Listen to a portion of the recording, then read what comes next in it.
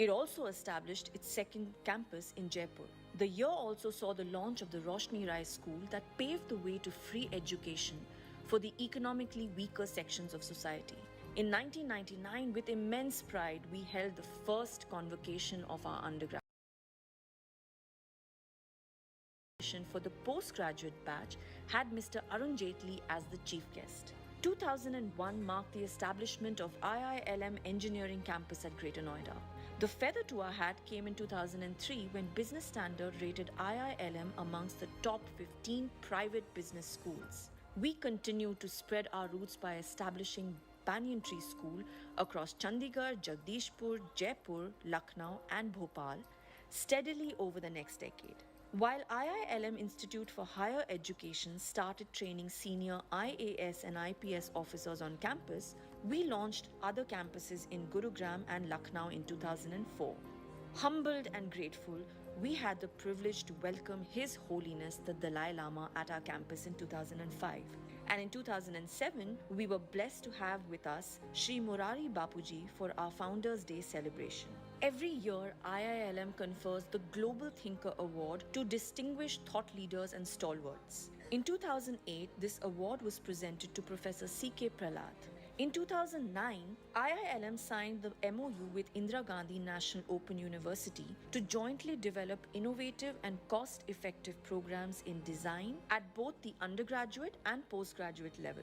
Ushering in academic growth for industry leaders, we started training 5,000 employees of IBM Daksh in 2010 and continued to conduct several executive trainings for various companies subsequently. 2013 added significant accolades to our credit. It was in this year that IILM was selected as one of the champion business schools in India by UN Global Compact. In the same year, we were accorded SAQS accreditation among 7 other business schools in India. These strengthened our endeavor to take responsible education to institutions and corporates across South Asia and beyond. It was in 2014 that IILM Lodi Road hosted a TEDx event on the theme Lifelong Learning. One of the speakers was our alumnus Arjun Vajpayee, the youngest Indian at that time to climb Mount Everest. In 2014, IILM ranked amongst top 15 business schools in the world under the 3 palms of excellence. That year, our students continued to soar greater heights and won the prestigious NASA Rover Challenge in United States of America. In our endeavor to stay ahead with times and work on skill development in India, IILM signed an MOU with National Skill Development Corporation in 2015. In 2017, IILM Greater Noida received the NAC Grade A accreditation. In the same year, our engineering students won Innovation Challenge in New York for PRME led by the UN Global Compact Leaders Summit. In 2018, our Greater Noida campus was awarded by ASSOCHAM as the best planned ecologically balanced campus in India. A moment of pride was to see over 15,000 alumni successfully established across India and abroad. With each passing year, we continue to strengthen our network with industry experts and better established ourselves in the world. In 2018, our MBA program was ranked 13 by EdUniversal, and the year saw the inauguration of IILM University Gurugram by Honorable Vice President Shri M. Venkaiah Naidu.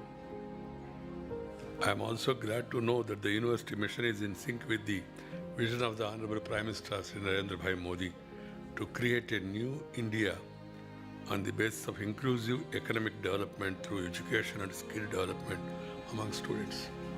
Education is important, skill development is important, skill upgradation, and also inclusive development. That's the need of the hour.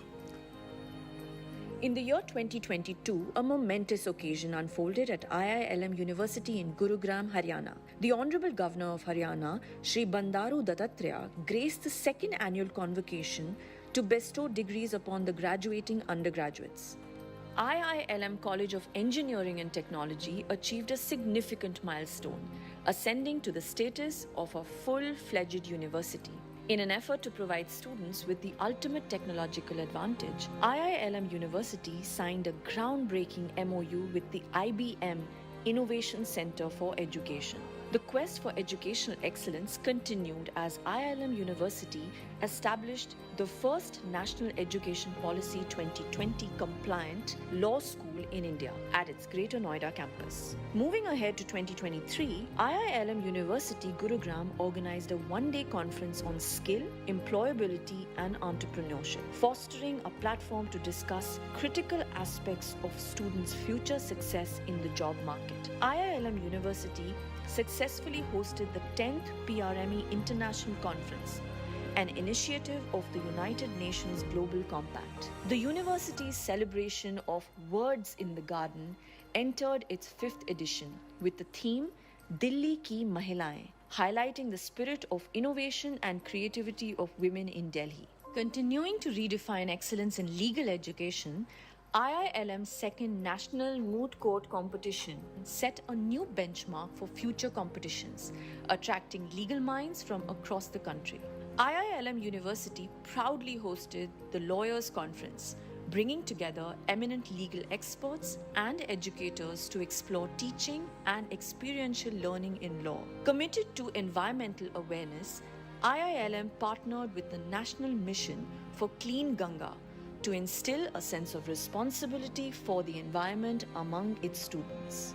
IILM's international conference emphasized the urgent need for extensive collaboration to secure a sustainable future for the planet. In a significant leadership transition, Mr. Bharat Kaushal assumed the position of Chancellor at IILM University, Greater Noida, embarking on a journey to transform the educational landscape.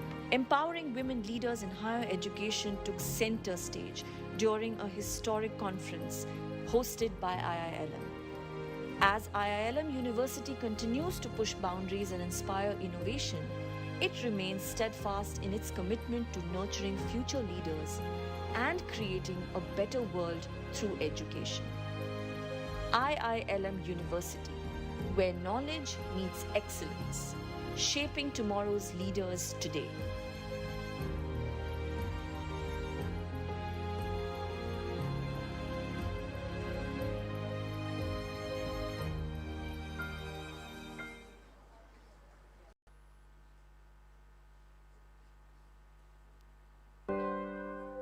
India, home of 1.3 billion people, is a confluence of religions, traditions, and customs. A thriving global center of technology and the world's largest democracy. As one of the oldest civilizations in the world with a rich cultural heritage and diversity, and as the 5th largest economy in the world, India is proud to assume the presidency of G20. As the country blooms into a new era, we look to another poignant symbol for humanity to emerge victorious from its challenges. Lotus, the national flower of India, representing our culture, history, and heritage. A poignant symbol for humanity to emerge victorious from its challenges. And the inspiration for India's G20 logo design.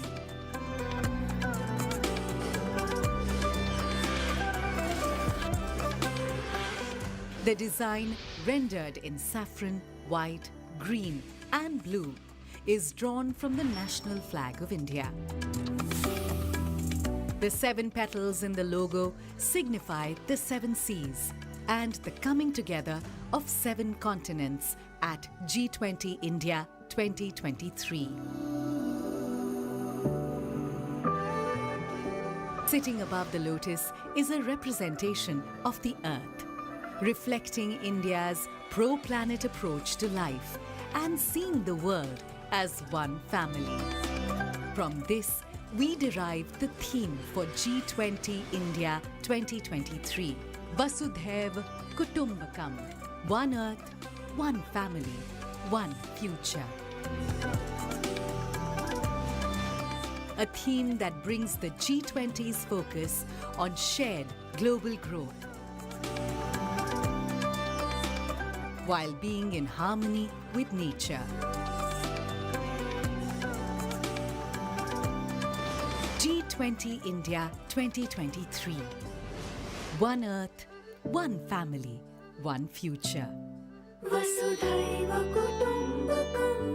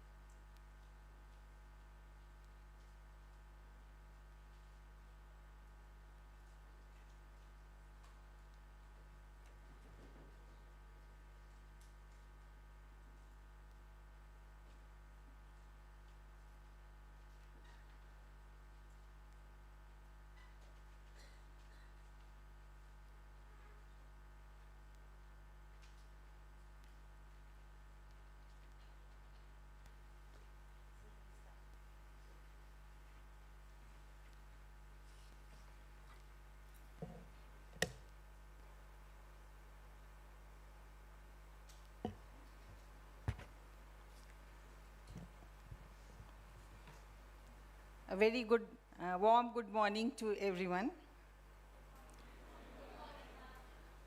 What kind of world do you want to live in? A world where everyone has access to basic needs, where we respect and protect our environment, where we celebrate diversity and promote peace. This is the vision of the Sustainable Development Goals, a set of 17 goals that aim to transform our world by 2030. But how can we achieve this vision? How can we overcome the complex and interconnected challenges that we face today? How can we work together to create a better future for ourselves and generations to come?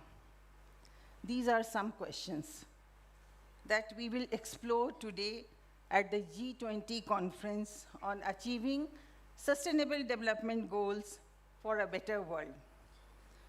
I am delighted and honored to welcome you all to this important and timely event hosted by IILM University in cooperation with IRS G20 University Connect, Engaging Young Minds. We are privileged to have among us some of the most distinguished and influential leaders and experts in the field of sustainability. I would like to extend a warm welcome and express my gratitude to our chief guest, Mr. Harshvardhan Shringla, the Chief Coordinator of G20 India Presidency.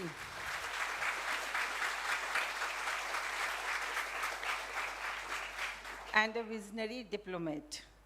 His remarkable contributions to international relations and diplomacy have inspired many and made a positive impact on the world. We are also honored by the presence of our chairperson, Mrs. Malvika Rai. We are thankful for, ma'am, your support for this conference. Also, few of our dignitaries, they are slightly delayed. Also, I would like to welcome, in the absentia, Mr. Pawan Verma, Ambassador of India and a renowned author and thinker. His profound insights and expertise on global issues will enrich our discussions and help us find innovative solutions. Our Chancellor is also delayed, he is stuck in traffic, but I would like to welcome and thank Dr. S.Y. Qureshi, Chancellor of IILM University and former Election Commissioner of India, his leadership and guidance since our inception have been instrumental in making us premier university in India. The G20 conference at IILM serves as a platform for open and constructive dialogue, fostering collective commitments and defining practical strategies for achieving the sustainable development goals.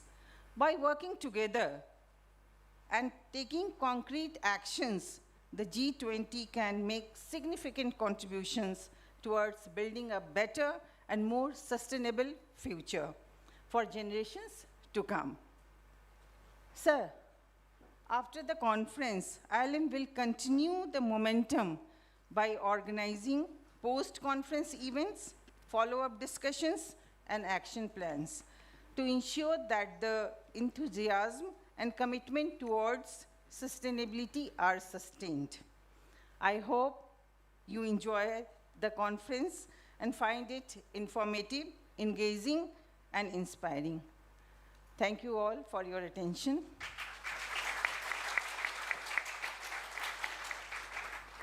Now I would like to invite Shri Pawan Verma ji to share his insights on the topic.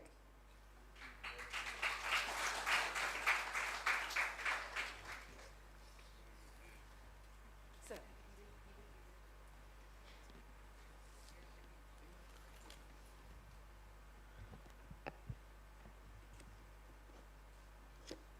It's one of those occasions where I've hardly sat down and been asked to speak. But it's a great pleasure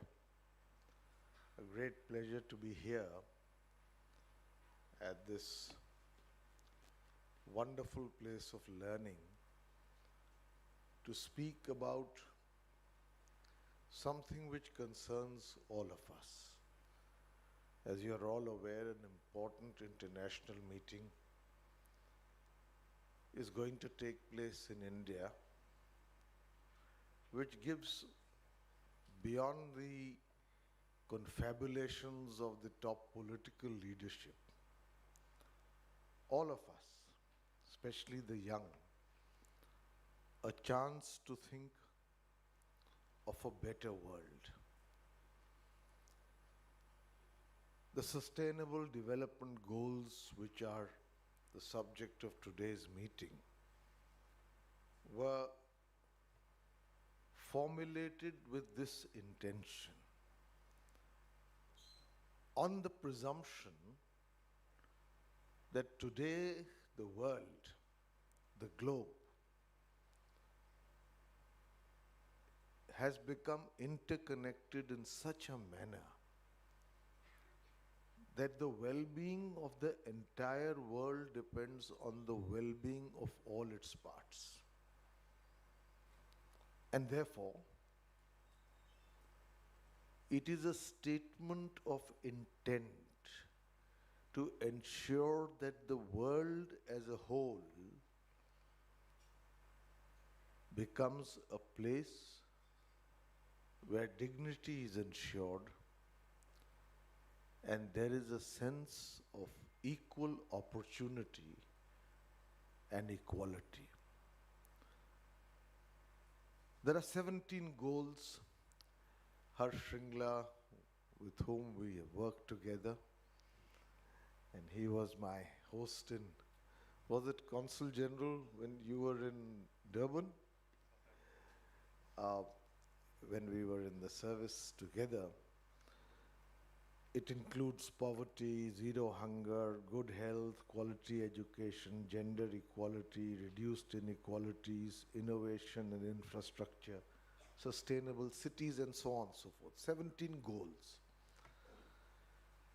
I want to stress to you that this is important, that this time the G20 in India is happening, and today's is a subject which our ancient sages and seers have emphasized 5,000 years ago.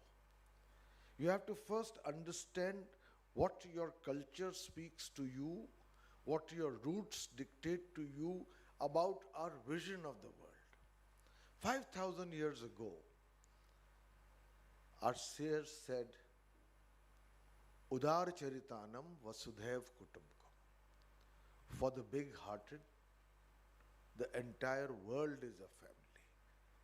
At that time, most people thought that what their little world is the absolute boundary of what needs to be for you to be concerned about. And here were seers saying beyond, that the entire world 5,000 years ago is a family. One of our Mahavakyas, and this, by the way, is the first thing when I entered Parliament as a member of the Rajya Sabha, the first thing you see at the entrance of Parliament is Udar Charitanam Vasudhaiv Kutumbakam. The world is one family. We have our Mahavakyas. Ano Bhadraha Kritavo Yantu Vishvata. Again 5,000 years ago, if not even earlier. Let good thoughts flow to me from all directions. Our viewpoint was eclectic, which was not centered only on individual benefit, but on seeing that the universe, even at that time, was an interconnected whole, and those who wished for the well-being of an individual must simultaneously wish for a better world to be there. And therefore we even said that truth is not the monopoly of any one person or one community. It is our great Mahavakya which says, Ekam Satya Vipraha Bahuda Vadanti. The truth is one. Wise people call it by different names. So this notion of the Sustainable Development Goals is enshrined in the genetic code that we have received from the wisdom, from the vision of those who founded the Indic civilization. And therefore I think this is an important point to bear as we discuss this important goal set out for the future to be achieved by 2030.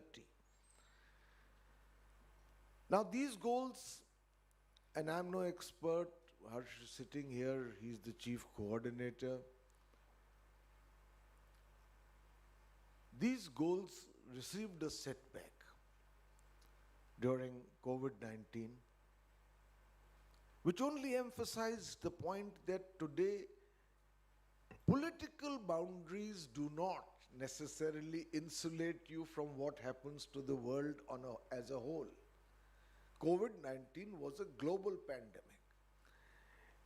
It is also affected by wars such as the Russian-Ukrainian war, which affects the world economy, and if it affects the world economy, it affects the ability to move towards these goals of eradicating poverty, of eradicating hunger, and of ensuring health and good quality education.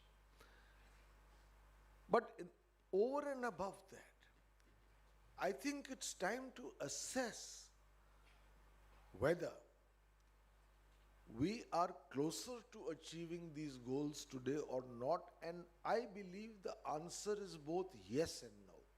Yes, because a certain awareness has been created in the global community at an institutional level, which is the United Nations General Assembly, that we need to work not only to prevent wars but to ensure general well-being.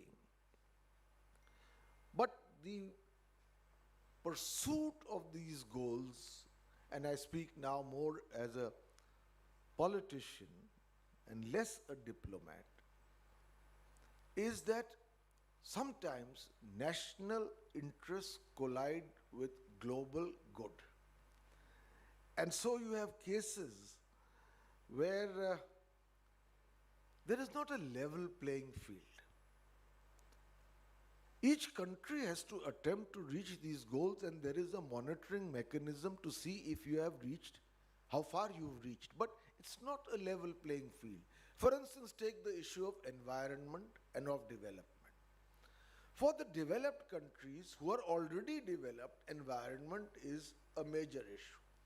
For many developing countries, development has greater priority over merely environmental concerns because they have to ensure manufacturing, industry, and other such instruments in order to be able to increase their national wealth. Now, this is just one example. Then the question arises about the means by which you achieve this target. If the target is eliminating poverty, if the target is of eliminating hunger, many countries, in order to meet these targets, will resort to alleviating mechanisms, what are called doles, rather than tackle the fundamental root as to why, for instance, this hunger exists, why, for instance, this poverty exists. So in our country, for instance, what the Prime Minister calls reveries and what others call welfareism. Now, we are trying to eradicate hunger, and we feed 80 crore people through a system by which we give to them free rations. Yes, we are taking a step towards eradicating hunger, but have we gone to the root problem of why hunger exists? Why is agriculture only 16 or 14% of our GDP? What are the endemic problems that cause that hunger? Has our manufacturing sector come up in order to take the underemployed or unemployed from the agricultural sector and employ them and give them an income by which they can contribute to the economy and eradicate both poverty and hunger? And this is a problem that especially occurs in democracies. Because in democracy, every 4 or 5 years, there are elections. And the political leadership wants to please the voters by immediate means of assistance rather than taking the long-term and more difficult course of fundamental and transformative reform. So these are issues that each country faces. Decent work and economic growth is one of the targets. I have 5 minutes more? 2 minutes more? Okay. You ask a politician to speak for less time, it's difficult. But anyway, the inequality between people within a country is a systemic issue. It is not about a particular goal set at an international level. For instance, we are one of the fastest growing economies. We are proud of that. Our GDP may be growing. But if we see that same growth in terms of per capita income given our population, you will see that we have emerged as one of the most unequal societies in the world, with the list of billionaires rising and the number of people below the poverty line who can't afford 1 meal a day still remaining unacceptably large. So there is issues of systemic and fundamental change within the country. There are also other factors like national interest again versus global good, where tariff and non-tariff barriers prevent the kind of integration that these goals require. And finally, there is the question of financing. According to one estimate, in order to meet these 17 goals, which by the way some people feel are too many, the Millennium Development Goals, which these Sustainable Development Goals replaced. The Millennium Development Goals had 8 targets. Now this has 17 targets. Are we overloading the agenda? Perhaps we should, but this is going to cost, in order to reach its targets by 2030, it is going to cost between $2.5 trillion to $5 trillion per year. Are those who project it and support it and want it willing to spend that amount of money? And there the onus again goes on the developed world. Let me say to you finally that I think the G20 event in India is an important one, because we in a sense are a microcosm of all these 17 goals and how to tackle it. Poverty, hunger, unemployment, inequality. And therefore, we are also a country which had always had the vision of looking at our issues globally. So I hope the G20 summit will look upon this, take the advantage of this in order to have a serious discussion on all these issues. Thank you so much.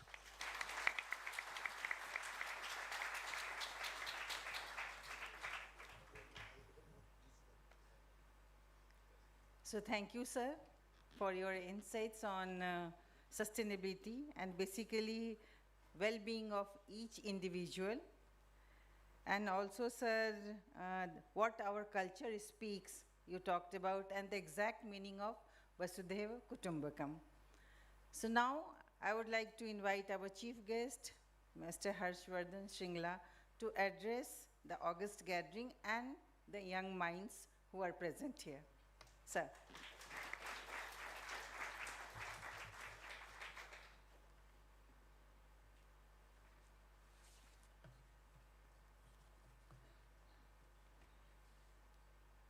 My senior colleagues, Dr. S.Y. Qureshi, who is Chancellor of the IILM University, Ambassador Pavan Verma, whom we listen to with great fascination, as always, Chairperson of IILM University, Srimati Malavika Rai, Vice Chancellor, Professor Sujata Shahi,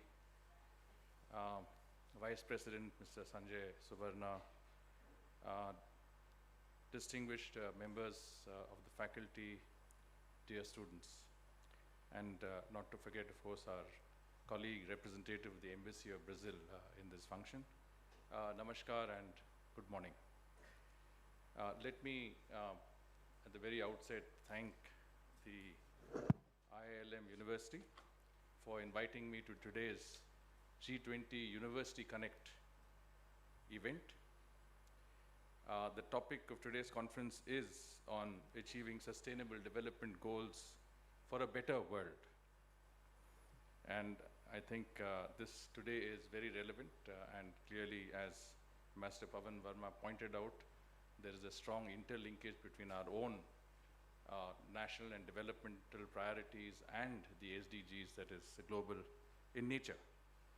It's also a very great honor to be here among some of the brightest young minds in the country. And I think it is not, I would say, incidental that Prime Minister Shri Narendra Modi referred to today's youth as nation builders and leaders of tomorrow. That the whole world is looking at India's youth with hope, as they are the growth engines of the world. So it's heartening to see the youth take the initiative and focus on a theme that is of utmost importance for our present and your future. The IILM, of course, comes with 30 years of experience in the field of higher education, and it has attained a great deal of prominence in the NCR region, and it is not surprising given its mission to foster an inclusive, diverse, and socially responsible community of leaders capable of taking on the challenges of the world. And I also want to thank the IILM for its dedication to cultivating socially responsible business leaders. The IILM has been a signatory of the UN Global Compact Principles for Responsible Management Education Initiative. And at the Global Leaders meeting in New York, the IILM was inducted as a Global Champion Business School into the United Nations PRME initiative. And these are truly commendable. The university is also no stranger to the G20, with over 40 partnerships with universities of G20 nations through student and faculty exchanges and research collaborations. And I would like to take this opportunity to congratulate the IILM for its success on the G20 Jan Bhagidari or citizens engagement events hosted by it. The university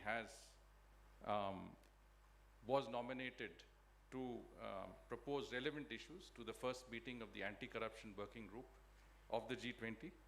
And for that, very insightful panel discussion was held. And of course, apart from this, a G20 model competition, Yuva Manthan, was also organized by the university, as were debates and poster making competitions. Many of you would know the context of our G20 presidency, and some of this has also been narrated by Ambassador Pavan Verma. But I want to just briefly put it in context. This is, of course, the first time India has been president of the G20. It's also one of the most significant international events India has ever hosted in its history. So for us, this comes as a unique opportunity, an opportunity to place our narrative on the global agenda, an opportunity to showcase our developmental achievements, our rich cultural heritage and diversity, and our tourism potential. And again, as was mentioned, we take on the presidency at a somewhat difficult time in the world. Recently, one of the heads of the international development banks said that when she was asked about the world, situation in the world, she said the only certainty is uncertainty. It's a world of flux, and there's a great deal of uncertainty in today's world. The COVID-19 pandemic and, of course, the ongoing Ukraine conflict has clearly, both events have been, I would say, very unprecedented. The COVID-19 pandemic was the greatest shock to the international system since the Second World War. And it was inconceivable till recently that you could have a war again in the heart of Europe. But both these events have taken place, and they've had a severe impact, not only in the regions where they were, and this reinforces the interconnected and interlinked nature of the world that we are in today, but for countries all over the world. And we are seeing a situation of slow growth, high inflation. The brunt of it, of course, is being faced by the developing world. 70% of developing countries today are either indebted or close to indebtedness. You have a very large number of countries that face food insecurity. The cost of the import of food, fuel, and fertilizers, which is essential to many developing countries, has skyrocketed.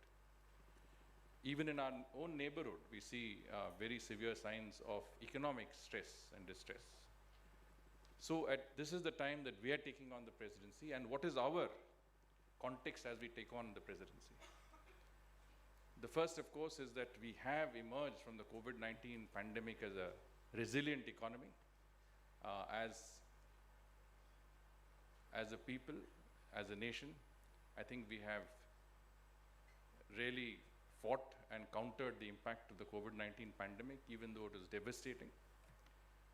Today, we are the fastest growing large economy in the world. We also, in many senses, are looking forward to a situation, to a period in which we are able to optimize our growth, taking advantage of a demographic dividend, which you represent. I mean, India would have the largest productive workforce in the world. in comparison to countries all over the world which has a larger aging population and a smaller workforce to support this population. So we are in a very good position demographically.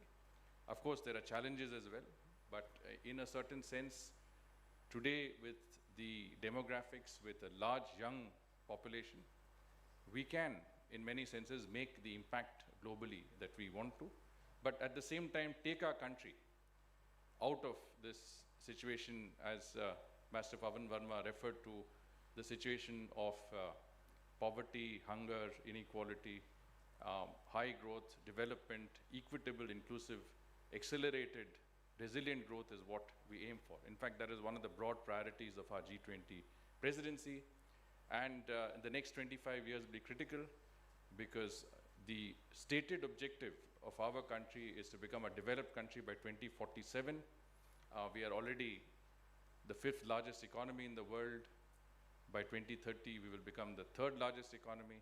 We go from 3 trillion to 5 trillion in 2027, 10 trillion by 2030, and by 2047, we should become a $30 trillion economy and a developed country. And most of that heavy lifting to take us from a developing to a developed economy will rest on your shoulders. Those who are 25 today will be 50 in 2047. And when we talk about Amrit Kal, the culmination of that period in the 100th anniversary of our independence will indeed, I think, be India's moment in the world. But that's just the context in which we are taking over the presidency of the G20. We are in the 9th month of our G20 presidency. Within a month's time, we will have held the G20 summit, in which the leaders of some of the most influential countries in the world, the largest developed and emerging economies, will have come to New Delhi. And in many senses, we would have reached a culmination of our presidency, although the presidency ends in the end of November this year, and we will hand over the presidency to another friendly country which has similar, I would say, goals in terms of how they would like to see the world, that is Brazil. And Brazil will hand over this presidency in a year's time to South Africa. So we would have the very fortunate conjuncture of 4 developing countries, Indonesia, India, Brazil, and South Africa, taking on the presidency of the G20 and taking forward the agenda which really, in many senses, should be the voice of the global South.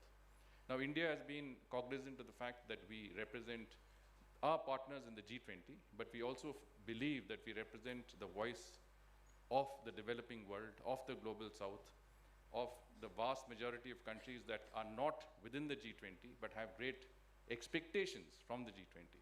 And this is why we organized what is the Voice of Global South Summit, in which 125 leaders interface with our Prime Minister, and we were able to understand how they see the G20, how they expect our G20 presidency to go, and we have factored their expectations and their concerns and their views into our G20 presidency.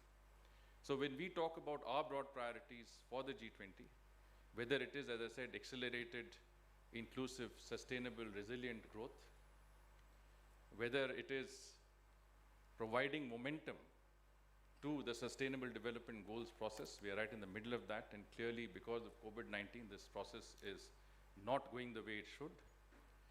Whether it is to promote digital transformations, given our experience in digital public infrastructure, the India Stack, and everything else that came with it that has enabled us to empower people and reach the benefits of development down to the grassroots levels.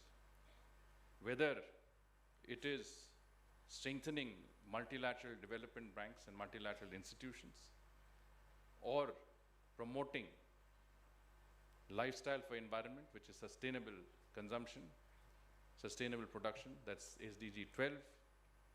We are clearly saying that it is not enough to just focus on climate actions. Countries are under a lot of pressure to transition from a fossil fuel-based economy to cleaner, greener economies. We ourselves have committed to move very quickly towards a greener economy. But for many countries, the lack of resources and support in this process makes the transition difficult.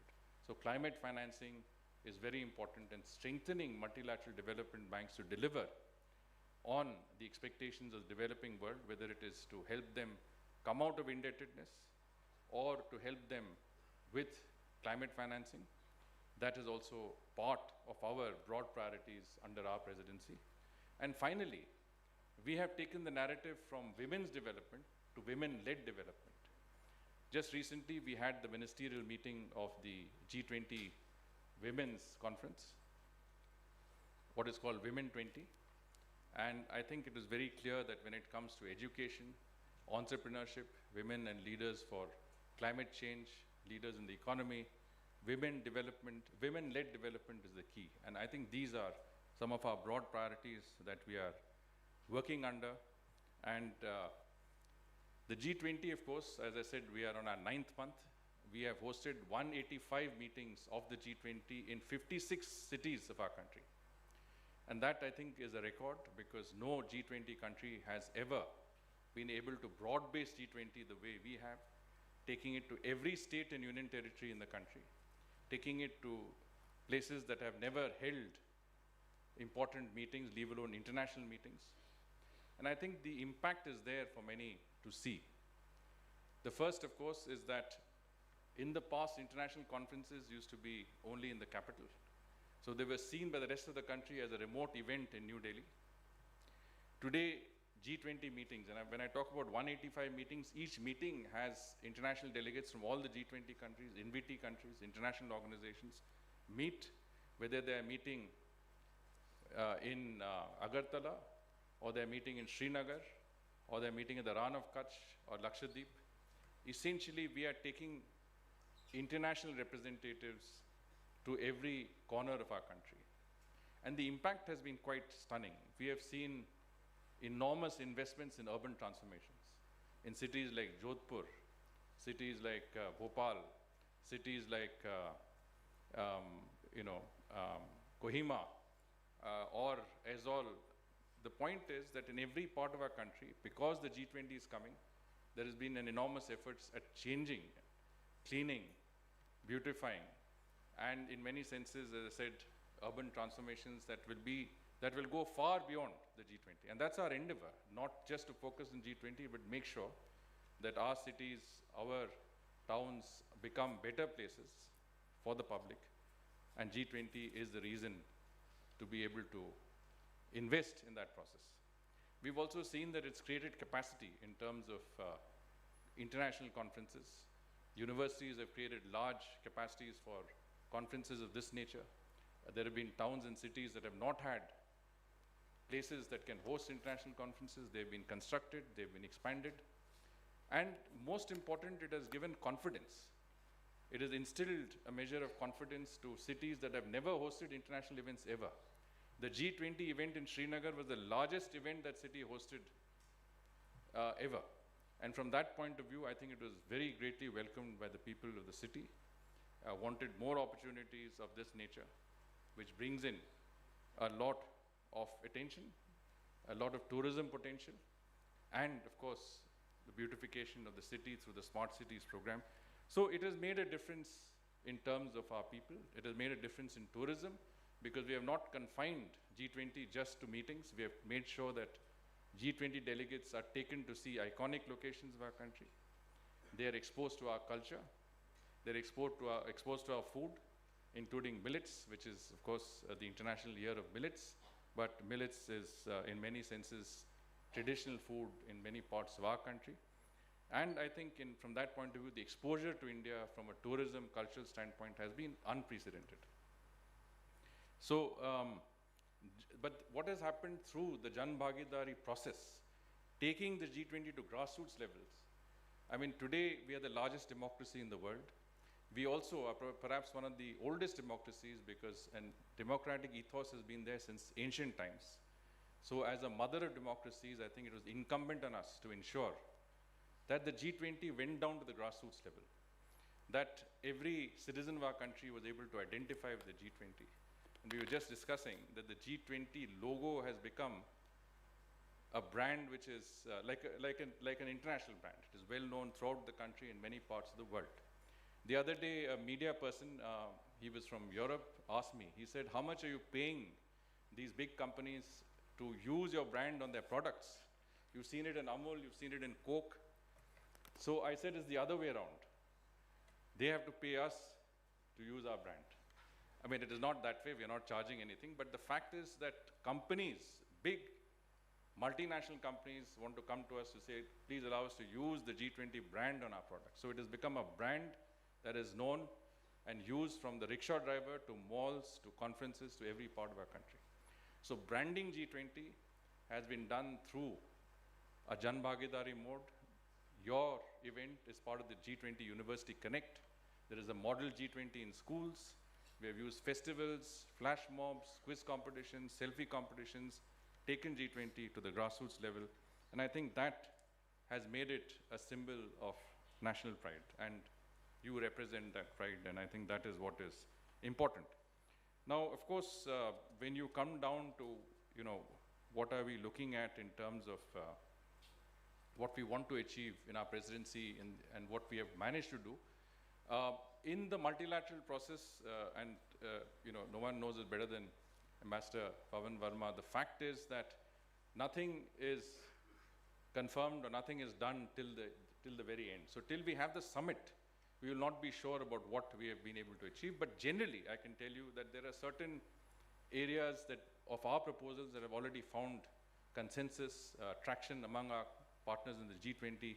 And one of them is a 7-year plan for the SDG process. We have proposed a plan that will take the SDGs, and make sure that there is faster implementation over the next 7 years, and that I think is something that would be welcomed both by the UN and the rest of the international membership. We have also agreed to take our principles with regard to lifestyle for environment or lifestyle for sustainable development and develop what are called high principles. In other words, we have defined the principles of a lifestyle for sustainable development. This is an initiative and a concept that has emerged from India, and we've taken it global, that if you want a change in climate change, a real change, it has to be a people-oriented change. We have to change our lifestyles, and we have to work with pro-planet people, people who are conscious of the environment, and every individual makes that change, not just governments. We've also got a commitment from the G20 countries, developed countries in G20, to mobilize $100 billion in climate finance annually from 2020 to 2025. As you know, the last commitment was in Paris, about 10 years ago, in which countries said that they would pledge $100 billion in all for climate financing. Today, we're talking about $100 billion a year. We all know that the requirement is into trillions and not in billions, but it is definitely a good progress in terms of what is available. Our own efforts to take millets to the center stage of the world. Today, the world, because of climate change concerns, is looking for a superfood. We've always had that superfood in millets. It's a climate-resistant crop, needs less water, needs less fertilizer, needs less pesticides, is highly nutritious. It is something that we want to introduce to the world. So the Maharishi, or Millets in Ancient Grains, Other Ancient Grains International Research Initiative, is one that is a transformative achievement of our country and our presidency. And this is something that we have introduced to the G20, and the agricultural working group has endorsed that concept, and so we will see more of that. We have also, as I mentioned, on women-led development, we have a G20 action plan on sustainable development through gender equality and empowerment of women. Of course, as I mentioned, this is an important priority of our presidency and one which we have made great progress on. In terms of the finance track, I think our achievement has been in financial inclusion, ensuring that there is a lot of traction for digital public infrastructure as a means of achieving financial inclusion.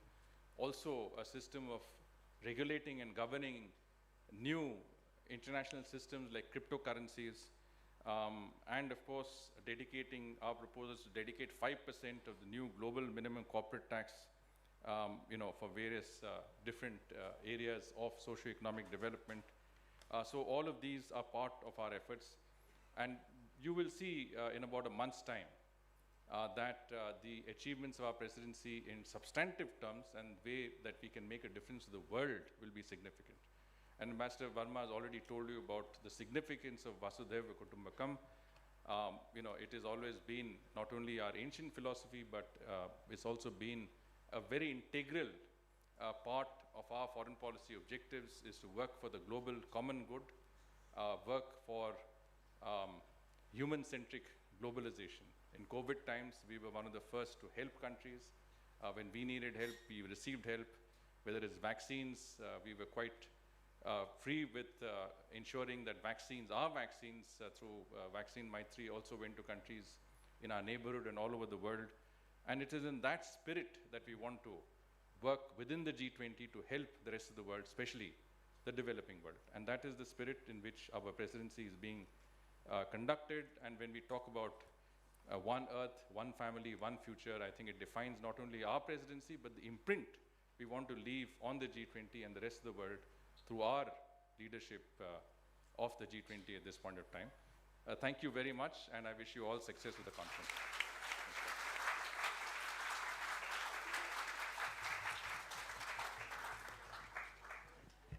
Thank you, sir, for highlighting that all people have to be the starting and end point of all politics and public policies all across the globe.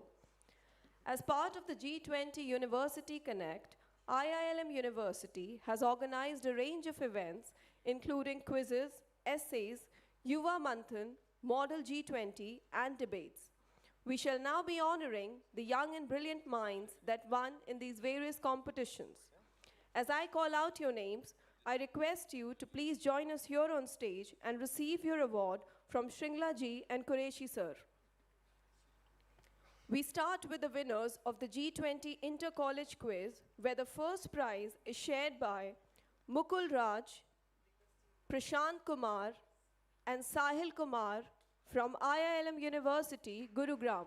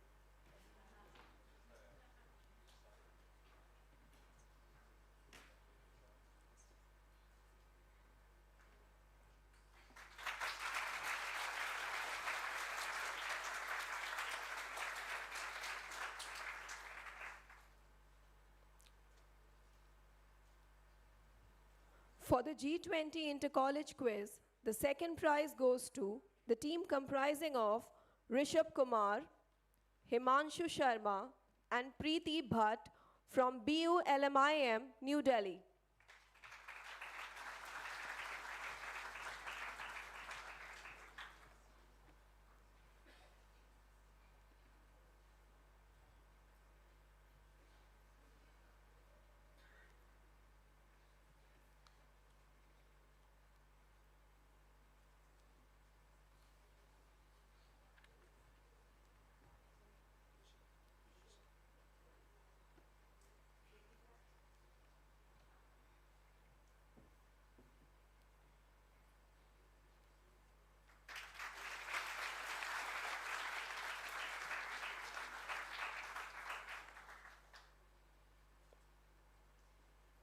For the Model G20 Yuva Manthan, the first prize goes to Ms. Divya Sharma from Amity University.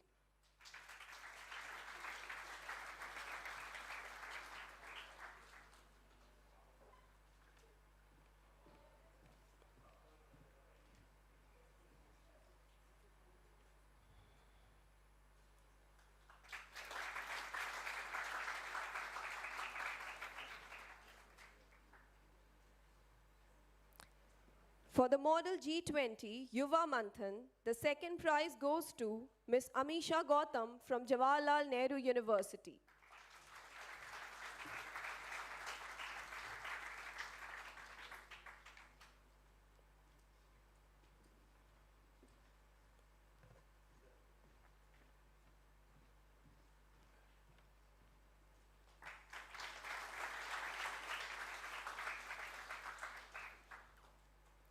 Next, for the G20 Inter-College Essay Competition, the first prize goes to Mr. Barry Thakral from IILM University, Gurugram.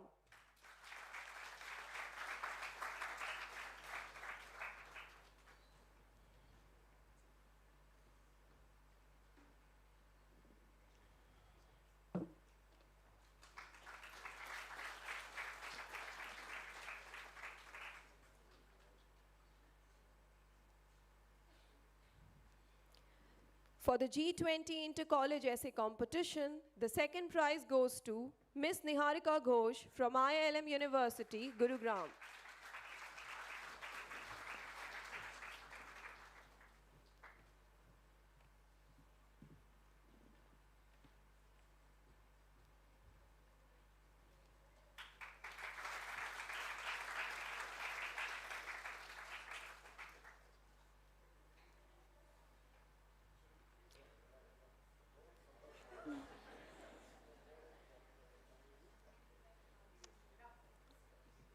Congratulations to all the winners and torchbearers of change.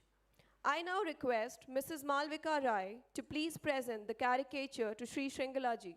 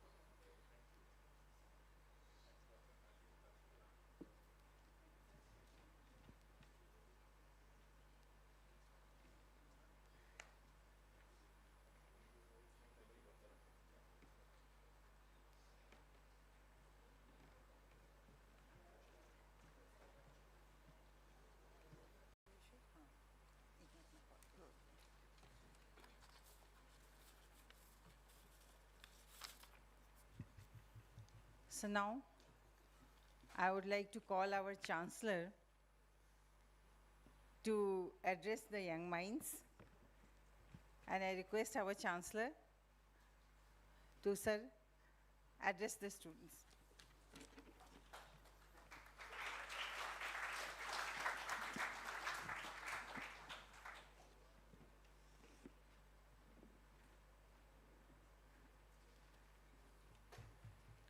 Good morning, friends.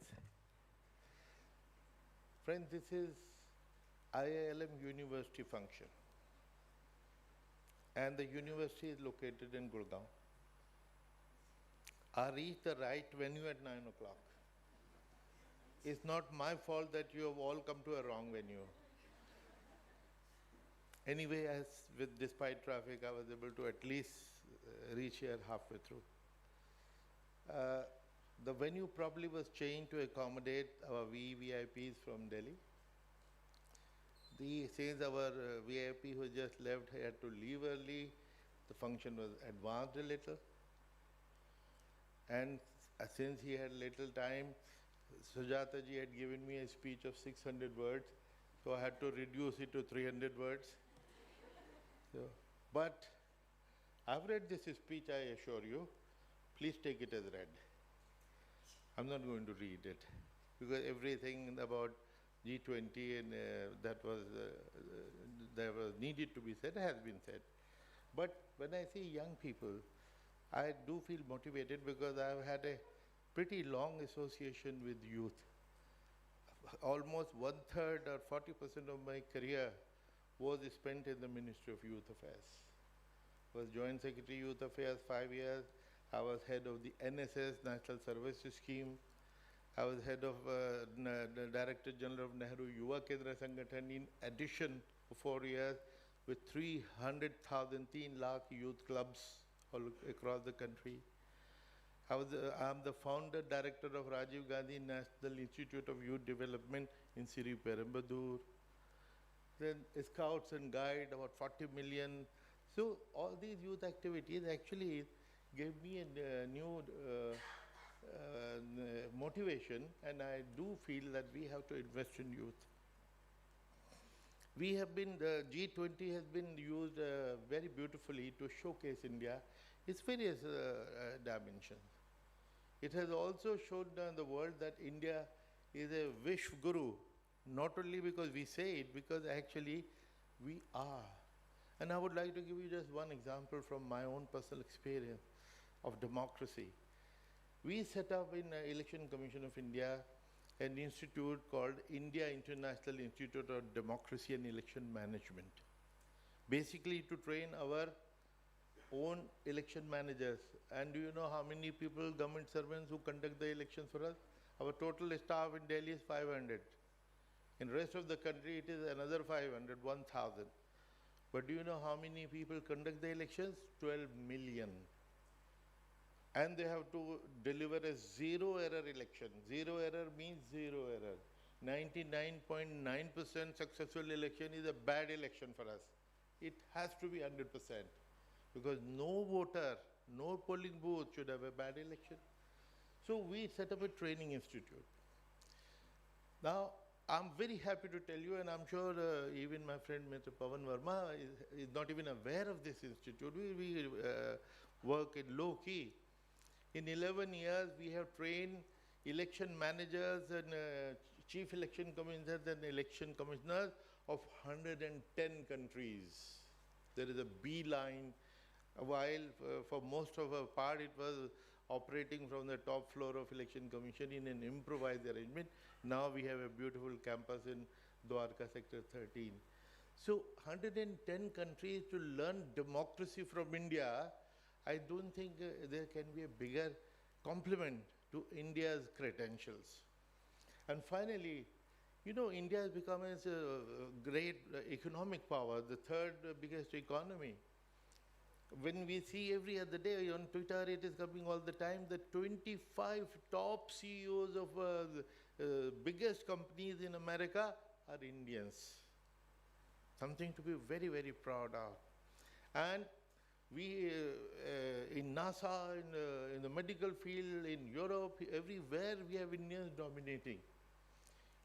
But when I was doing a research for a book on population myth, I came across some very interesting figure that we have become an economic major power, superpower virtually, only on the strength of skilled manpower, which is only 4.9. 4.9 of our Indian population, young people, are formally skilled. Japan is 20, UK is 40, other countries, and South Korea is 95% skilled. With 5% skilled manpower, we have taken over the world. Imagine if 10% people can get skilled. Forget about 50%, forget about 95%. If 10% become formally skilled in the way these 4.9% are, imagine where India would be. Therefore, investing in young people, youth, is the biggest investment, the best investment to make. And I'm very happy that this year, G20 year, when we have highlighted India's greatness in various fields, this is the launching pad, this is the beginning of a great movement which we will start for the empowerment of the youth. With these, I thank you very much, the guests who have come from outside and our own people, for attending this function. Thank you very much.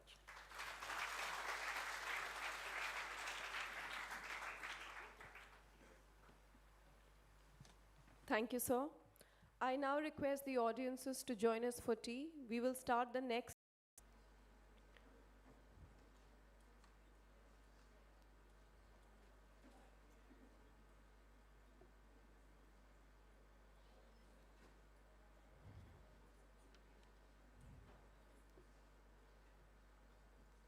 We shall start with our first session for the day now.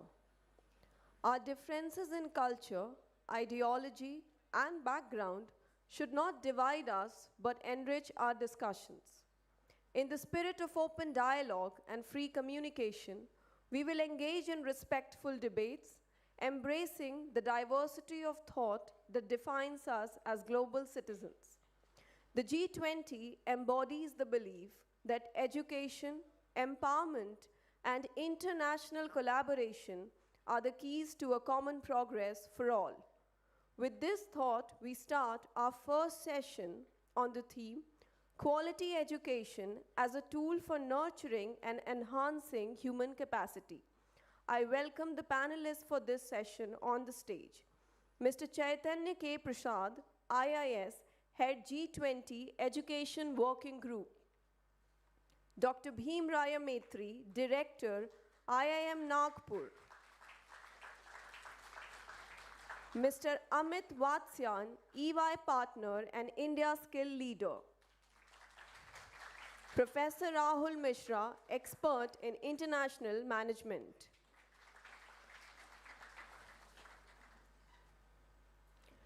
Mr. Chaitanya K. Prasad is a senior civil servant with more than 3 decades of experience in leading communication policy, planning, implementation, and monitoring in key ministries of the Government of India. His areas of expertise include developing informed public policies, guidelines and advisories, advocacy, and 360-degree communication strategies for government flagship programs. Mr. Amit Vatsyan leads the social and skills sector for EY India. At present, EY works actively with 14 state governments in India and central institutions on skilling and employment. He's also supporting the G20 initiative of the Agriculture Working Group that supports sustainable skilling of multiple sectors. Professor Rahul Mishra has close to 25 years of work experience in teaching, training, and academic administration. His areas of expertise include strategy, international business, and innovation. From January 2020 to December 2021, he got almost 12,000 students enrolled in MOOC courses.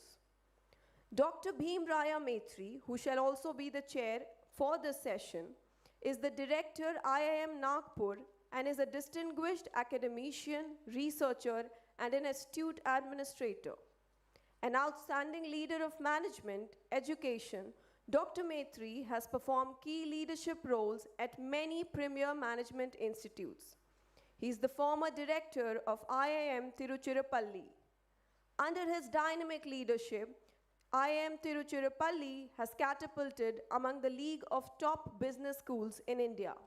I welcome all the panelists. Please take the session forward. Thank you.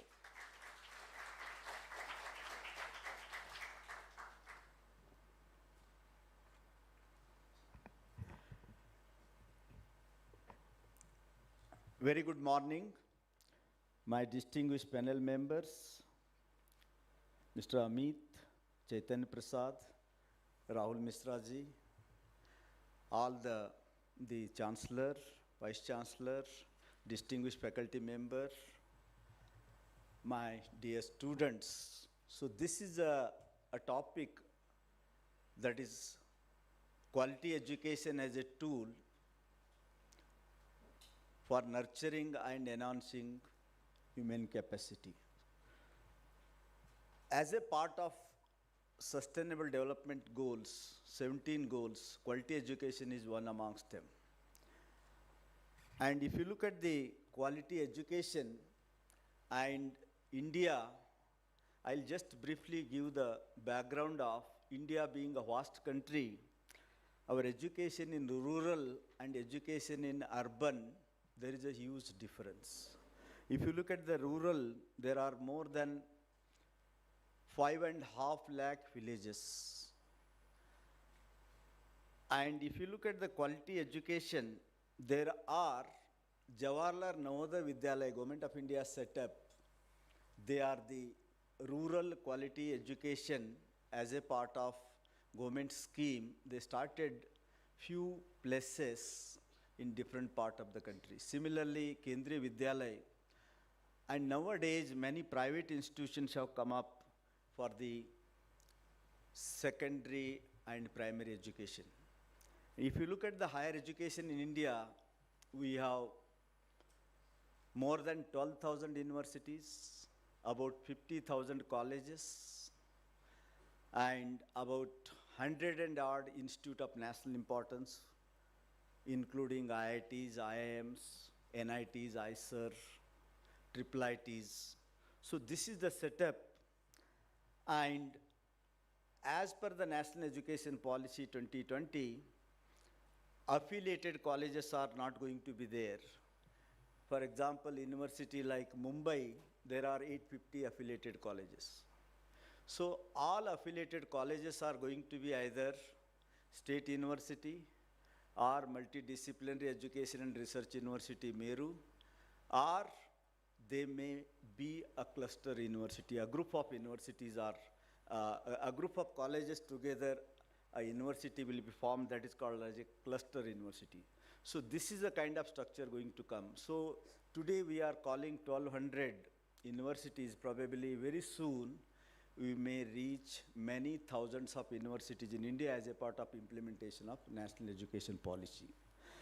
Now, the topic nurturing and enhancing human capacity through quality education. So today, not only the rural and urban, but there is also technology which is going to play for quality education.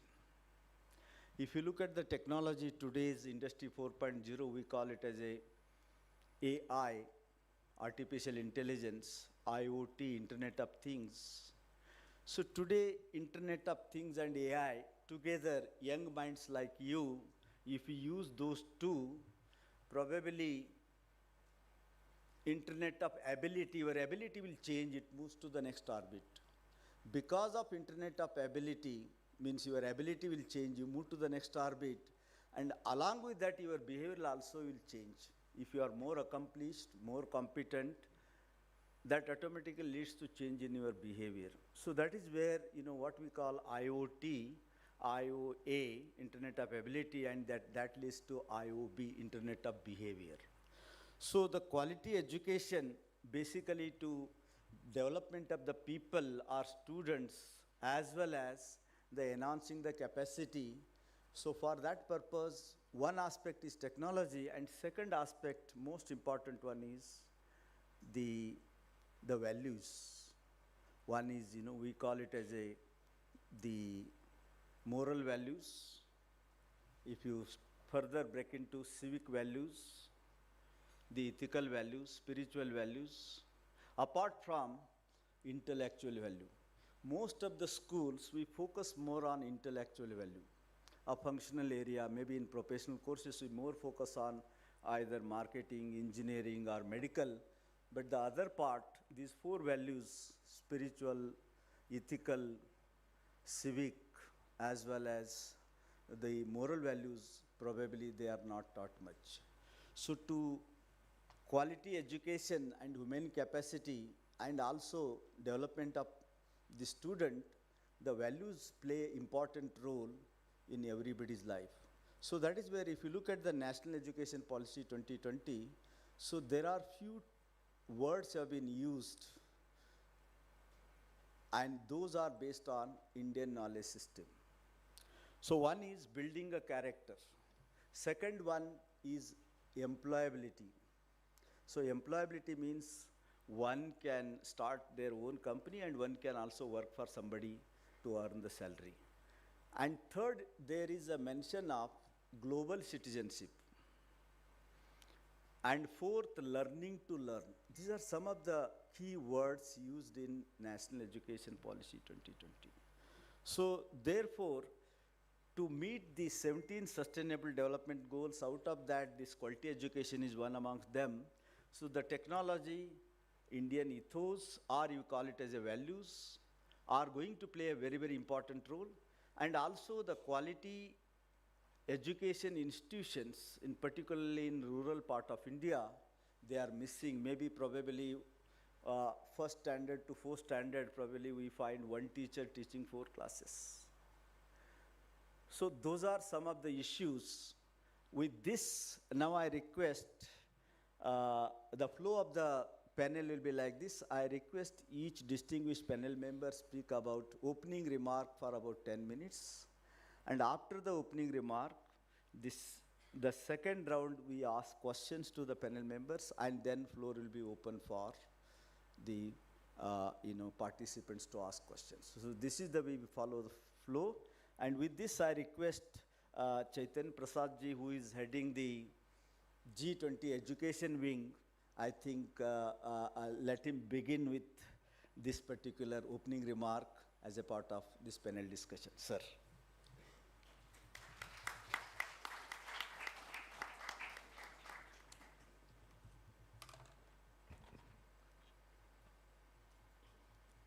Good morning, everyone.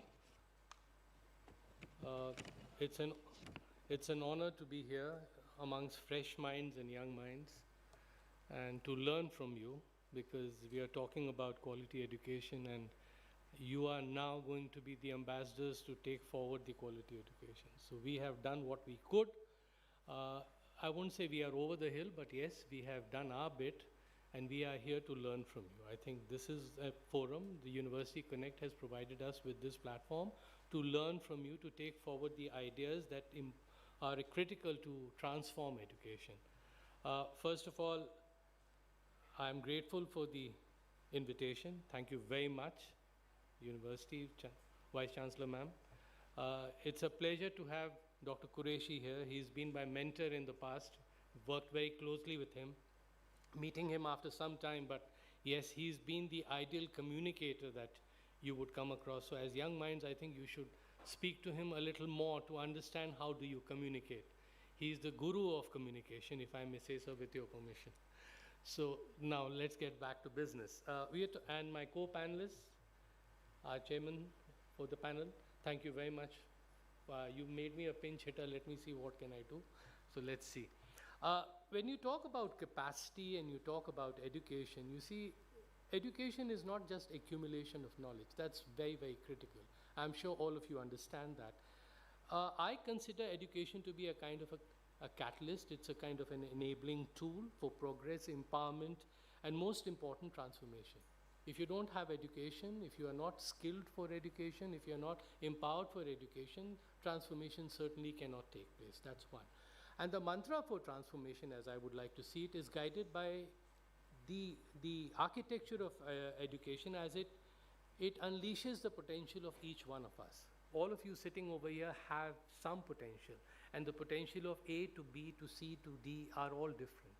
So that is how the accumulation starts, and that is how the quality aspect comes into place. That's very, very important. And especially now in today's world, where there are challenges every day, and education is not something which can be a standalone entity. We work and exist in an ecosystem, and one of the drivers of growth is definitely education.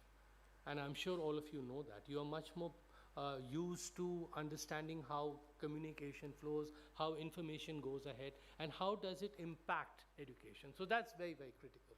And as young minds, I think you have the ability and tenacity to absorb much more than what we can. So the important thing is the ecosystem in which we exist. Most important is the knowledge that you get.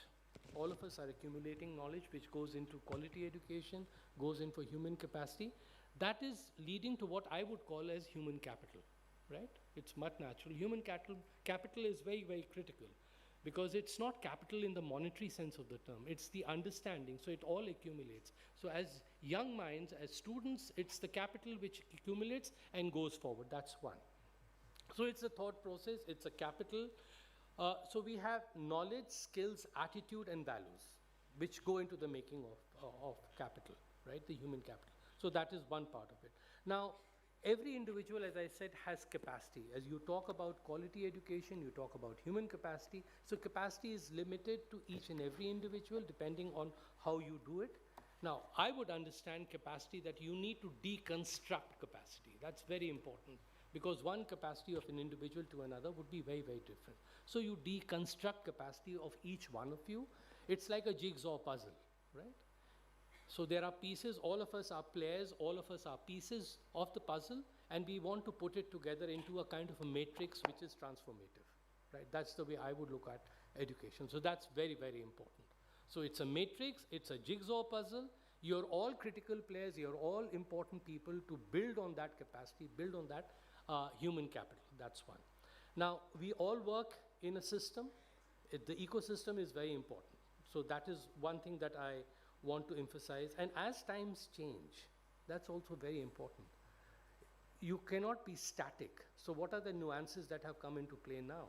Things like critical thinking, creativity, emotional intelligence are new facets that have come into play as far as human capacity is concerned, right? I hope I'm not sounding Latin and Greek, but this is the new age learning curve, which was not there when we were studying in college. And many a times we feel, I wish we were born now to be a part of this whole juggernaut of positivity, you know? That would be very, very important. Now, what is G20? And I'll just finish with your permission. What it has done essentially is, I don't have to go into the details of what G20 is. G20, especially the education aspect of G20, has been a kind of a transformative vehicle. What is that transformation? You're talking about G20 countries, 9 invited countries, bringing together their experiences, their capacities, their best practices on different aspects of education. Now, what did India do? And that's where I'll come to the point.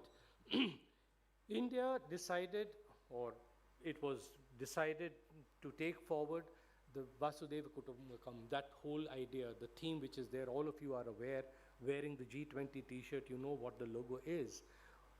That is how education needs to be taken forward. How do you weave it? There were 4 critical areas that were identified as far as the working group. We had a working group, we'll talk about it later. Foundational literacy and numeracy, that was one. Tech-enabled learning, future of work, and research and innovation. So these were the 4 critical areas on which G20 as a platform has gone ahead. And technology is important, tech-enabled learning is important, because that is the new critical player as the ecosystem is concerned. So what did it reflect? What has it reflected? How much more time I have, sir? You have 5? I have 5 minutes? Okay, fine. So basically G20 as a platform, we are talking about interconnectedness of knowledge. We are talking about interconnectedness of geographies, people, communities, best practices.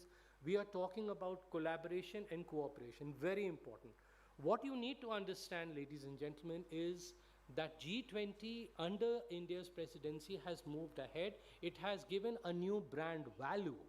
The new brand value is that everybody needs to work and talk together. That is the reason why we have 225 meetings, we have 56 cities, and you have a platform like University Connect. It has never been done before. And why University Connect? Because you are the Gen Next. You need to take the process forward. Without that, it would not happen. Now, with this whole process, it has been a kind of a chain reaction. There are 4 critical areas. You can read it on the website. I don't need to go into the details, what all go into the workings. But the important thing is, as education, as a platform, there are 4 issues that I have flagged for you. Every country brings in a corpus of experience. That experience is very, very critical, ladies and gentlemen.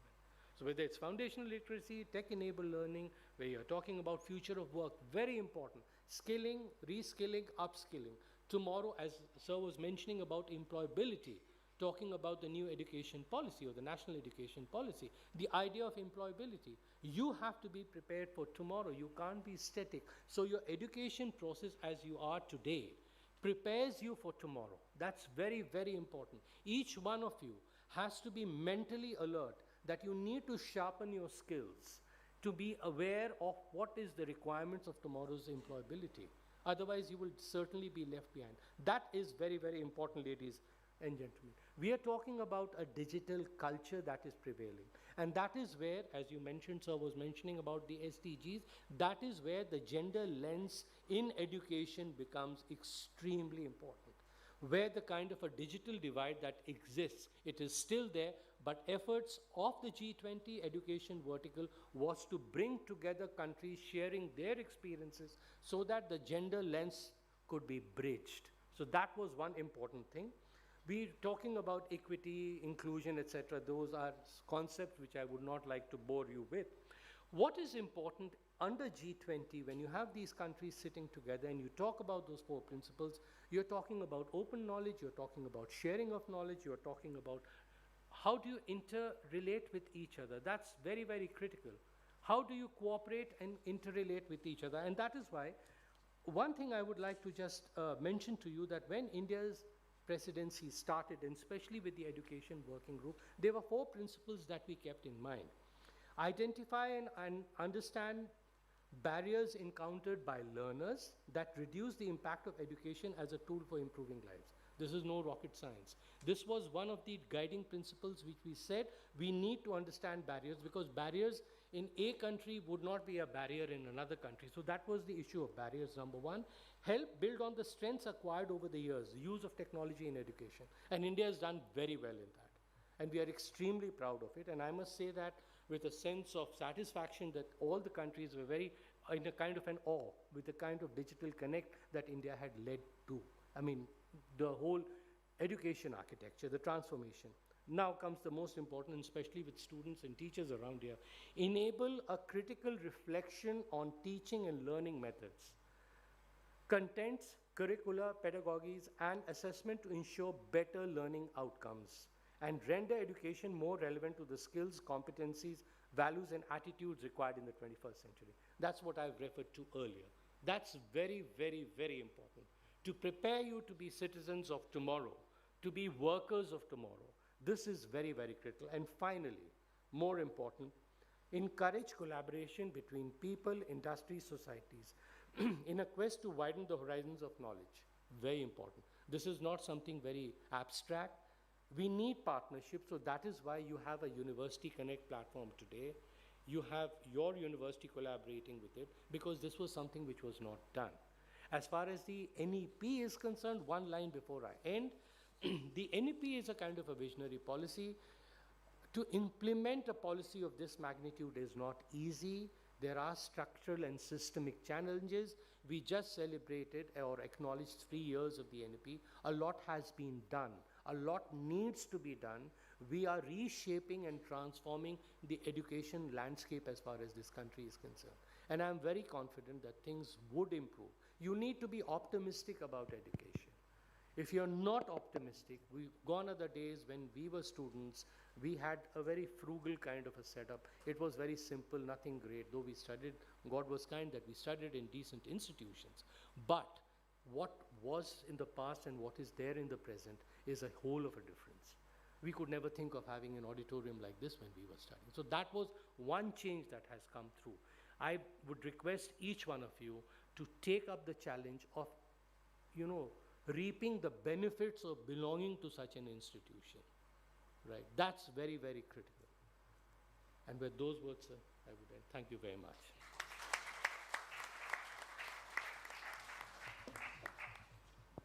Yeah, now I request Amit to give his opening remarks on this topic.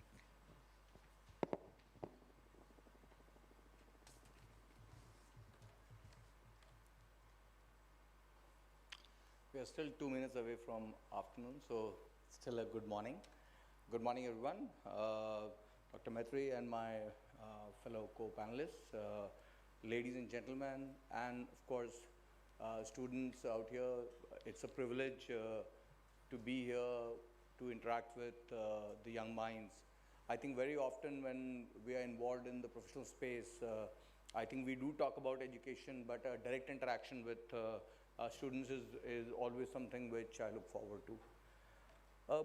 Before I really get into, talking about what needs to be happening in education, let's take a look into the future. So by the time India reaches its 100th year of independence, it is expected that if we achieve anywhere between about 10% to 12% growth, or somewhere around that, the per capita income, which currently stands at about 2,000 USD per year, will be shooting to anything in the range of 15,000 to 20,000 USD per year. What this also underlines is if that has to be achieved, and India potentially becoming the second largest economy by that time in the world, if that has to be achieved, that cannot be achieved on the back of where we were. And I think the NEP, as so rightly outlined by a chair, really envisages a world which breaks through from the earlier system of the way we were looking at learning and looks at how do we unleash the potential of every individual. And here, when we talk about education, another very important aspect to understand is that yes, one sector group are the young people who are coming up, but along with that, we also have roughly 40 crore people who are already adults and who need to contribute much better in terms of their skills and capacity in a rapidly changing environment. So what I'm going to really be talking about would be focused on recognizing that education is for all. It's not just in the formal education space. You are a learner, I am a learner. And both needs to happen consistently across our lifetime. But if we take a step back, there are also realities that the world has been going through several disruptions. So we have had COVID, then we have had the economic uncertainties which have been coming into the world.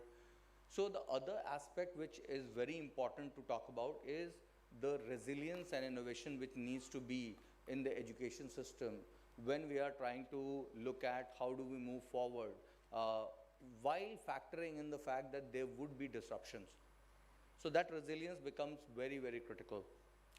So, and you know, just to give you a number on, according to UNESCO, with COVID, while I think a lot of the schools and colleges got shut down, you know, nearly 17 million children have dropped off as a result of that disruption and are not yet back in school.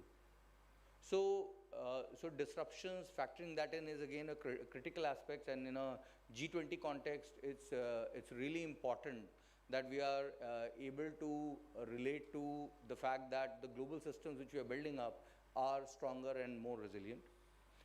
The other important factor really is about looking at the teaching methodology. You know, I think speakers before me have talked about curricula, pedagogy. I think the approach to both a blended system of learning, where it is not just about you know learning in a particular setup, but also looking at learning which is happening through multiple channels, as well as lifelong learning is going to become very important. And also the education policies really need to address the inequities which currently exist, especially as we grow. While I think those who have access to education system, they will see acceleration. But along with that, there would also be communities and people who do not have access may start falling behind. So the inequity aspect is again very, very critical when we are talking about the education system. And I think you know the integration of technology to that extent across all phases of our lives is very critical. And I think when we are looking at lifelong learning, it cannot be overemphasized in terms of what this means for us. And I think to that effect, we have to really ensure that the future education policies must attempt to attune the curricula, pedagogy, and learning experience in a manner that the future learner have all the means and opportunities to tackle the labor market disruptions caused from new ways of working. And you know, a lot of you would have, how many of you have interacted on, with ChatGPT? Right? Almost all of you. So if you're looking at one example of AI, we will see a significant disruption, and in the next 8 to 10 months, it will become even more obvious in terms of a significant amount of the analysis, work, etc., getting a fair level of automation, which artificial intelligence is bringing in. Now, this is one example of disruption. This is not the first, would not be the last. But what we are seeing is an environment where increasingly disruptions will be occurring at a faster rate. Innovations would be coming from across the world, and both the teachers and the students need to adapt to that change very, very rapidly to be able to harness that technology and not be left out because of the technology. So I think that that differentiation is critical. I would probably highlight, I think, what I'm seeing as key trends and transformation in the education and skills sector. The first, with what we have at hand, is really a focus on personalized learning. So we have come from a system where there was one curriculum, it was taught in a classroom, and to the extent possible, the teachers would adjust to the different nature of the students. I think with the access of data and with the current approaches, we will see a revolution in terms of education becoming customized to the specific person. And that, in a way, is not just in the schools, in the colleges, but also as one moves forward. So what does this mean? It is really about how to unlock the true potential of an individual, because no two people learn the same way. And I think being able to differentiate that is critical. The second key trend which we'll be seeing is even further growth of blended learning. I think Chaitanji spoke about education, skilling, reskilling, upskilling, and multi-skilling. I think all of these would become very, very critical in terms of how blended learning methods are used and also standardized. So we have a significant situation where I think many of the blended learning methods are not necessarily aligned in terms of recognition of those methods within the education system, and is going to become very critical as we move along. The other is really on competence-based learning. So while in India, a lot of our focus has really been on certain type of exams and jobs, but what will be seeing is a more competence-based learning in terms of looking at how a person applies themselves in the real world, and how do they gain mastery of that particular competence so that they are able to move to the next stage. So again, a competence-based learning instead of only an academic approach to learning is again a trend which is going to grow.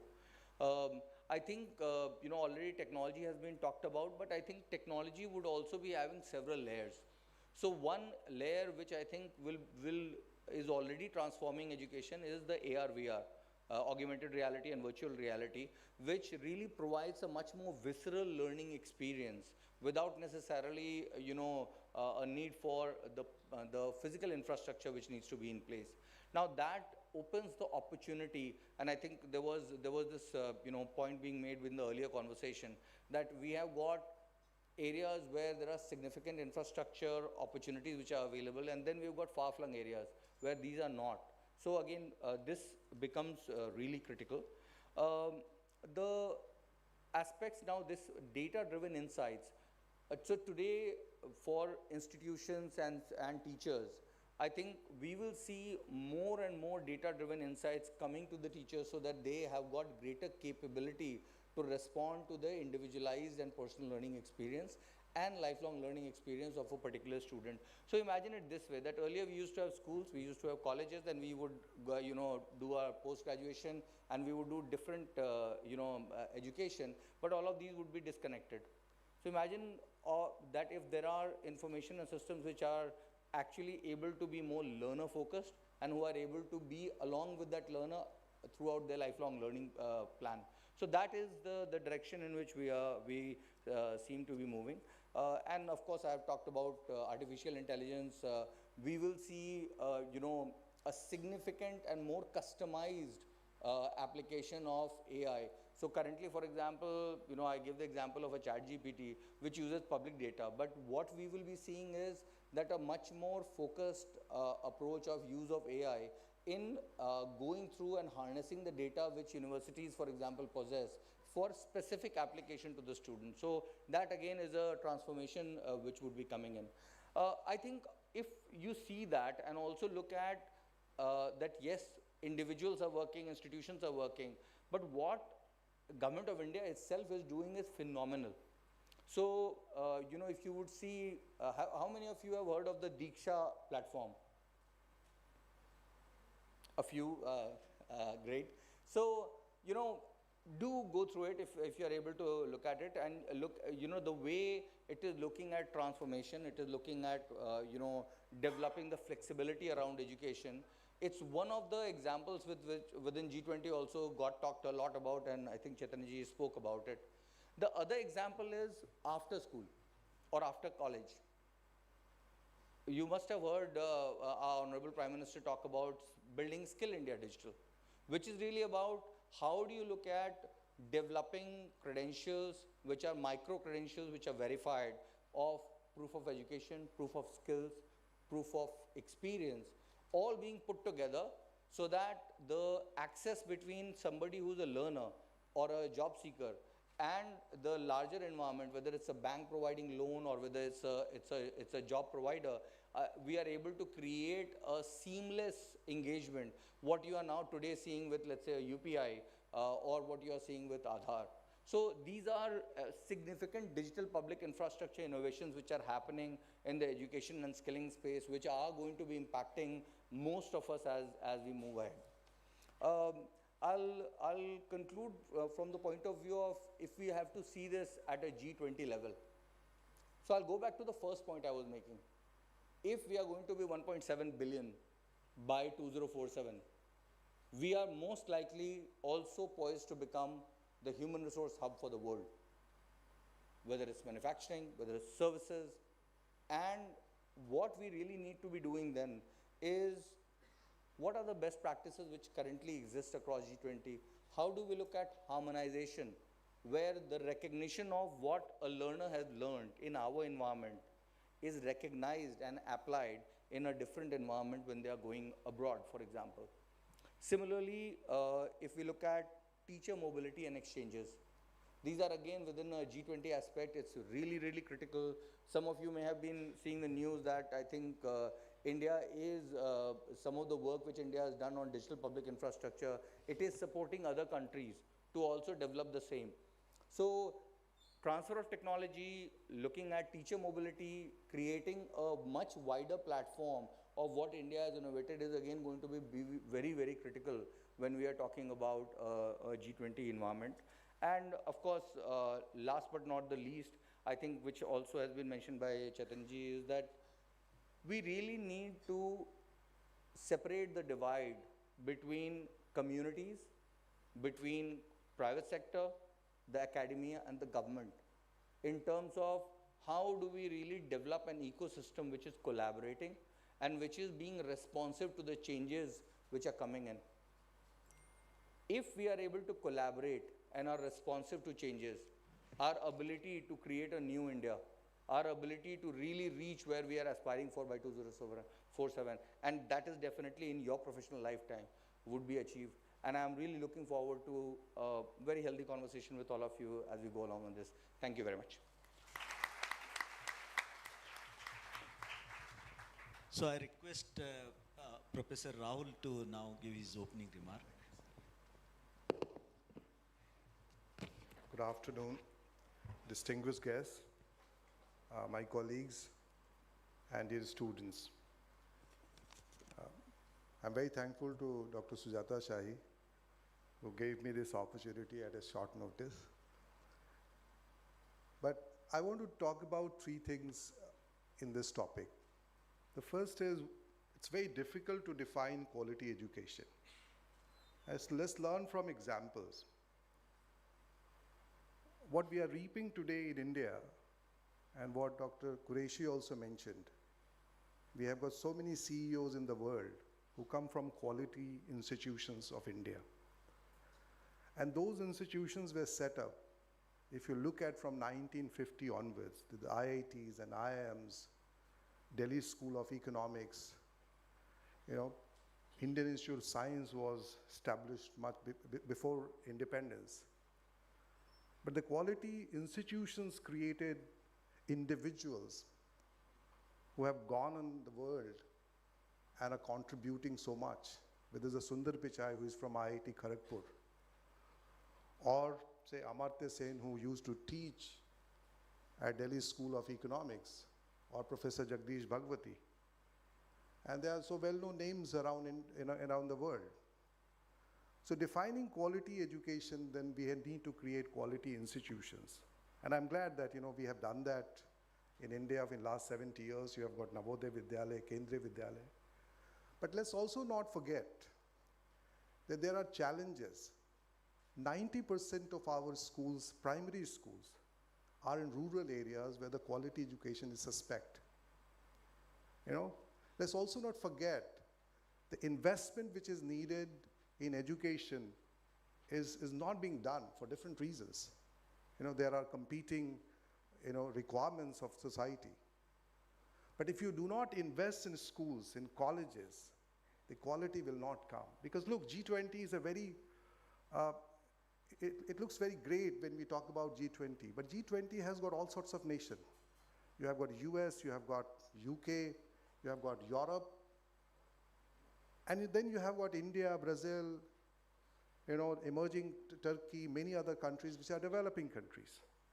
And when you look at top, say, 100 institutions or top 100 universities in the world, you will see all these institutions are coming from the developed world. And the challenge will remain for us to scale up, to go beyond, and create quality institutions and provide quality education. But let's not forget, without those IITs and engineering institutions which government invested from 1950s to say 1990s, it would have been impossible for us to reap the IT revolution. And you would be knowing that India is exporting right now IT services somewhere about $225 billion. And it's amazing for a country which got independence and which had that 20% literacy rate. Let's not forget that in the last 70 years we have come in the long way. Let's go to the next point that, how does the future look like? The future looks bright. All my co-panelists have spoken about it. But I think investments are required. Building great teachers, that's required despite technology. ChatGPT can help you, but face-to-face, mentoring by teachers remain invaluable. We are all shaped by our teachers in some way or other. My last point here is that if you look at SDG goals of United Nations, so what does it say about quality education? By 2030, all children, boys and girls, will get free primary and secondary education. Women will get equal access of universal higher education. They will all of us will be getting, or the children will be getting, vocational education. And I think that that's a tall order for the developing countries. And G20, I'm sure Mr. Chaitanya Prasad can elaborate on that. The responsibility for collaboration from the developed countries to developing countries, I think that's required. Without that, this challenge will remain. Because let's also not forget, SDG is great, but there are 117 goals and there are 169 targets. And the investment that is required, the shortfall for that investment to achieve that target by 2030 is every year it's $10 to $15 trillion. And this is the equal of all the taxes of all the governments of the world receive. So by the kind of progress which has happened in the last 7 years, because right now, it's a midway of 2030. It started from 2015. We have now in the 7th years or to 2023, and next 7 years, if this rate continues, it will take 70 years to achieve all the targets and all the goals of SDGs. And I think there's a huge, huge shortfall. So it's a great G20 countries will be taking up. The developed countries have got enormous responsibility. And let's also, I will end my submission here, that if you look at the importance of quality education, no country which is developed, lacks quality education. All countries which are developed have got a very, very high quality education system. If you look at China, South Korea, which have come up, or Singapore, they have a very strong quality secondary and university education. And I think that's the base you can build on. Thank you.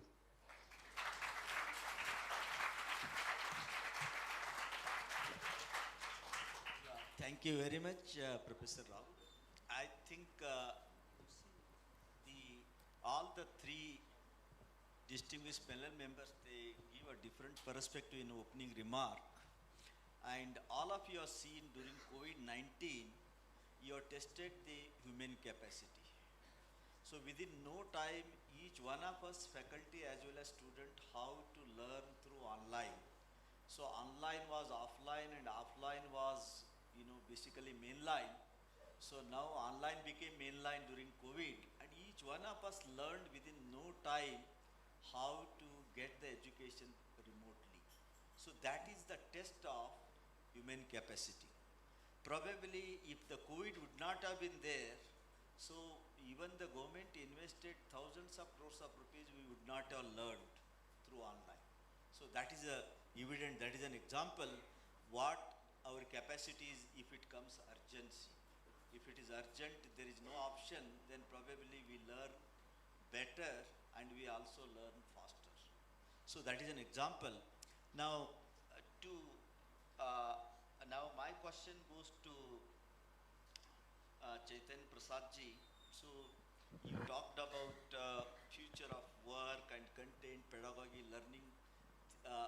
These are a methodology, they are going to play a very, very important role. And nowadays, skilling, reskilling, upskilling also you talked about. But today's skill has a self-life. Any skill we give in the college education, it is 3-year, 4-year education, that has a self-life. The moment they graduate, a new skill is required. So in such a context, we come out with a term called lifelong learning. So how to make our students as a lifelong learner so that their capacity can be, you also talked about deconstruction of capacity, so their capacity can be utilized forever as a part of lifelong learning. So can you throw light on that, sir? Thank you, sir.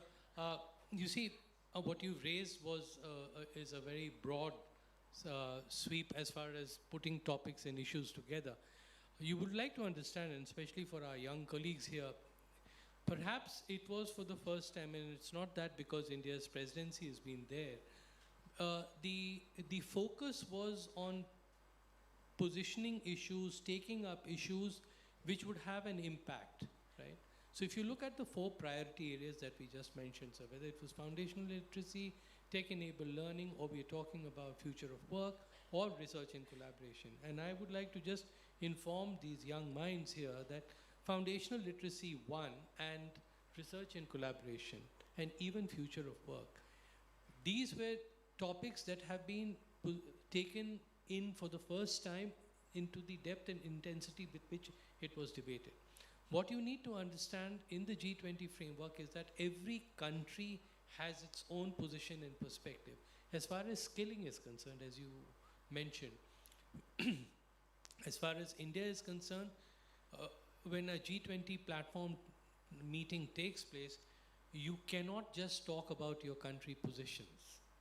That is a protocol norm that is followed. But what you try to do is that you try to, quietly put in the initiative that has been taken by the country, A country, B country, etc., and then come to a common point, right? Now, as far as India is concerned, a lot of initiatives have been taken place and a lot of focus has been there, put in by the Honorable Prime Minister. I mean, skill is definitely the talk of the day as to how do you prepare the generation for tomorrow. So that experience sharing took place, right, sir?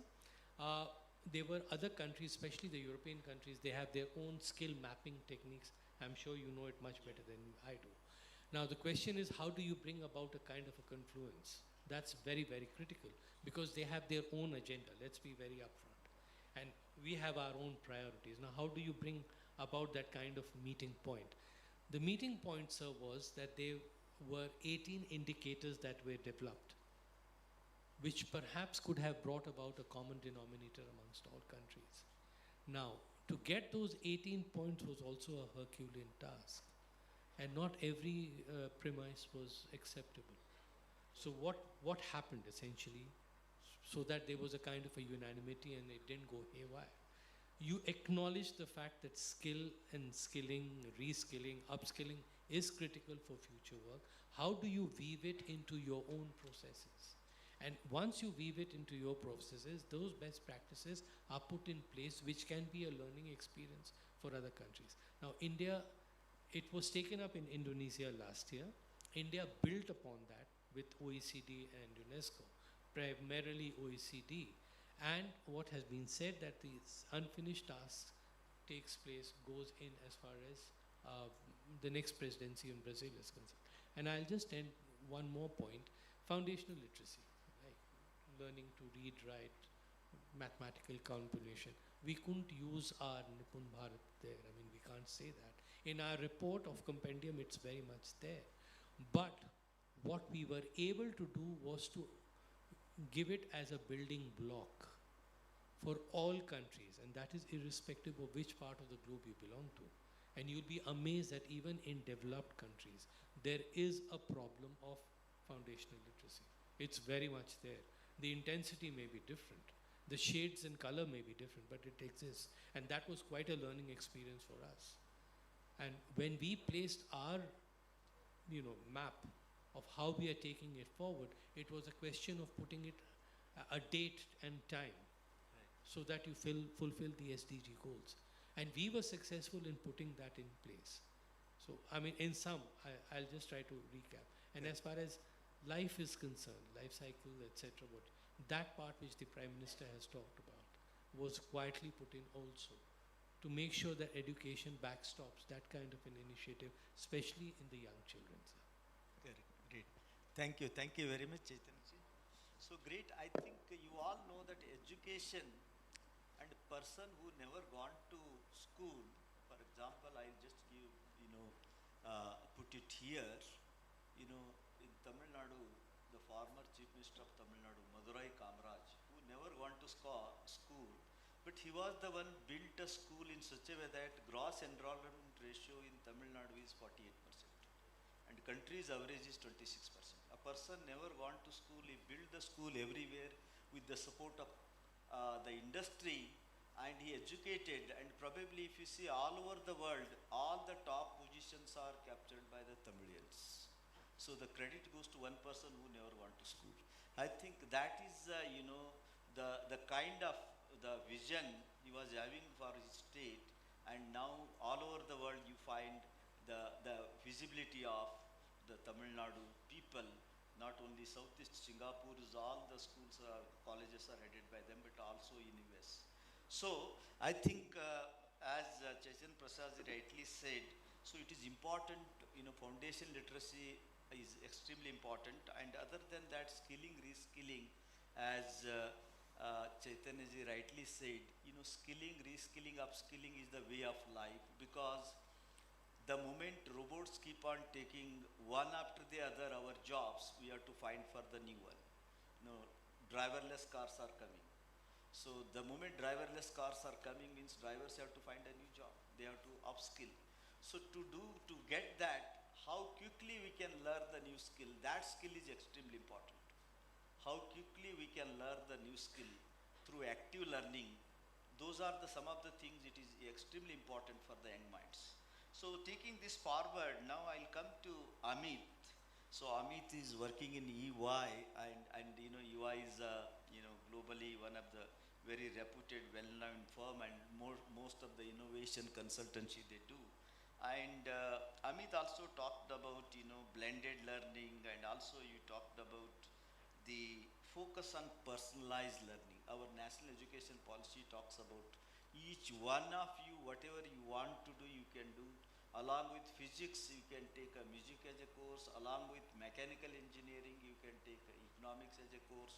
So you can do one major, many minor. all those facilities, personalized education actually really, coming into the way through national education policy. So I think, Amit, how to get into the personalized learning, because every institution has its own boundaries. So within the boundary, how to provide this kind of personalized learning to the students so that they can achieve their dreams in their life after graduating. Thank you so much. It's a very important question. So let me take a step back on that, sir, first. Currently, the way we approach is that each of the educational institution is an island. Whatever information they are putting together, it's with that particular institution. The history of, education has been that people get enrolled in a particular education, they study, and then they move out. And then what they do next, that person knows, but then there is no continuity. So I think what we are seeing with, and let me try to give an analogy which will bring this to life. We used to have very similar system when we were looking at financial transaction. We would have a bank, the bank would have our data, we would interact with our bank, end of the story, we would write checks. So creating rails here means a network which connects one isolated platform to another, really opened up innovation. So today, I am known by my phone number, you are known by your phone number, and we may have different banks, but we can transact across the board. That's what UPI did. So in education, we are beginning to get a UPI moment where massive adaptive networks which allow these different platforms to connect with each other while still giving the personalized information control to the individual are coming into being. So, for example, if I am a learner, I have studied in a particular education institution. Based upon my consent, the education institution can also look at some of the past trends which I have gone through, the micro credentials which I may have added, and that allows then the institution to customize according to my requirement as a learner.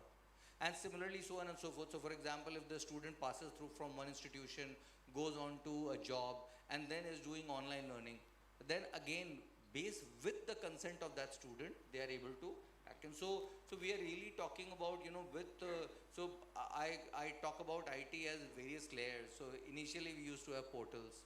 Then we started talking about platforms. And today we are talking about networks. So networks so imagine it this way, and I say this jokingly, that you may like chai in Kanpur and you may like samosa in Allahabad, but the rail which connects so that you are able to move from one platform to another then allows you to enjoy both. So that's really at a very fundamental level the focus on personalized learning, that it allows, because it's not really a challenge which an individual institution is facing.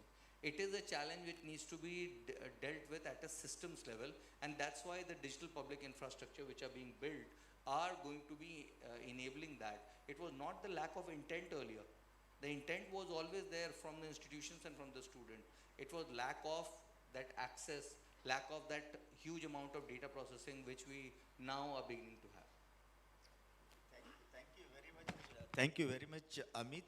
So now the next question goes to Rahul Misraji. Rahul, you talked about the investment and leadership for building the quality institution and quality education. The definition, how to define, and the investment as well as leadership plays an important role. I can remember what you talked about Indian Institute of Science, built by Tata, BITS Pilani, built by Birla. Of course, Tata given to government, it became Indian Institute of Science. So many such institutions came out because of the leadership and investment. So you want to say that if you want to build a quality education, there is a focused vision and also a kind of investment required to build the quality institution. So taking this example, So what is your view on that? Sir, thank you. So we have got a great institution builder, Dr. Maitri. So he is building IIM Tiruchirappalli. I mean, he built that, and now he's building IIM Nagpur. And he knows what it takes to build a great institution. Building faculty members, getting faculty members, quality, students. So my view is that if you learn from history, without these quality institutions, we would not have got the great individuals we see today on the world stage. And it's not only the higher education, but also the school education. If you go to some time back, even chairman of ISRO, U.R. Rao, and read his biography or read his essay on his life, and he was educated in a government school, but he talks about great teachers, the kind of institutions he went through, and that led to his going to ISRO and his building to ISRO such a great organization. And there are many such examples.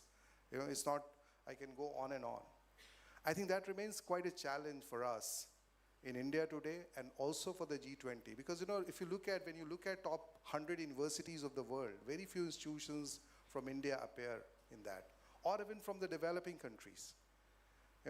Is all being dominated by the powerful economies, powerful countries in the world. And it remains a challenge. So we have got two challenges, if you allow me to speak on that. Basic level challenge that we want to give them primary and secondary education to every children, and also universal access to higher education, particularly for women, and then building quality education both in public and private sector. And it remains a tall order, both from the investment perspective, both in terms of the human beings, which the leaders require. We require more Dr. Maitri for that. Thank you. Thank you very much. So now floor is open for the participants. So you can raise the hand and you have to tell your name and ask the question which distinguished panel member you want to ask. So you can, now I think mic can be given to participants. Yeah.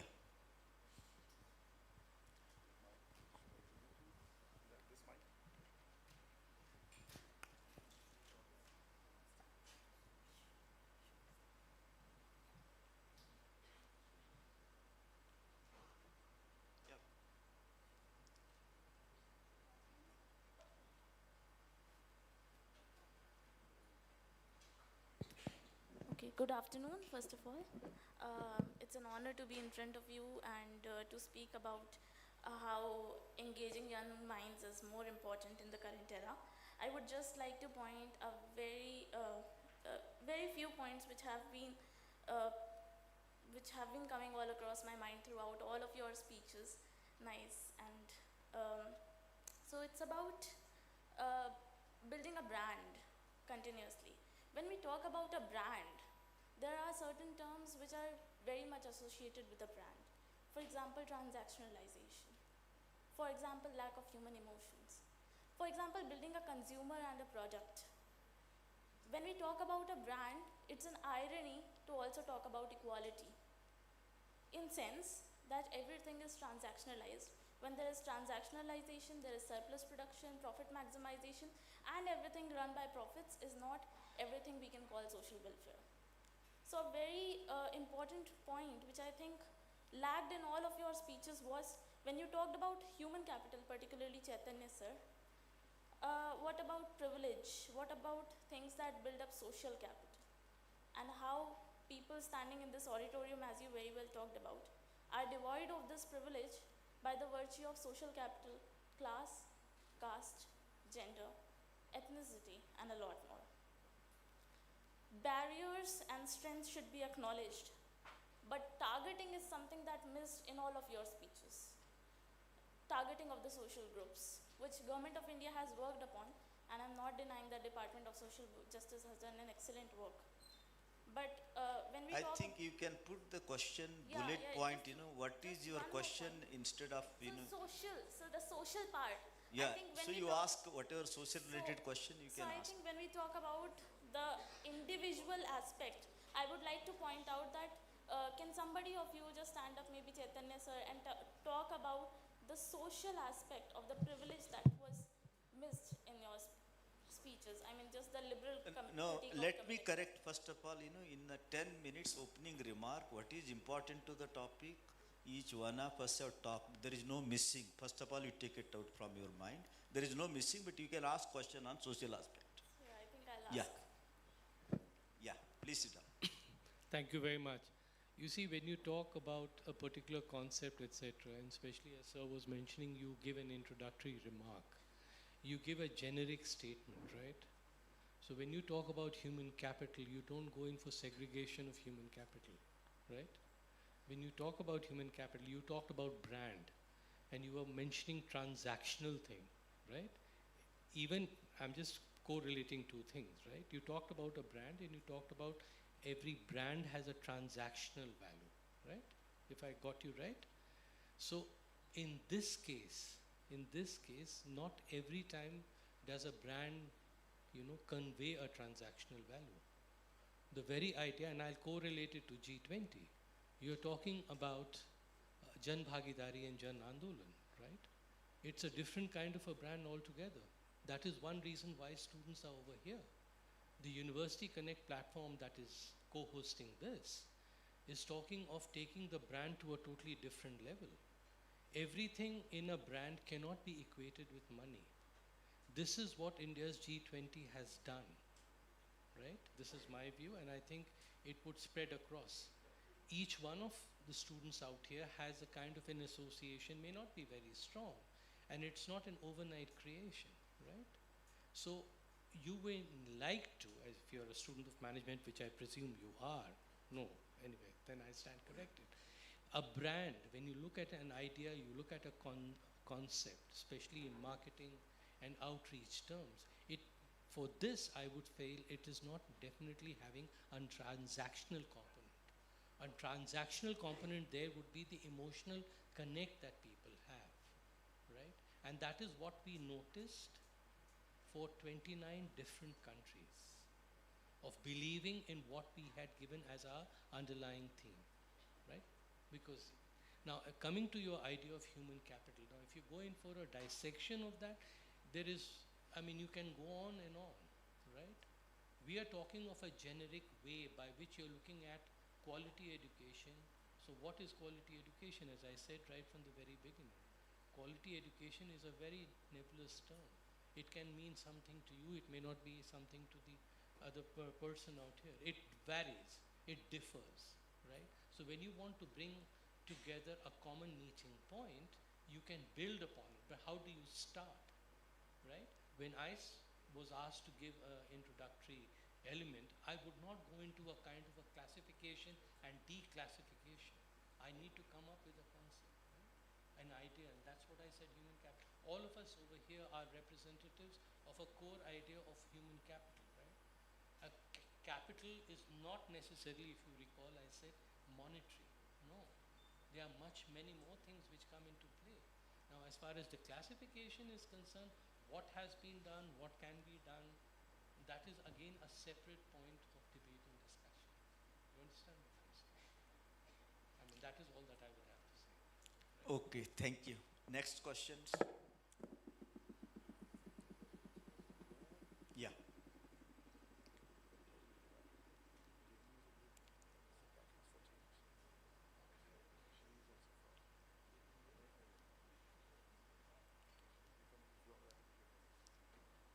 You introduce your name and then ask question.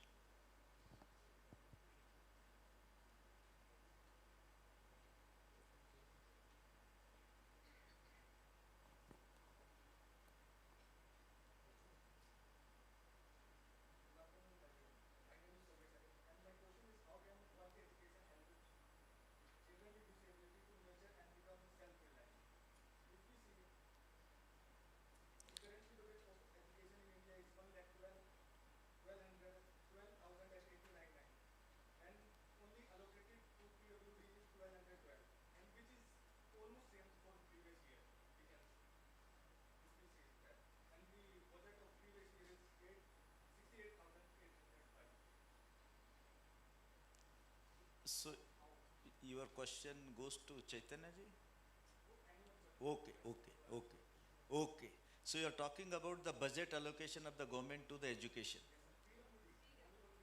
Huh? Okay, PWD budget allocation you are talking about. Okay. So you are telling last year and this year it is reduced.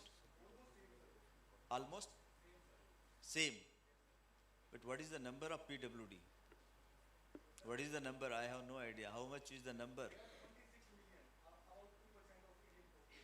Okay. So the budget it has been kept same. You see, PWDs have variety of PWDs. Is it not? PWD there is a vast varieties.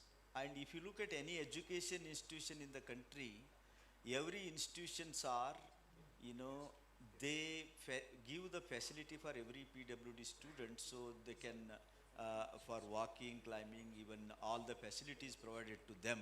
So many of them, many institution it is mandatory irrespective of government budget, whether it is a private institution, government institution. So the facilities are given, and in certain cases, maybe budget required, but many cases, so PWD there are variety. For example, I am Nagpur, there are students, so they don't need any additional thing, and the institution is PWD enabled.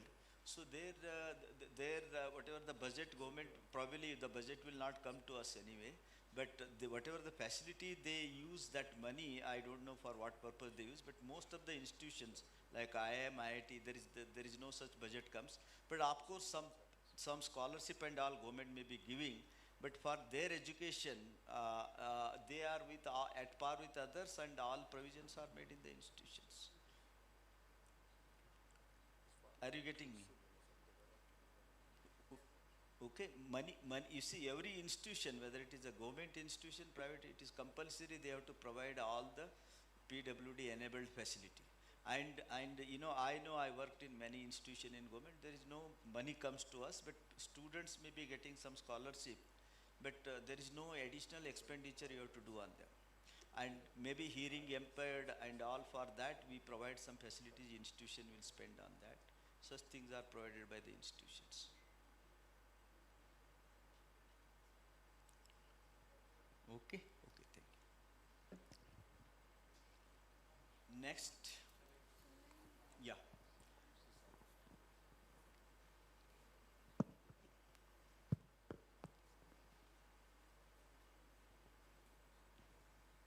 My name is Sajid, and I come from IILM Greater Noida, where I am a professor and director of a school of management. I have two very short submissions. When we talk about the quality of education, I think we have to begin from school. That is the foundational years. And that is where I think most of the effort and most of the resources are required. And still there are vast number of schools which do not have a provision of a toilet, classrooms, boundaries, etc., and the basics are missing. So that is where we have to begin. Then secondly, the connect between the school education and higher education, though NEP 2020 talks about it, but it is completely missing as of now. If they are being treated as 2 or 3 separate compartments of the same process, which have nothing to do with each other. Skills, when we talk about skilling, reskilling and upskilling, I think the effort also again has to start from the school level in terms of the scientific instruments and assessment of the aptitude, and supported by the kind of skills, attitudes, inculcation of values is required, which is also missing completely. I think the people sitting on the panel and others of my age would be well aware of the problem we had of Y2K. When the year 2000 was approaching, suddenly we realized that the computer system reads only the binaries and not the zero was not accepted, and there was a huge kind of a crisis at that time, which shows that there was a complete lack of kind of a anticipation of the kind of problems which we might approach. That was the failure of the human resource forecasting also, in the sense that I am not aware, and pardon my ignorance. I want to ask the panel, what is the machinery, mechanism and instruments for human resource forecasting at the national level to know that how many engineers we would require in 2030, how many architects we would require, how many mechanical engineers we would require? At least I am not aware of any kind of arrangement. So when we talk about skilling, reskilling and upskilling without having a fair idea of what kind of skill, I think we are groping in the dark. I think, Professor, I think your 2-3 questions. To begin with, the manpower planning or assessment, it is not there. Because, India is, number 2 or number 2 after China, the highest technical manpower. Number-wise, we are number 1. Number 2, and probably whatever the trained manpower, some of them, they go abroad also. They will not only work here. So assessment is not being done, and it is not there. That is one part. Probably, when I was studying, my Maharashtra, my state, they used to take a bond in government institution. You have to work in government of Maharashtra, and you will not go to other state, other country. They used to take a bond, and they used to employ in PWD irrigation as a civil engineer. So that was the system until before 1990. But afterwards, there is no assessment, and the private colleges have come, institutions have come, and now mobility, people can move from one part of the world to other part of the world. That is not there, and that assessment is not there. If you come out with all the facilities proposal, your institution will be approved by the regulator with respect of manpower planning. That is number 1. Number 2, you talked about the education should begin from school. I think it is agreed, and that is, but I should further go ahead. It should begin from house. Actually, if you see it begins from house. All the great leaders, they have trained, the value system is trained by their grandparents. But today that is missing, and that is where 3 plus, 5 plus, whatever the 3 plus, I think we have 5 plus, 3 plus, 3 plus 4, that new education policy, national education policy, before first and second standard 3 year, and then first, second, then 3 year plus 3 year, then 4 year, that is 9, 10th, 11, 12th. So this is the system they have brought. So first 5 year, basically how to inculcate the value system in the students. It used to happen in house by the joint family, but it is not there. That has been incorporated in NEP 2020.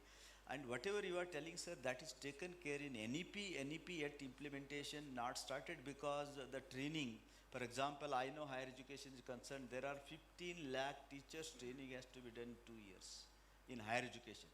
And primary education, there is a huge number.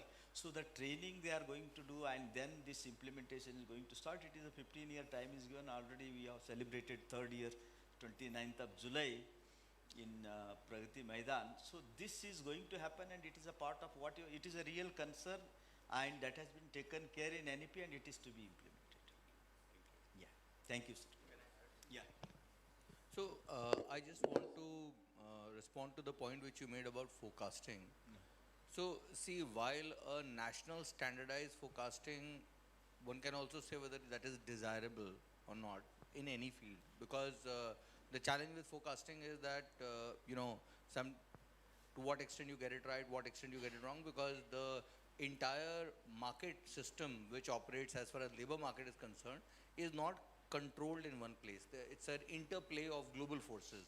So I think, but there is a better approach which many of the institutions have started doing, which is which I did mention in my opening remarks, is a much greater collaboration between student, academia, government, and the private sector in terms of constantly updating as to what kind of changes are coming. So just to give you an example, if you talk to a recruitment agency which operates in the construction space in Middle East, they would be able to tell you that for civil engineering what kind of changes are coming in.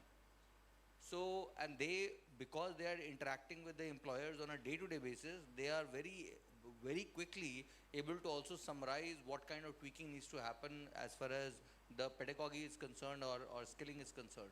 So I think a much stronger industry engagement, also from the government's policy perspective, a much stronger engagement is typically one of the ways by which one can become more responsive. Let's say if we are not able to reach a point where we have a standard forecast, at least we can be way more responsive to the requirements in the market. Okay, so I think even you were talking about national education framework. There is a mention of the theory, skill, and experiential learning is a part of pedagogy. I think project-based learning, these are part of NEP. I think, sir, some of your concern that is also taken care. So last question, then we will, yeah.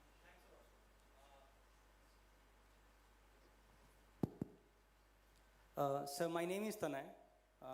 Hello, Dr. Mitri. And hello to everyone. Thank you, sir. Chaitanya, sir. Sir, Chaitanya, sir, my question is to you. It pangs me. I work at Education Post magazine. It's a magazine on higher education. It pangs me a lot that former IIT Delhi's director, Professor V. Ramagopal Rao, he mentioned as well that lots of students, probably more than 90% students, they want to do computer science engineering. Question I want to ask that, what education working group, because it's really necessary. For example, I'm completing it, my question. Till 2030, India has an ambition to procure its power 50% from renewable resources. For that, we will be needing workforce in renewable resources. So what governments and what education working group and what rest of all the bodies they are doing to compartmentalize and galvanize all the necessary, like architects, biotechnology, bioinstrumentation, when it comes to, thanks a lot that government has passed the bill new medical device policy. So when it comes to these courses, because that also the country also needs that workforce, what could be the, what do you envisage and what could be the solution of that? Because I also want that there should be a diversification in a very ample quantity. Okay, so we heard it. Please go ahead. Thanks a lot, sir. Thank you very much for your question. First of all,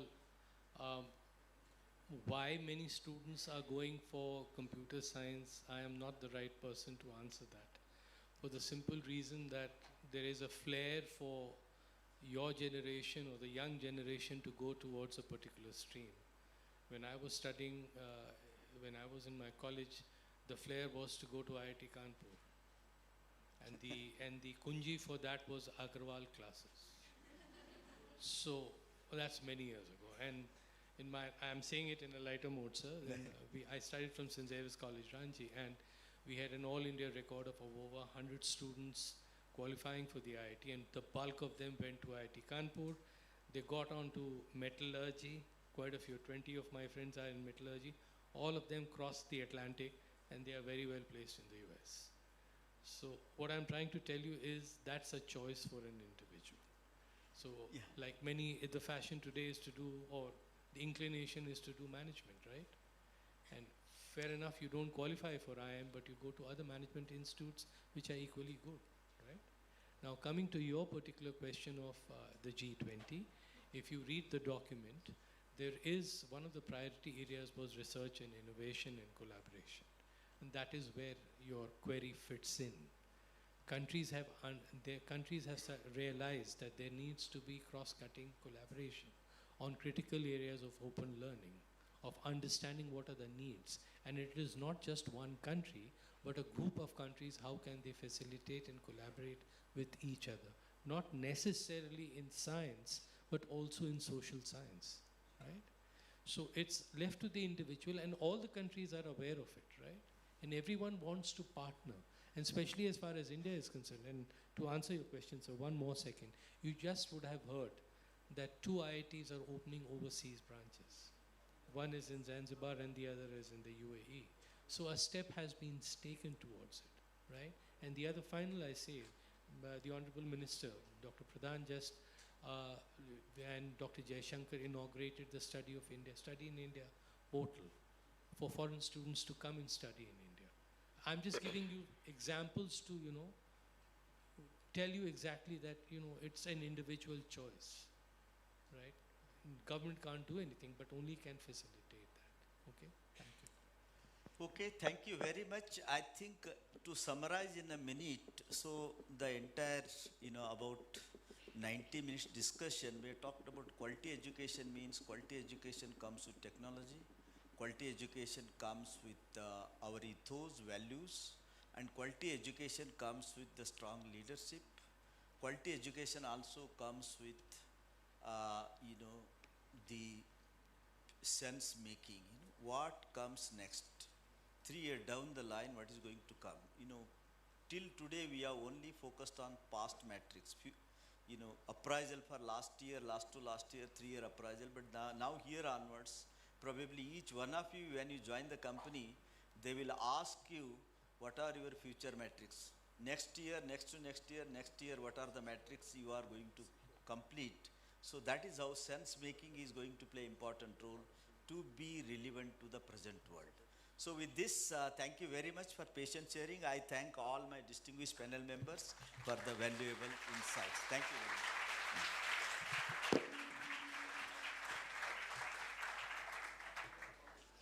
Thank you, panelists. The success of any session in any conference is measured by two things: a panel that tries to convince the audience and an audience that does not get convinced.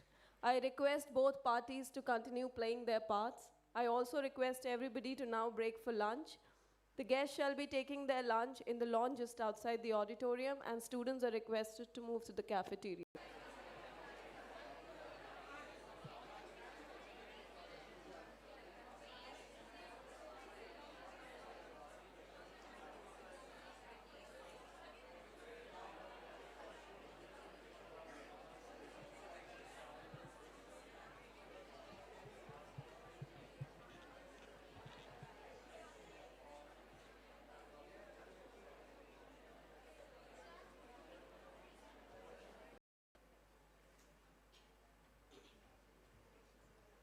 We've now gathered here for session 2 of the conference, titled Gender Equality for a Peaceful, Prosperous and Sustainable World. India, as the G20 president, claims to further the agenda by supporting women's digital and financial inclusion, making them equal stakeholders in development, pushing for women's leadership, and investing in the collection of gender disaggregated data. To discuss the same, we have now been joined by an expert set of panelists ranging from Ambassador Monica Kapil Mohta, IFS former Indian ambassador to Switzerland. Ma'am, please join me here on stage.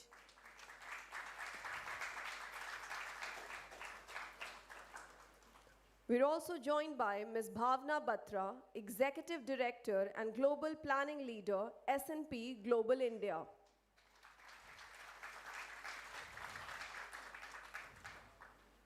We also have with us here today Ms. Nidhi Razdan, Professor of Practice, IILM University, and former Executive Editor, NDTV.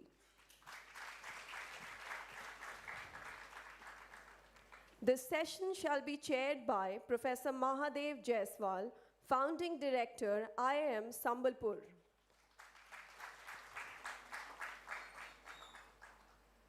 I request all the panelists to take their seats. Ms. Monica Mohta is a diplomat of the Indian Foreign Service who served as the Ambassador of India to Switzerland since August 2020. She joined the Indian Foreign Services in 1985 and is charged with all political and bilateral matters relating to Australia, Brunei, Cambodia, East Timor, Fiji, Indonesia, and so on. She served as the director of the Nehru Center and Minister Culture at the High Commission of India to the United Kingdom from 2006 to 2011. Ms. Bhavna Batra is an executive director, people and global people planning leader at S&P Global. Over the last 19 years, she has worn multiple hats and had the privilege of influencing different facets of the corporate world. Ms. Razdan was the executive editor of NDTV and the primary anchor of NDTV 24/7 news debate. She's reported extensively on a wide range of key political, economic, and social stories from the Indian subcontinent, covering the Indian politics and foreign affairs closely.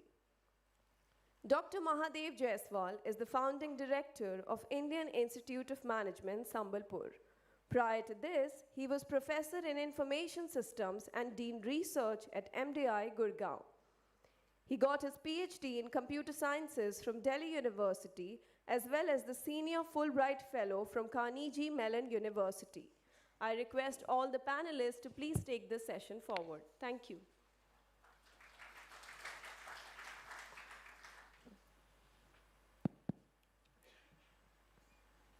Thanks, IILM, for organizing this G20 event. And we have very distinguished members in this panel. We'll be talking about one of the most important issues. Not only India, the whole world is facing, that's why it's part of G20.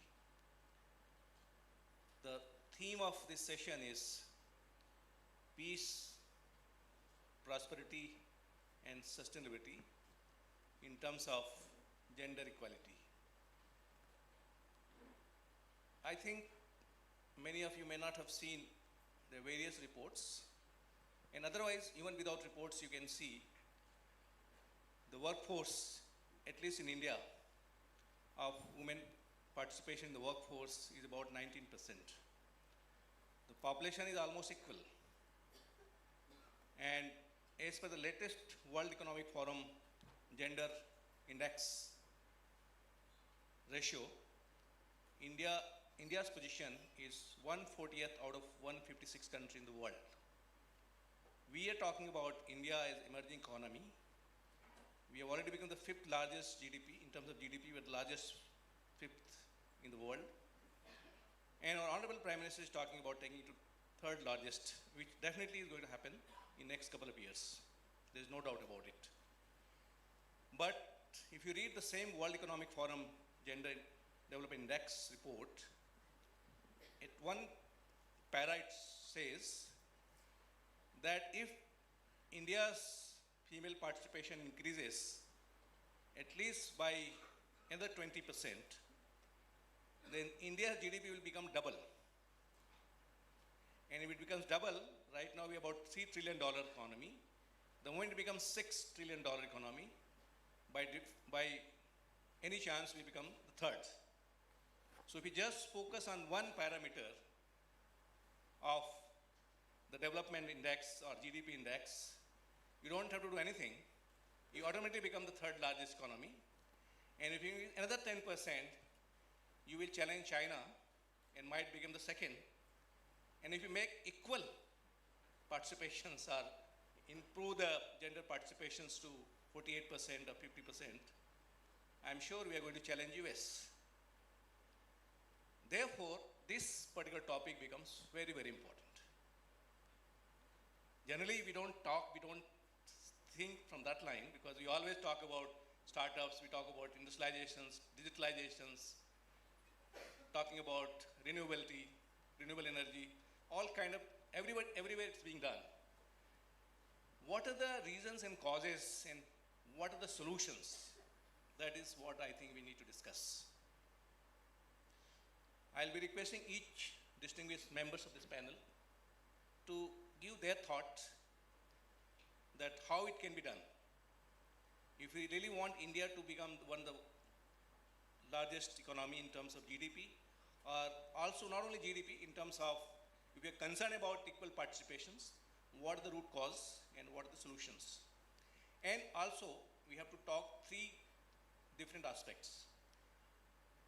Will it lead to peace if you improve the gender diversity or gender participation?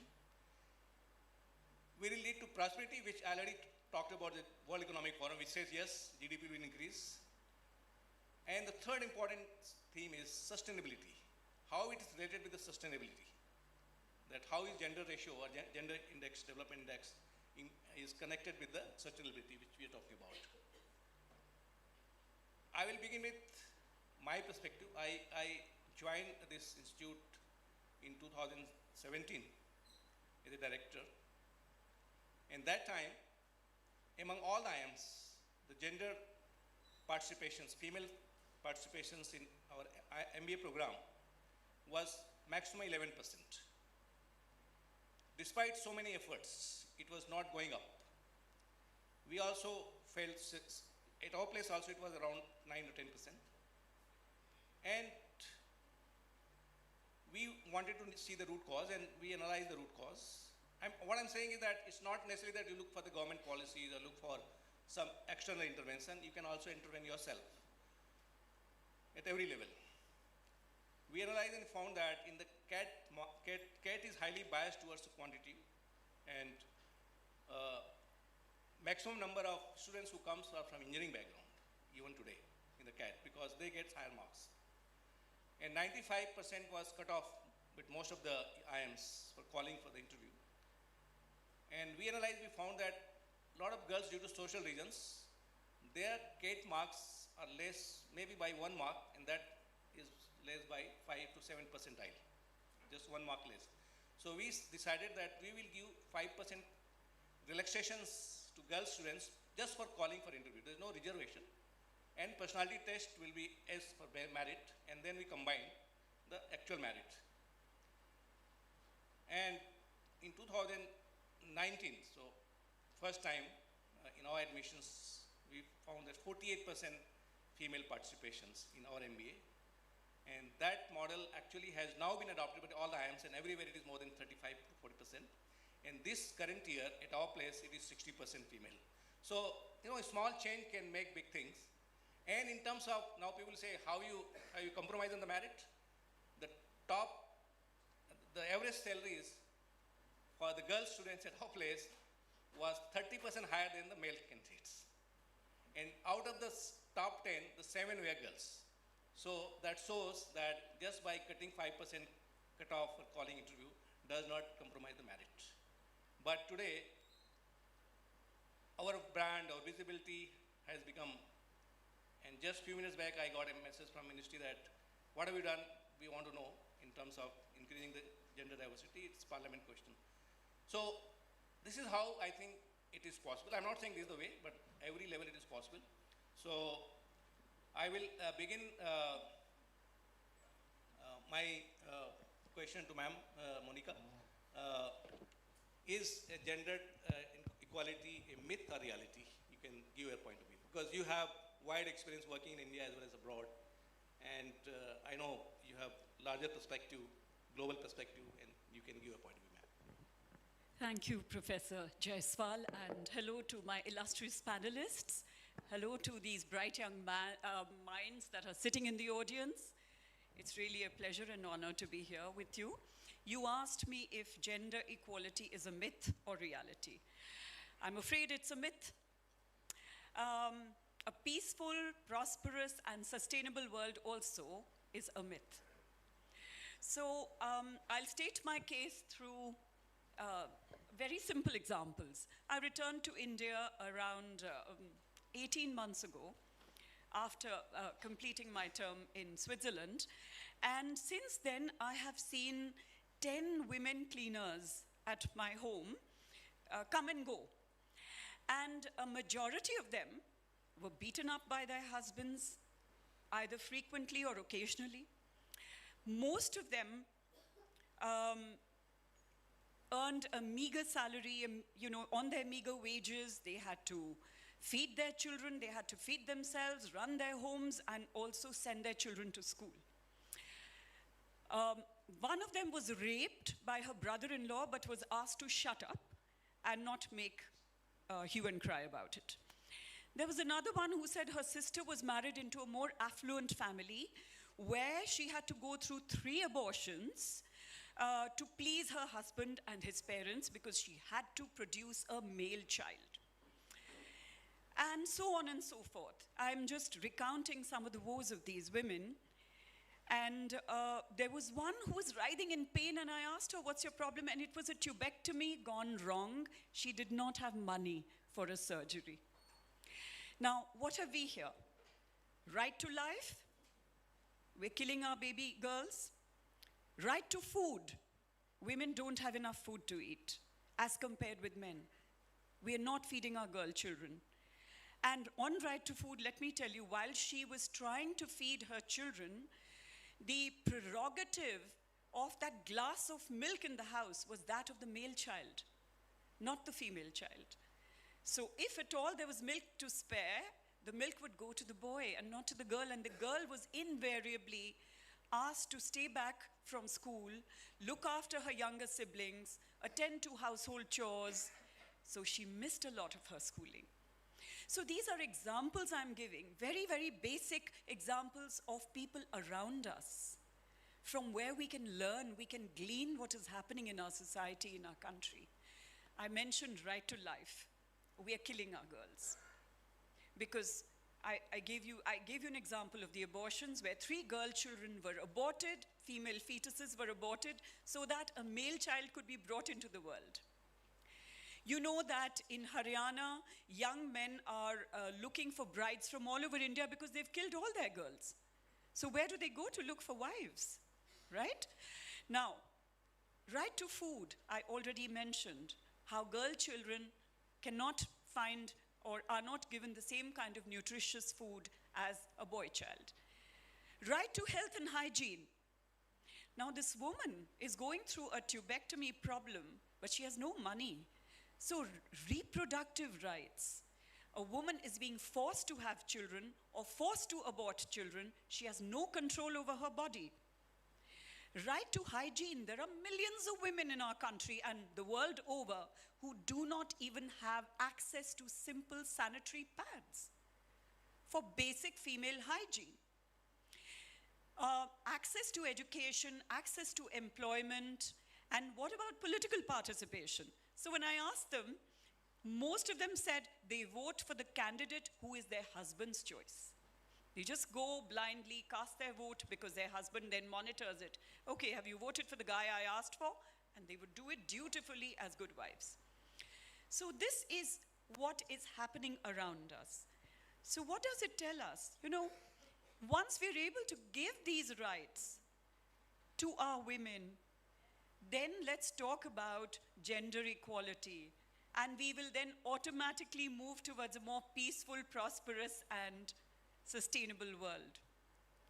Now, I'll give you some more examples. Gender stereotypes. I was dragged by my family to a film called Barbie last night.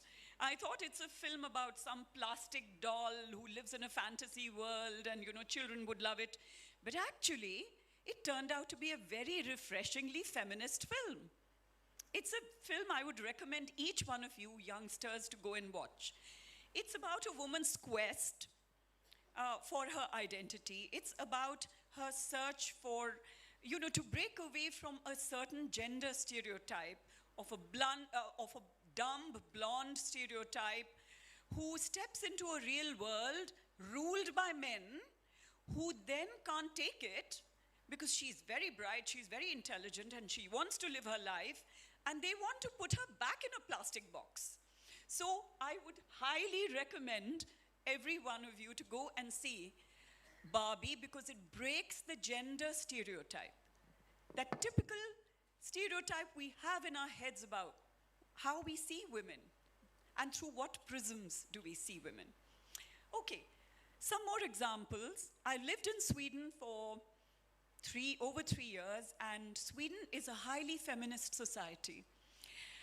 To the extent that they even take great pride in saying they have a feminist foreign policy which empowers women across the world through all kinds of initiatives and programs and funding, etc. But do you know, you'd be surprised to know that 30% of all Swedish women have been through domestic violence, sexual violence at some point in their lives. And this is Sweden. I'm not talking about India. We know how much worse we are. Africa, millions of girls have to go through traumatic, torturous genitals mutilation. Iran, if you're a girl and if you don't wear a headscarf, you're killed. So look at these examples. In Afghanistan, if you're a woman and Lots of women die in childbirth because if you're a woman and you're giving birth to a child, no male doctor is allowed to attend to you, and there are no female doctors because women are not allowed to go to schools and universities. So where will they get female doctors from? So which means they're just left to die? These are some examples I wanted to cite. So what are we talking about? Give them equal rights? Yes, then let's talk about gender equality, which in my opinion is still a myth. We have a long, long way to go, a long way to go when we start talking about equality. Woman is half the humanity. Give her half the chance. Give her education. First of all, let her live. Then give her education. Give her health care. Give her the right to over her own body as to when she wants and when she doesn't want to have a baby. You know that the single biggest invention of the 20th century, in my opinion, was the pill. Because it gave women the freedom to decide whether they did want to have a child or not. So, give her access to education, give her equal opportunities in employment, and then we are getting somewhere. So I'll close my opening remarks with that. There are so many other panelists from whom I look forward to learning more. Thank you, ma'am, for giving a global perspective. And also highlighting some of the conditions in different developed countries as well. So not only India, but situations are not that great even in the most developed part of the world. Very important aspects you highlighted. I'm coming back again to the World Economic Forum because I come from data science. I always believe in data and research reports. I mean, you can always question on those reports, but having, maybe 10% minus plus, the reports are generally quite close to what is reality because I have been working as a researcher and I believe in that very much. So as for the World Economic report on the Gender Equality Index, we are 140 out of 156 countries, the bottom of the pyramid. There are 4 important parameters which they have looked into this. The first is access to the economic activity, which is workforce. Second is in terms of their educations, what level of access to education. And third is, as you talked about, health and nutrition conditions. And the fourth one is access to the political power. So all these 4 parameters has been taken into account while preparing this report.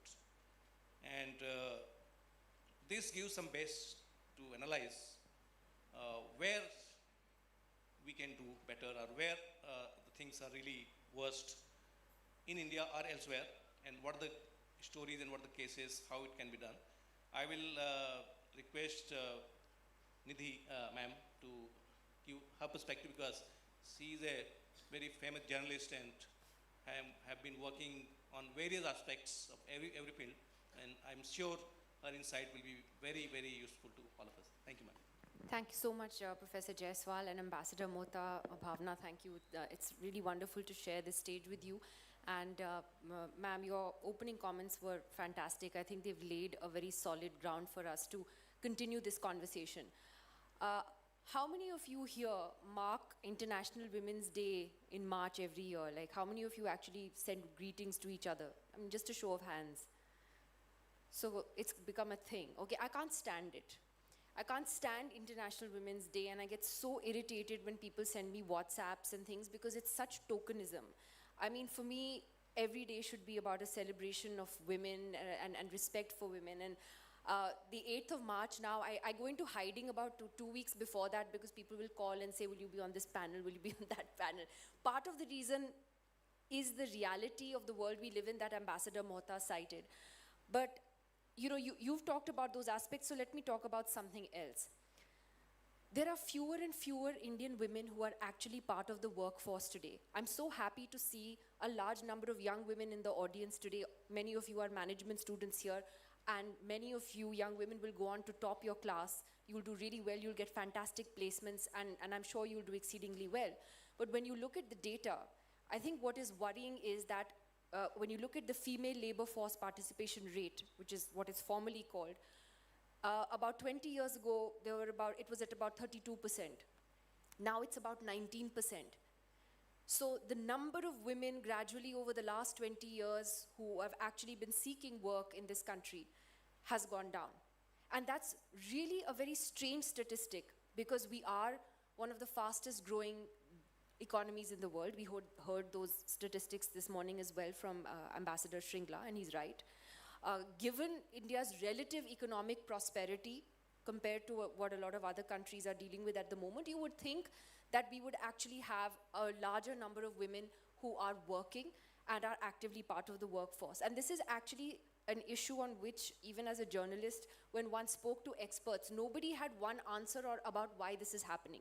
There are various theories we have, but a lot of economists and experts are a little confused about pinpointing the exact causes of this. It's a mystery because it is one of the largest economies in the world. Now, COVID happened, and that made things even worse.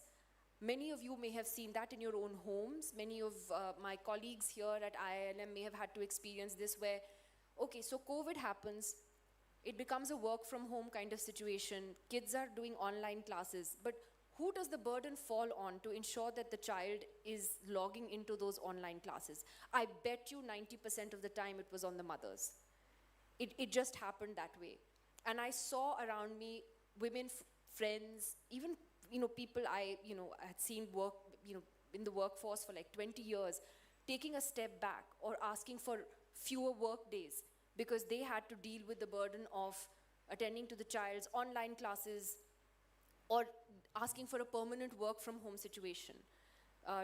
Telling employers, I actually think it's good now that you can have a hybrid system, and I think that's good for everyone irrespective of gender, but that's a different thing. But the fact is that COVID set us back even further.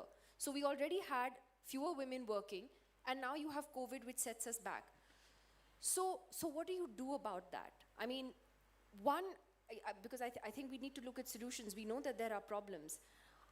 I think one of the things is the data itself, and Professor Jaiswal can sort of shed some light on this, that a lot of women in India, rural women, or even in our cities, they do work that is unpaid. And they don't get counted in these surveys, so there's no accurate way to measure how many women are actually working, if I'm not mistaken. So one is that problem. So just the methodology of looking at who is a working woman, I think we need to revisit that.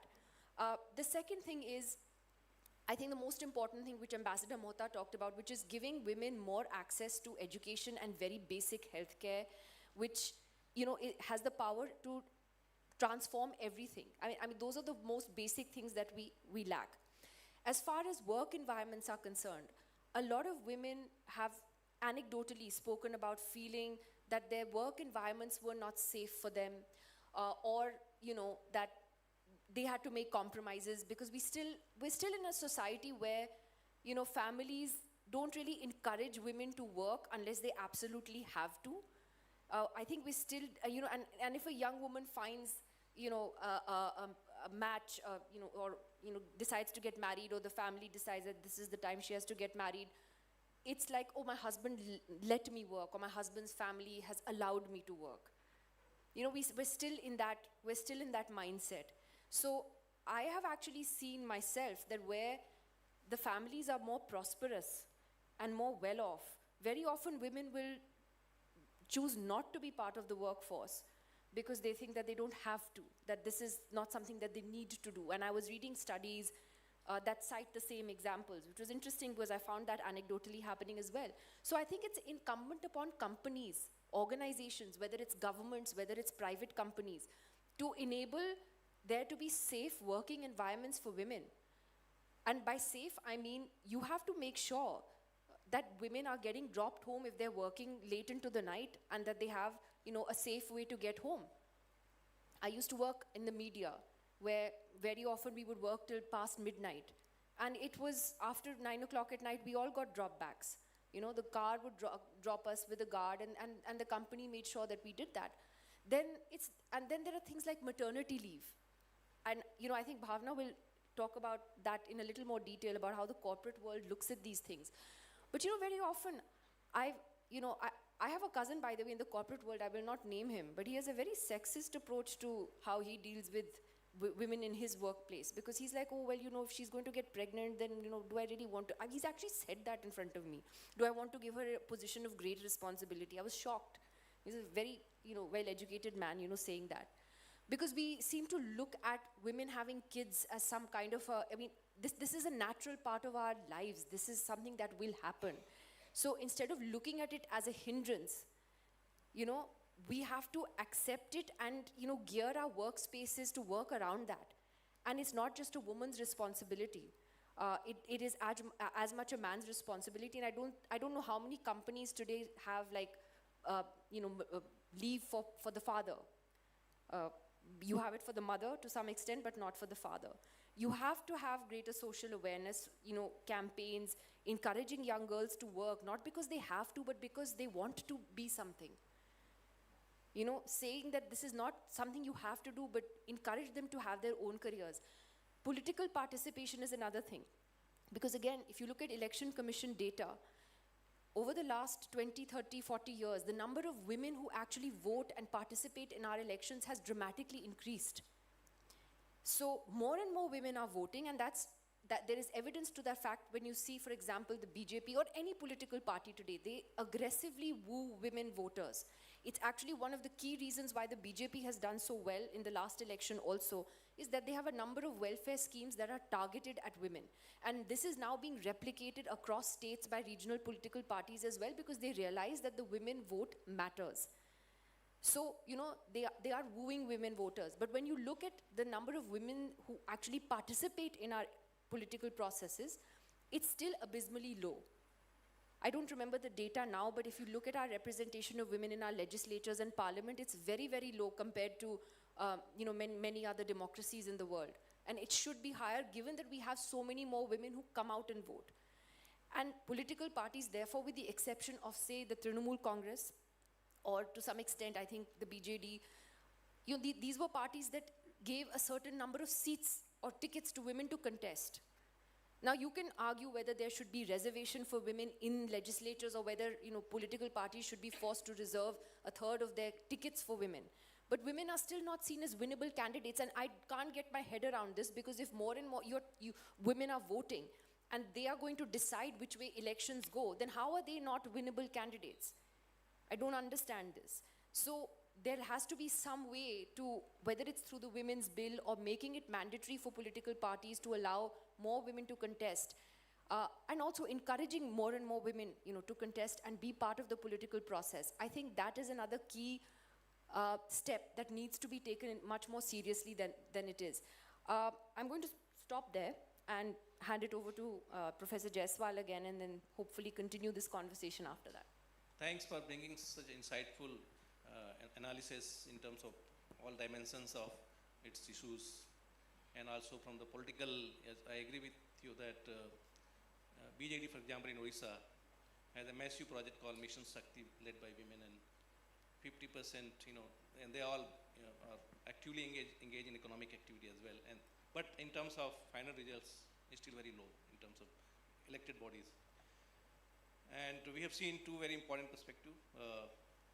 Monica ma'am is a celebrity diplomat, one of the most sophisticated job, and she has shared experience.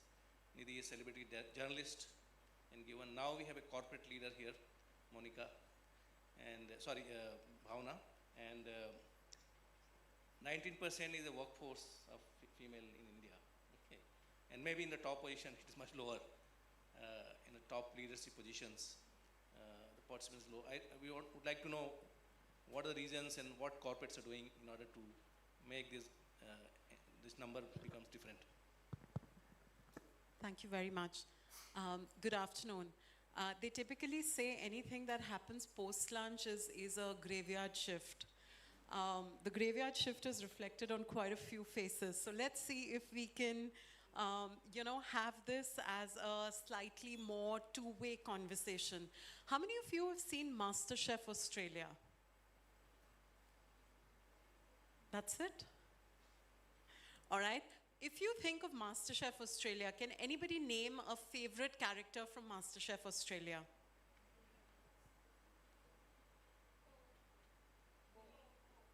Oh, okay. Billy?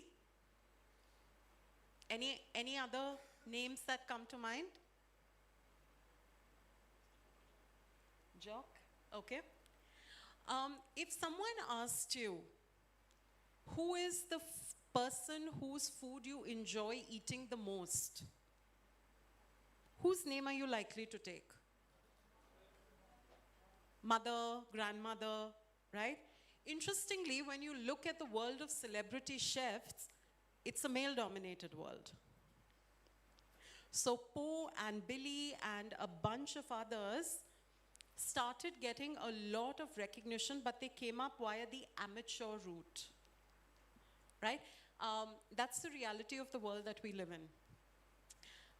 There are a huge number of stereotypes that we live with every day.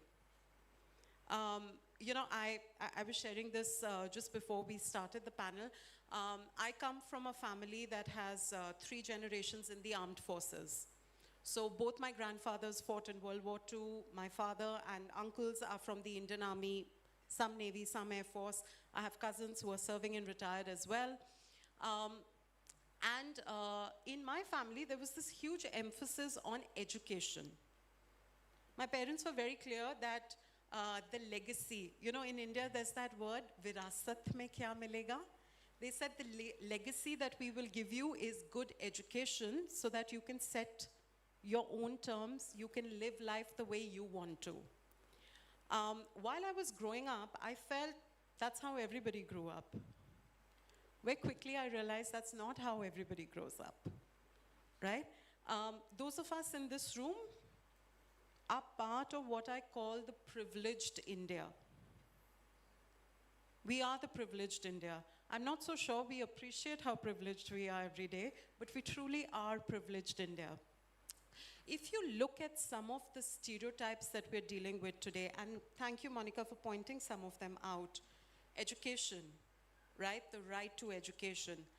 But even more basic than that is the right to choice. And the conversation around equality fundamentally comes down to right to choice. Chances are, if I ask everybody, what are your fundamental rights, between us, we'll do a reasonable job of remembering them. But if I flip the question and say, what are our fundamental duties, I doubt too many of us will remember what they are, right? The entire debate around equality is fundamentally about where do I have room to make choices? Where am I entitled for certain things? Because you know what? It happened in the past this way, therefore why should it change? And therefore I'm setting the same precedents for the future. When I look at the corporate world, I find that there is a huge difference over the years. But we are certainly not in a spot where we can, you know, pat ourselves on the back anytime soon. Nidhi referred to it. The firm that I'm a part of, the reason why I'm particularly proud of this company is because of the people-first approach that is always there. So in India, 6 months of maternity leave has been announced. Most organizations are working around it. The organization I'm a part of has 6 months of parental leave. It doesn't matter whether you're a mother or a father.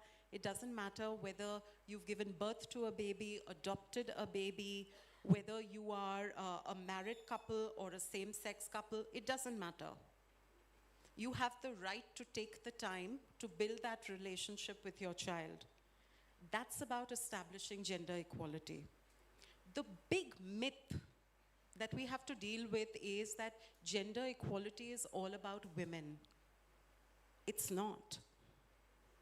Gender equality is about us providing the right to choice to everybody. Man, woman, or anyone else. And that fundamentally is a mindset that we all have to think about. When you take a decision, you take away someone else's right to do something. Whose right are you taking away, and what is the implication of that? When you look at the corporate world, I think we're still in a situation where Professor Jaiswal very rightly spoke about how in our workforce, you know, gender representation is very, very limited. Why is gender representation limited? It's not because we don't have people who have the skills. It's not because we don't have people who have the expertise. but it is because certain things are traditionally believed to be the role of a woman. And therefore, in meeting the need to fulfill that role, or in meeting the need to fulfill those expectations, you decide to compromise on this other aspect of your life. There was a study that I had read where, there were a lot of women who were interviewed. This is in the phase when they were empty nesters, or their children had grown up and they were now living their own lives, etc. And all these ladies were asked that if you could go back in time, what would be the one thing that you would do differently? And they said, we would continue to have a career of some type. I don't need to work the 12-hour day, and I don't need to climb the corporate ladder, but I need to have something, because today my entire identity is linked to that role that I fulfilled, right? And more in the corporate world, I see a movement towards helping people bring their whole selves to work.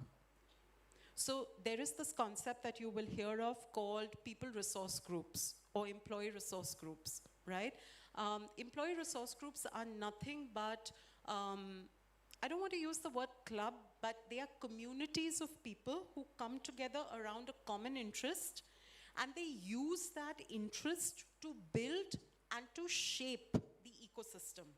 So one example of a PRG that I can give you is, in the organization I'm a part of, is something called ParentsNet. ParentsNet as a community, it has several thousand members. They really talk about how can we actually work with the organization to create an ecosystem that supports parents to be more effective in balancing their personal lives with the lives that they lead in the organization, right? So that they don't feel like they're compromising one for the sake of the other. There are 3 or 4 areas where I'm finding the corporate world is taking note, and there are some instances of movement. One big example that I can talk about is the way leave policies are structured, right? There is increasing recognition of the fact that each person is at a different stage of life. For some, you may be working non-stop for a few years, and then you may want to take some time to just rediscover yourself. So increasing preponderance of sabbaticals, right? For some, it's about you are a caregiver, or you need to take a step back. Supporting you through flexible working. It's happening, right? Now, this is one example. Another example, and increasingly you will find organizations talking about their work and education while you're working policies. Because there is recognition that everybody may not have had access to opportunities for education. Therefore, while you're part of the organization, why not give you those opportunities? And a lot of organizations today are also extending monetary support so that you can educate yourself. In one of the firms that I was a part of a few years ago, it was called Earn While You Learn, right? And that was where the energy came from. A third example of what's happening is, very clearly there is a lot of challenge that is being provided to how do we look at candidates who are being hired for different roles. There was a time when it was felt that a woman can't do a sales job. In fact, in many pockets it's felt even today. Let me not mislead you. A woman can't do a sales job because you have to interact with all types of people. You have to go out into the market, right? Very interestingly, you don't have washrooms available for women to use. So how will you be out there in the market, right? Slowly but steadily, some of these myths are getting relooked at. What is also getting relooked at is the way we appreciate high performers. About 5 years ago, there was a study that was done, one of the organizations that I was associated with, where they looked at what are the words that are used to describe high-performing male colleagues and high-performing female colleagues in exactly the same roles, at the same levels. And the language was significantly different. One small example. In a high-performing male colleague, being assertive was considered a mark of strength. In a high-performing female colleague, being assertive was considered a mark of being opinionated. Right? Now, there are enough and more examples, and I think between the four of us and actually amongst all of us over here, there will be enough and more examples that can get discussed. But since Nidhi spoke about solution mindset, let's be real. Nobody is going to come from outside and fix this for us. We are as much a part of the problem as we are a part of the solution. This is about society because our organizations are nothing but a representation of our society. Our organizational mindsets are nothing but a representation of our social mindsets. And therefore, if we are looking at peace, we are looking at equality, we are looking at sustainability, while as organizations we are adopting goals in those contexts, as societies, we have to start adapting our mindsets for those as well. Thank you. Thank you, Bhavna, for bringing a different perspective from the corporate world. And I agree that those are the challenges, I mean, in terms of infrastructure as well as in terms of leave, etc., and kind of issues in the leaders, female executive will face or are facing. But coming back to the theme, like coming from management school, I always focus on the theme. There are three broad themes which is to be discussed here. Gender equality for peace, prosperity, and sustainability. Prosperity, yes, we have talked about that economic development definitely will go up when the gender equality goes up. And there are research reports of World Economic Forum or many others. And also from the common sense, it looks that more and more participation definitely to increase. How is this linked with the peace and also sustainability? This is a question I would like to ask each of the panelists, who is able to answer, that how is gender equality linked to the bringing peace and sustainability? Ma'am, would like to answer? So, on sustainability, what I'd like to say is that, you know, women are the ones who work with natural resources. Women work with water, women work with land, women work in the agriculture sector, they work for food security, they fetch water miles away from their homes, they have to bring water because they have to, they do not have water available in their homes. And fuel, just imagine trudging miles and miles to be able to collect some fuel wood and bring it back. Of course, there are a lot of initiatives that are being taken now. But we're talking about all across the world. We're talking about Asia, Africa, Latin America, India, certainly. It's still happening. So women are working with these natural resources. If you're going to educate the woman, if you're going to provide gender equality, if you're going to give her equal opportunity, then the way she is looking at her relationship with these natural resources is going to change.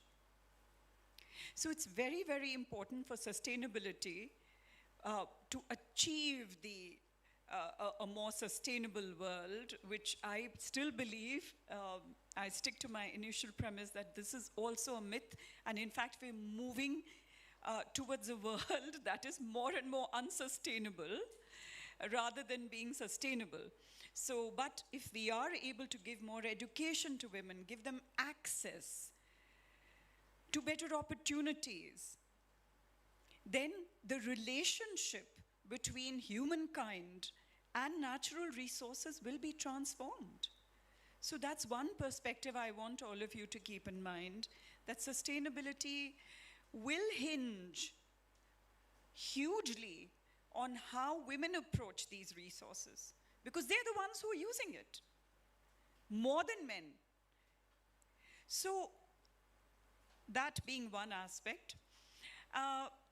Now on peace, I want to draw a reference from our mythology, our epics. You know, we went to great wars. Mahabharata is a great war. which was fought for a woman. That's what the men want to believe. In Ramayana, the war of Lanka was fought again, according to men of the world, was fought over Sita. So it's interesting that women are seen as the cause of that war, those wars. And there is a stereotype, mind you. There is a gender stereotype where they say women can be cause for wars. But it's very interesting that actually when we look at the way we are wired, and we know men and women are wired differently. Men have their strengths and their weaknesses. Women have their strengths and their weaknesses. And I'm not going about gender stereotypes. These are certain things which come naturally. For instance, I would say that women have a higher emotional intelligence quotient, according to me. And I find that in global negotiations, when you see women sitting on the negotiating table, you're bound to find more peaceful, more inclusive solutions. And please, this is not a stereotype. This is something which probably is statistically also proven by the United Nations. They have some statistics which I don't have access to. But I know that this is for a fact that if you include women negotiators, your negotiations are softer, they're more inclusive, they're more amicable, and you tend to find more positive results. So use women for your negotiations for peaceful solutions. But we are far from a peaceful world. We all know what's happening in the world, and I think to say that we're moving towards a more sustainable world, again, a myth. We're moving towards a more peaceful world, again, a myth. In fact, we live in a far more dangerous world today than we did earlier. But remember that if half of humanity is going to be subject to violence, where is the peace? When every woman at some point in her life has undergone, has experienced either domestic violence or external violence of any kind, or sexual harassment at workplace, some kind of sexual assault, sexual violence, is that peace? So absence of war is not peace. We must try and understand what peace is, what peace means in our society.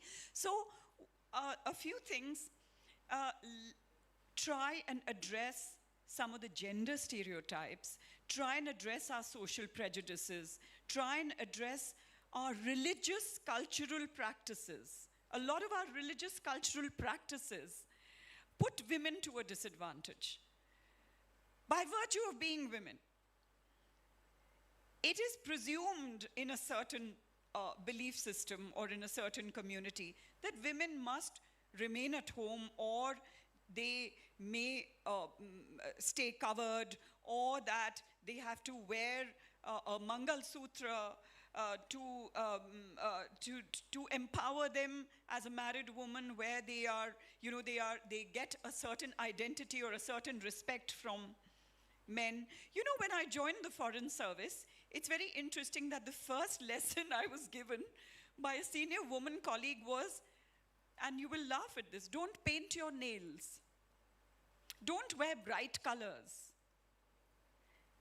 Because your male colleagues will be looking at you as a woman first and as a colleague later, as a co-worker later. So it was interesting, and I wondered, why should I be ashamed of my womanhood? Why should I not celebrate my life by wearing the color I want to, or wearing the nail paint I want to, or by wearing lipstick if I wish to? Why should I be deprived of that? Just by virtue of being in a work sphere where my male colleagues want to look at me in a certain way.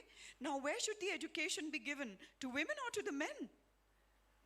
It's the men of our country, it's the boy children of our country who have to be educated with a values-based education. Our education must be values-based, where we have to teach men and women equally as to what it is to respect each other's gender. I'll stop at that. There are so many others who want to come in. Maybe, Nidhi, would like to elaborate on this peace and the sustainability part? I mean, I think Ambassador Mota summed it up really well. I was just going to say, I mean, look at all the wars that have happened World War I, World War II, Russia, Ukraine. I mean, who started it? It ain't no lady, right? I mean, so and on a serious note, I was fortunate enough to work in an organization for nearly 24 years, which was dominated and run by women. We actually had the reverse gender imbalance because I would look to hire male anchors or male reporters because we had so many women.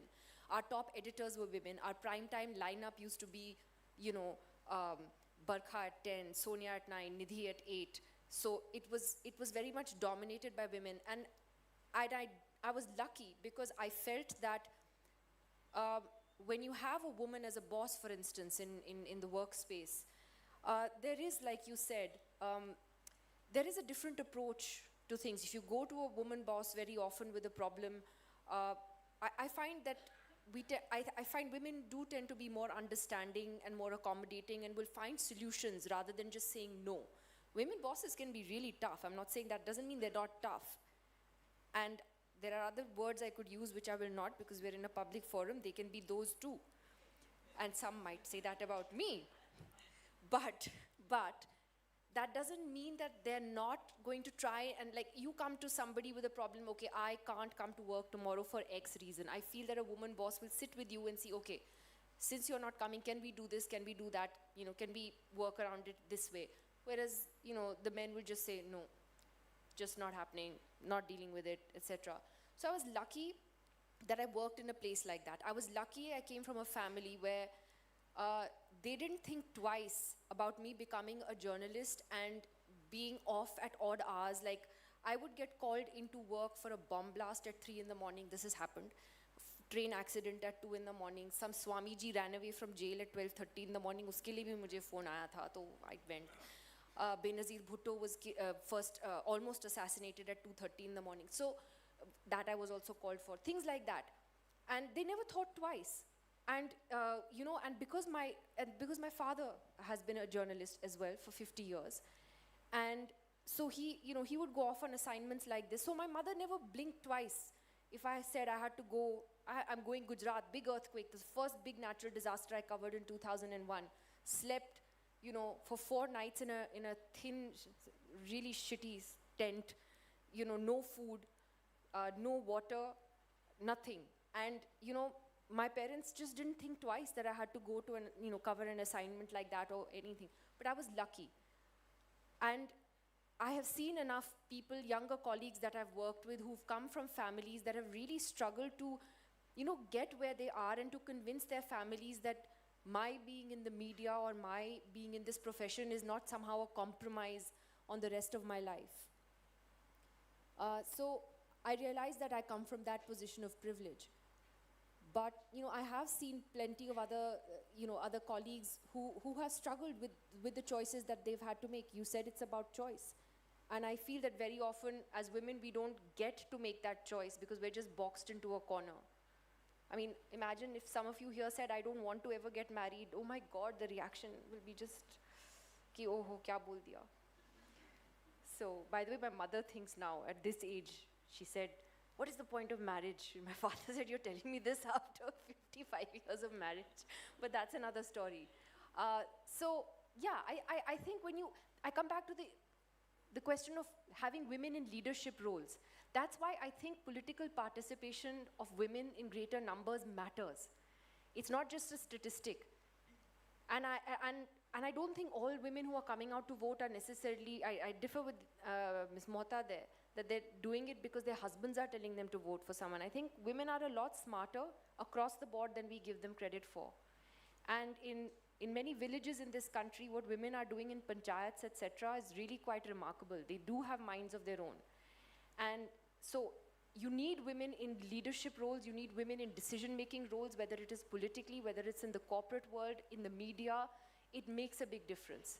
And I think that is one step that's doable in our lifetime. Social mindsets may take a much longer time, to deal with, but these are things that we can do now. So, how many of you enjoy watching movies? Everybody, almost, right? So I'm going to take 2 examples from Hindi cinema. Have you seen this movie called Sui Dhaga? Okay. Interesting one, right? Because it's not like the man didn't have the talent. It was the partnership that created a winning combination, right?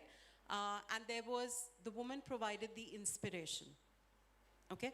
Have you seen this other movie called Dil Dhadakne Do? Okay, that is far more South Delhi. Now, the reason I particularly enjoyed that movie was it actually played to something that Nidhi referred to a little earlier. In affluent families, work that a daughter does is considered a hobby, right? The protagonist that Priyanka Chopra played went on to set up a travel company that was well recognized, right? The reason I'm giving you both of these examples is because creating sustainability, creating peace, all of these things are actually outcomes. They are outcomes of prosperity. They are outcomes of abundance.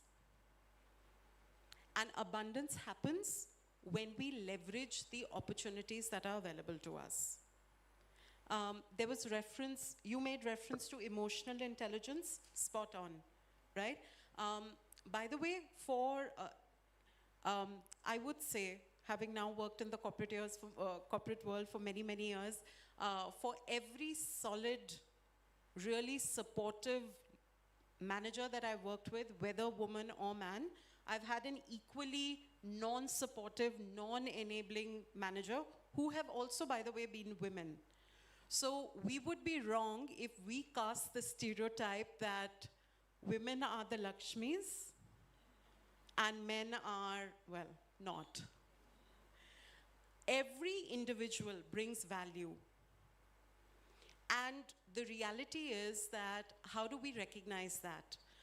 There are a few words that I hear quite regularly, which to me is symptomatic of a non-inclusive environment. Let me give you a couple of those examples. Hamare yahan to aisa nahi hota. Why should I change? We've been so successful all throughout. Why should I change? Right? Now, these are all examples of non-inclusiveness. And to me, if we are looking at prosperity and we are looking at abundance, because that is what underpins everything, then we have to start looking at how are we enabling people to bring their best selves to work? And how are we taking away from people's lives to bring their best selves to work? Right? So, for example, when I was on that side and attending events like this, fortunately or unfortunately, I used to enjoy sitting towards the front.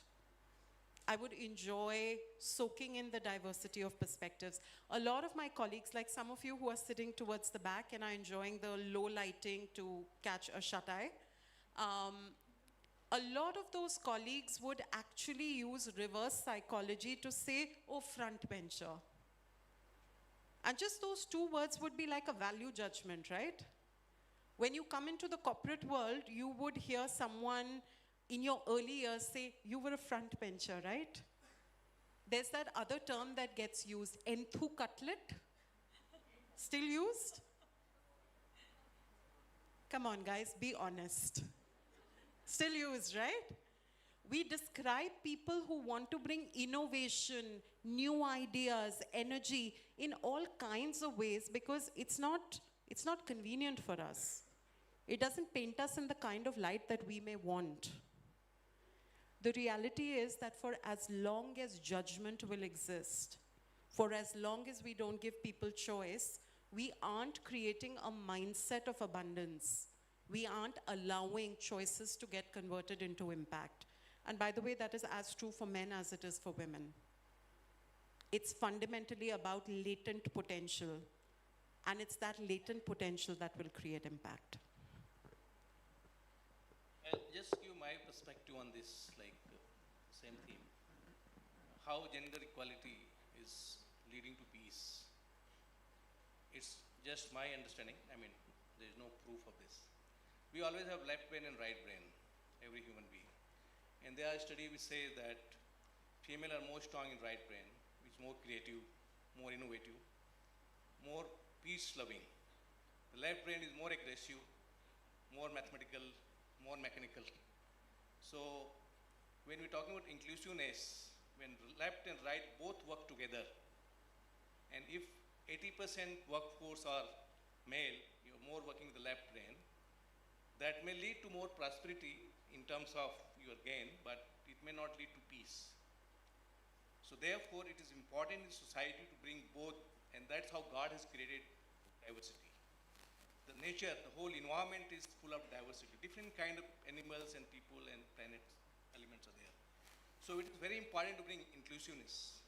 So when you talk about society, we need to have equal participations.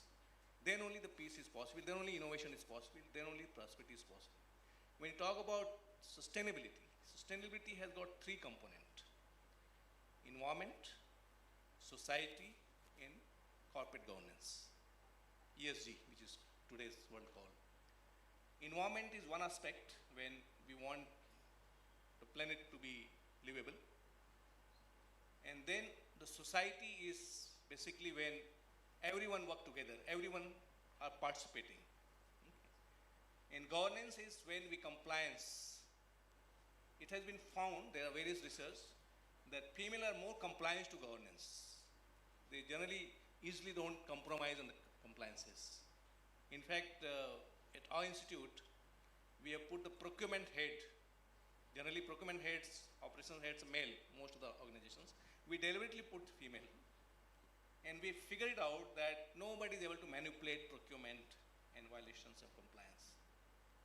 So there are, there are studies, there are evidence which says that the female has some extra ability than male, and therefore it's important to have their participation in every activity.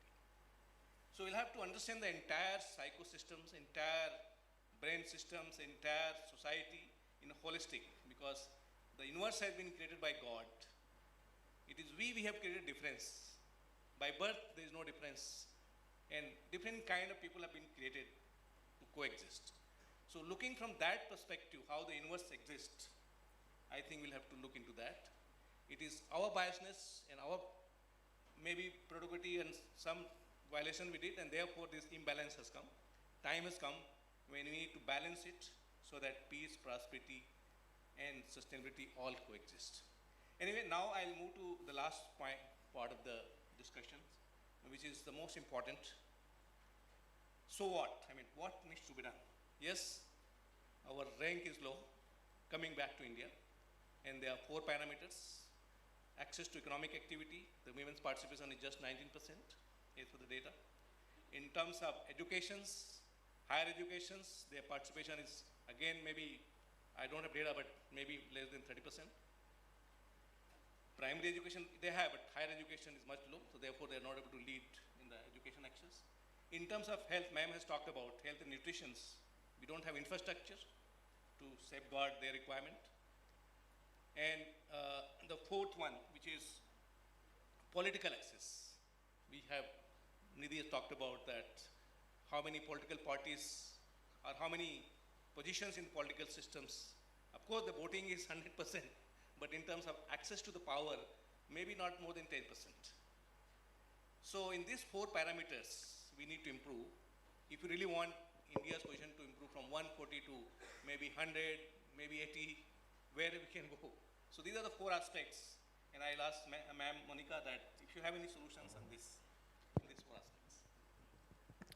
I remember decades ago, there was a very quiet revolution that happened in India at the countryside level. Rajiv Gandhi brought about a legislation in Parliament which was vehemently opposed by the men then, where he said he would give 1/3 reservation to women in all village self-government bodies. That means panchayats. And at that time, there was a hue and cry, and a lot of people said that, look, but our women are not prepared for it. They are going to be proxies for their husbands, their brothers, their fathers, their sons, and you'll put these women as puppets in these positions, They wouldn't know really how to self-govern. They wouldn't know how to be competent heads of the panchayats, sarpanches. So this happened, what, three decades ago or more. And at that time, Rajiv Gandhi's government went ahead and made this reservation, 33% reservation for women as sarpanches in panchayats. Today, my dear friends, while the percentage of reservation for women stands at 33%, the actual percent of women who have become sarpanches is 50% and beyond. One small measure at the right time has led to a huge sea change in terms of women's participation at local self-government level in India. So we need some pioneering path-breaking legislation. We need to change some of our laws. We need to make them more inclusive for women. Affirmative action can include reservation. I'm not against it. If reservation is required and if we have a vision into the future as to where we want to see women in terms of gender equality 5 years, 10 years, 25 years from now, we have to take that action today. So we definitely need path-breaking legislation. We have to do away with discriminatory practices which are based on religion, all kinds of other social biases. There's millions of examples we can go through. And that comes to a great extent if we are able to bring about education for all genders, not just women, but men, equally so. And as I mentioned, values-based education. My colleagues here on the panelists have spoken a lot about inclusion of women in the workforce and what we need to do about that. So that was very well said, and I'm not going to repeat those points. So grooming women in leadership roles is very important. Bring them into leadership roles, whether it's the corporate world, whether it is the political sphere, even within the families, while there is a discussion, you know, a lot of men say, oh, but women rule their families. That's not true. Women do not rule their families. Women abide by a very patriarchal system, by and large, that is imposed on them by the family system. So whether it is the family as a unit, whether it is society at large, our cultural practices, we have to look at women through a different lens. Bring about education. I say this again and again, education is going to be the game changer. Give an equal opportunity to women in education, and then again in the work sphere. Please close the gender pay gap.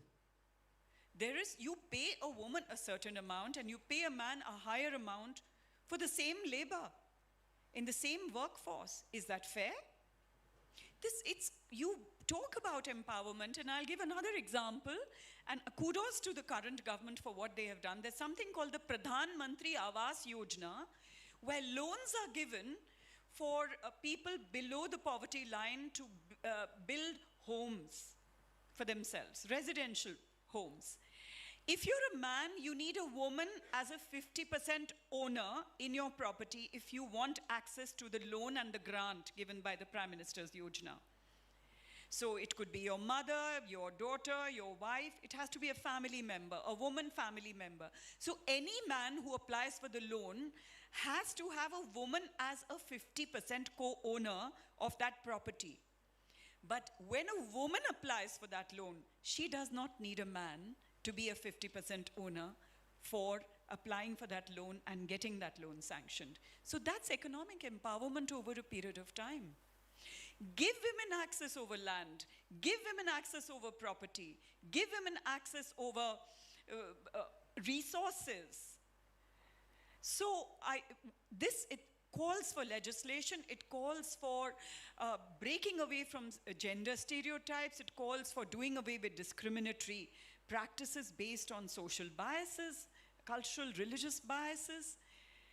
And I'll give you another example since I worked very closely with Sweden as ambassador there for 3.5 years. IKEA, all of you must have heard of the furniture company IKEA. They do home decor and furniture. One of the MNCs, huge giant. You know, they took a conscious decision in India that when they open their IKEA branches, 20 branches they're opening in India, they took a conscious decision that 50% of their workforce will be women. 50% of their workforce will be women. So can't we take such conscious decisions? We can change the landscape, and we can do that over the next few years. It will not take as long as we think forever. But as of now, we are not doing it, and I think we need to move much faster. Thank you. Thank you, ma'am. So coming back to Nidhi again, that our position is 140 out of 156 as per the World Economic Forum in terms of gender index. And there are 4 parameters. They have low access to economic activity. They have low access to education, lower access to health, and political access, political power. These 4 parameters need to improve. And it's not the same for women, it's the same for everyone else, that our country is position 140. So what do you think, what needs to be done out of this 4? I think I've actually spent quite a bit of time saying what I think needs to be done in terms of, empowering women through legislation, whether it's politically or, otherwise. I mean, I don't think you can legislate to force companies to hire, 50% women. I think that's something that we have to do internally. But political representation, is another story. In fact, I was pulling up an old column that I had written only 2 months ago, where when you look at the data about political representation, and you look at worldwide, women in parliament. So women have about 26% seats in national parliaments around the world. That's the world average. Our average is 15% in terms of women's representation, and 19 state assemblies have less than 10% women lawmakers. The BJP, which is in power right now, has 303 MPs, only 42 of these are women. So that just tells you how imbalanced the entire equation is. So I don't want to bore you with the same thing again and again, but just a little piece of advice to the young women who are here, who are starting out in their lives. I really liked what Bhavna said about choice for all of us, man, woman, any gender. Whatever you choose to do in life, please make sure that it is actually your choice, and that includes taking a conscious decision, maybe to not be part of the formal workforce and staying home and bringing up your family. That's a choice too. And I think that we don't respect that choice enough. If there are women who want to do that, well, and that's what you want to do, that's great. Please do it. But if you don't, and I know it's easier said than done. Maybe I was lucky because I've come from a family that has encouraged me to follow my dreams. Not because I have to, if I quit this job today, or if I can just sit back, it's fine. I made a lot good money, worked enough. I can actually chill, but I don't want to. I want to be, I want to be active. I want to keep my brain moving. I don't have kids to bring up, so I have my 2 dogs, actually 5 dogs, if I count them across different households. But that's it. So that's a choice that I'm making. So as far as possible, make sure that it is a choice that you're making, that is for yourself. In anything, even, most of all in things like marriage, etc. That you're doing it because you want to, because you like the other person, not because your parents are telling you, all the parents are going to kill me, but not because somebody in your family is telling you to do it. Or if you don't want to, then don't. You take over your own agency as much as you can. It's just one life, so just live it the way you want to, with the choices that you want to make, genuinely, not the choices that you've been conditioned to think are right for you. That's just some parting wisdom that this middle-aged lady is giving you on the way out. Thanks. Now I would like to give a concluding on this. So I'm going to share my definition of diversity, equity, and inclusion with you. It's slightly different. Diversity for me is who you invite to a party. Equity is who you invite onto the dance floor. And inclusion is whether the people on the dance floor feel comfortable to dance the way they like to, without fear of prejudice. Eventually, this conversation is all about three things. One, what gets measured gets delivered. You decide what you want to measure in your life. There are many, many choices. And by the way, the choice to raise a family is a very noble choice. And if that's what you choose to do, I have male colleagues who've taken 5 years off from the workforce because they believe that raising their kids is something that they want to do. More power to them, right? So what gets measured gets delivered. You choose what you want to measure. 2, at the end of the day, yes, we have to fight stereotypes, but please don't assume stereotypes. When the Me Too movement happened, right, a lot of colleagues had gone through very painful experiences that it took a lot of courage to highlight. But a lot of people just tapped onto the bandwagon. Please don't tap onto a bandwagon. Be real to who you are. And the third thing is, it's up to you whether you choose to look at opportunities now and here or opportunities nowhere. Because the reality is that there is a plethora of opportunities out there, and equity, inclusion, and truly, truly looking at win-win is what will help us make that difference. So all the best. You live in a really exciting world. We all do. Thank you. We can open some questions, ma'am. I think we have finished our time, but 2-3 questions. Yeah. Can give the mic. Good afternoon, everyone. My name is Niharika. I'm from IILM Gurgaon. So first of all, I'm so glad that I can be here in the presence of such esteemed company.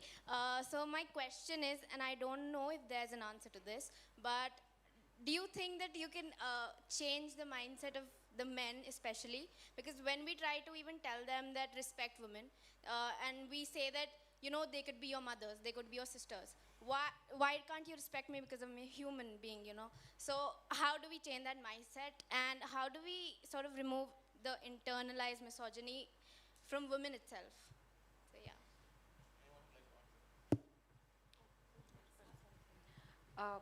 Very well.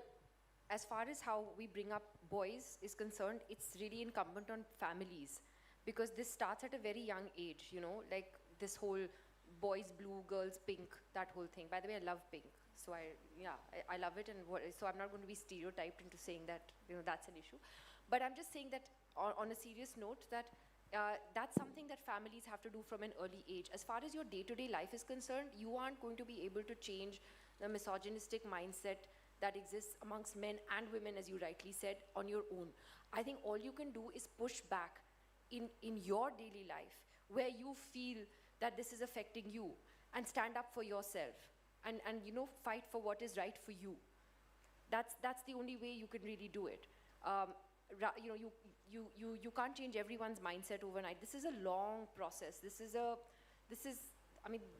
going to take generations. It's not going to happen overnight, but there are little things that we can do in our daily lives. Whether it is, you know, something sexist a friend might have said in a WhatsApp group and not even realized it. You know, just point it out. Just say that that's not cool. For that matter, there are a lot of things on WhatsApp groups which are said, which are, whether it's sexist or frankly communal these days or whatever, call it out for what it is and shut it down. I think these are small things that we can all do to make, you know, to make things better for ourselves and for those around us. I'll just add, have the courage to take a stand. Yeah. Someone is rude, tell them that you're being rude, right? Someone is talking in a way that you feel is inappropriate, say, I think you're being very inappropriate. Don't be worried about whether there are 2 people in that room or 200.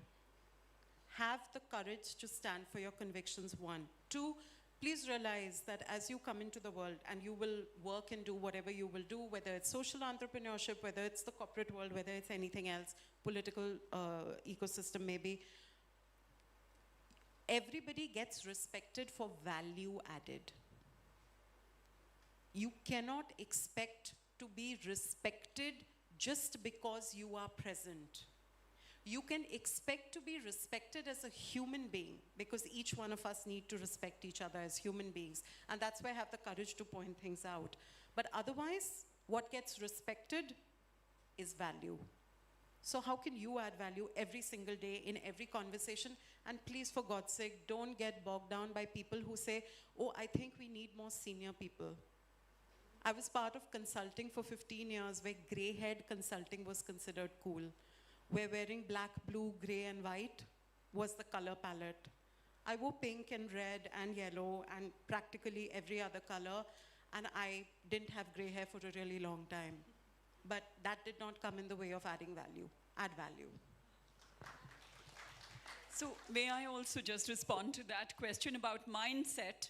I was once asked a question that, look, if you're asked to choose between your career in the Foreign Service and your family, and my family consisted of course, my parents, my husband, and my 2 children, a boy and a girl, who were very babies actually at that time. I had them one after the other.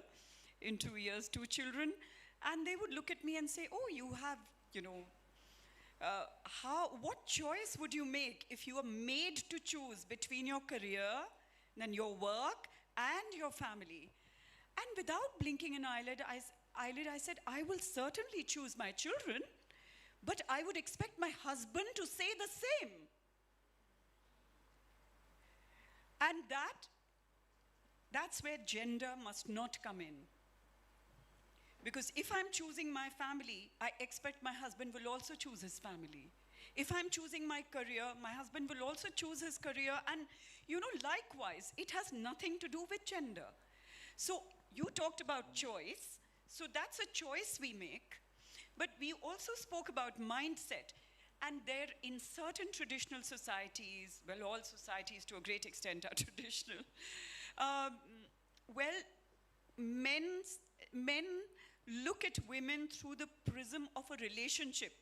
Ye to maa hai, behan hai, beti hai, biwi hai. So the respect for the woman comes from the strength of that relationship, the way you look at that relationship. She's not seen as an individual or as a human being in her own right. So only seen through the prism of these relationships, the lens of these relationships. That's what we need to change, right? One more, 2 questions, yeah. Yes. Good afternoon, everyone. My name is Megha. I'm from IILM University. My question is from Bhavna ma'am.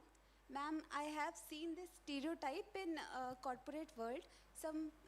I've heard some men say that when women is given more opportunity, they say that they're taking away the opportunity from their male colleagues. And sometimes they say just because she is a woman, she is being promoted, or she is being promoted, and just because she is woman. So what will you say about that? My instinctive response is not fit for a large audience, but people will say what they will say. Why do you have to get bogged down by it? They say a lot worse than that, right? At the end of the day, you have to be very clear. One of my fundamental problems always is, so I don't enjoy Women's Day. I enjoy the chocolates that come with it, in all transparency. I don't enjoy the Women's Day part of it. I also don't like being called a woman leader. I'm a leader, full stop. Each of you is a leader. You can choose to embrace it or not. My submission to you would be, there are things that you react to and things that you let pass. So it's kind of misogynistic, right? It is fully misogynistic, not kind of. Okay. Right? But you don't have to respond to everything. And that's what taking the high road sometimes is about. We spoke about emotional intelligence. Emotional intelligence is not just knowing how to react to which situation. It's also about knowing when you let certain things pass because there is no value to come out of it. You know, when you see, when it's raining and it's muddy and there are pups or dogs playing in the kitchen, everybody who plays in the kitchen gets dirty. No one is more dirty and no one is less dirty. Don't fall to those levels. It's not worth So it. I think last question should be from male because we Thank you. cannot ignore them. Of course, we need. Good afternoon. My name is Nikhil Sharma. So I have this question to all of you. As sir said that 19% of workforce of women, you given the data, right? And you all said we need laws to change all that. And as ma'am said, Nidhi ma'am, that in Rajya Sabha, in Lok Sabha, we have a less number of women. So my question is, we already have laws for that. Right to education, we have given that. Right to work, we have given that. And the 81st Amendment Bill that was in 2001, we have given the 33% to the women. And as ma'am said, right to life, we should give that. We also have that. Article 21, DPSPs, we all have that thing. And the Constitution has given all the things that we should include in our policies, in Parliament should make, what should they do, but still that thing is not going away. That thing is still continuing from the past ages. So how can we really fight that? Because we can on set give views and that's it. Nothing happens. So Solution is only education from my perspective. You need to educate in every aspect, not only degrees, but let people understand humanities, how coexist and how we work together. And legislations, of course, is an instrument, but you cannot just rely on legislation. That is my perspective. I think we are short of time now, and we'll have to close. Thank you, my eminent panelists, Nidhi, Bhavna, and Question. It's a very important question. I'm sorry. I'm a worthy of being loved by a woman. I try every day. But yes, of course, yes, it has to be. When my friends asked, male friends, they asked that, मतलब क्या शर्त होगी या कुछ होगी? मैंने कहा सिर्फ एक ही शर्त है. Even my friends as well, they have to be politically aware and logical. Okay. One question on this story that my name is Tanay. It all comes from the political participation is very important, 19%. I'm just curious and I keep wondering why a majority of women are not interested in talking, having discussion on politics. Because I mean... Who said? No, majority, ma'am. What, have you done some survey? I mean, in my personal life, more than 100 women, I mean, I'm not talking about newsrooms. I'm talking in general. I'm also talking in general. Yes, ma'am. That's But they are not interested. I mean, whenever I talk about these things, so after a while, after an hour. Like politics? Political, like policies, news, political news. So they say that, sir, ab bas kariye ya fir yaar bas karo, yaar bas karo. I mean, firstly, if somebody's not interested in like what's happening politically around them, well, fine, that's their choice. It's okay. But it's not, this is a stereotype that women are not interested in news. No, I mean... Bhaiya, I just gave you the statistics. There are more women who are participating in our democracy today. This is Election Commission of India data. Ma'am, I'm all awareness. There are more and more women who are voting in our elections, in state assemblies and in parliament, which means they are very politically aware. So let's not generalize based on the 100, you know 100 women. No, yeah, I mean, yes, I have, I mean, Okay, yes. observe karna banta hai na, ma'am. Yes, Tanmay, I think I found the solution to the problem. I know what it is. They don't want to discuss politics with you. I'm sorry to say that.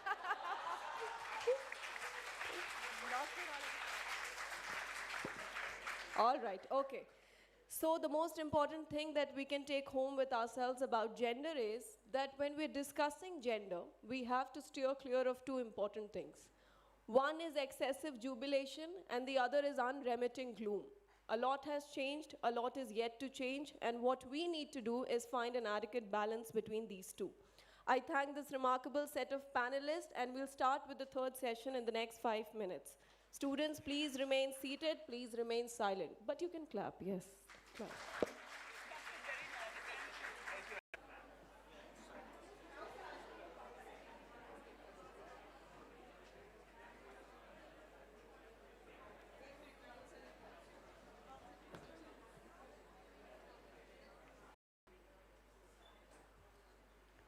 We shall now begin session 3 of today's conference. The session is titled Addressing Inequality, Access to Finance, and Responsible Consumption for a Better World. Inequality is at the center stage of economic policy debates all across the globe. Governments try to come up with policies that reduce the same. However, sometimes they may end up exacerbating these same inequalities. With this in mind, I call upon our expert set of panelists on the stage. We begin with Mr. Stephen C. Patton, South Asia Director for Liverpool. He'll join us shortly. Dr. Priyadarshi Das, Associate Professor, RIS. Mr. C.K. Mishra, IAS, former Secretary, Ministry of Health and Family Welfare, and Ministry of Environment, Forest and Climate Change, Government of India. Ms. Namrata Rana, National Head of ESG at KPMG, India. Professor Raj Nehru, VC, Sri Vishwakarma Skill University.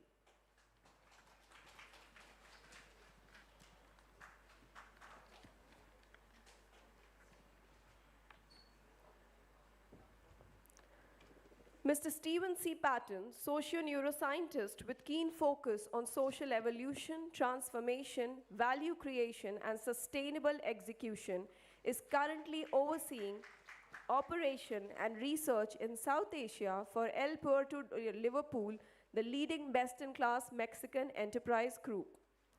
Dr. Priyadarshi Das is Associate Professor at Research and Information System for Developing Countries, RIS, New Delhi, India. He has 15 years of experience in policy research on trade, investment, infrastructure, and fintech issues in the context of G20, IORA, BIMSTEC, and Indo-Pacific. Mr. C.K. Mishra has been a career civil servant belonging to the Indian Administrative Services. He joined the service in 1983 and superannuated as Secretary in the Ministry of Environment, Forest and Climate Change, Government of India. He led India's negotiations at important forums such as United Nations Framework Convention on Climate Change to assess progress in dealing with climate change. Ms. Namrata Rana is National Head of ESG at KPMG, India. She has written 2 books on sustainability, and her case studies on ESG are taught across the world.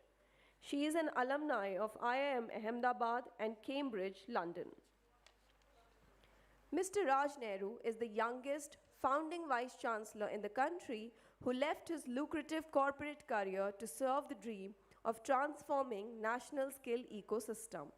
He's been appointed as the Vice Chancellor of Sri Vishwakarma Skill University, Government of Haryana, which is also the first skill university of India and 6th in the world. He has also been appointed by Governor of Haryana as the Director on the board of Haryana State Electronics Development Corporation. University Grant Commission has appointed him as a member on formation of Implementation Plan for National Education Policy, the NEP 2020. Sir is also going to be chairing this current session. I request the panelists to please take the session forward. We've started a little late, but we'll try not to go overboard and end sharply at 4:45. Thank you. Thank you very much.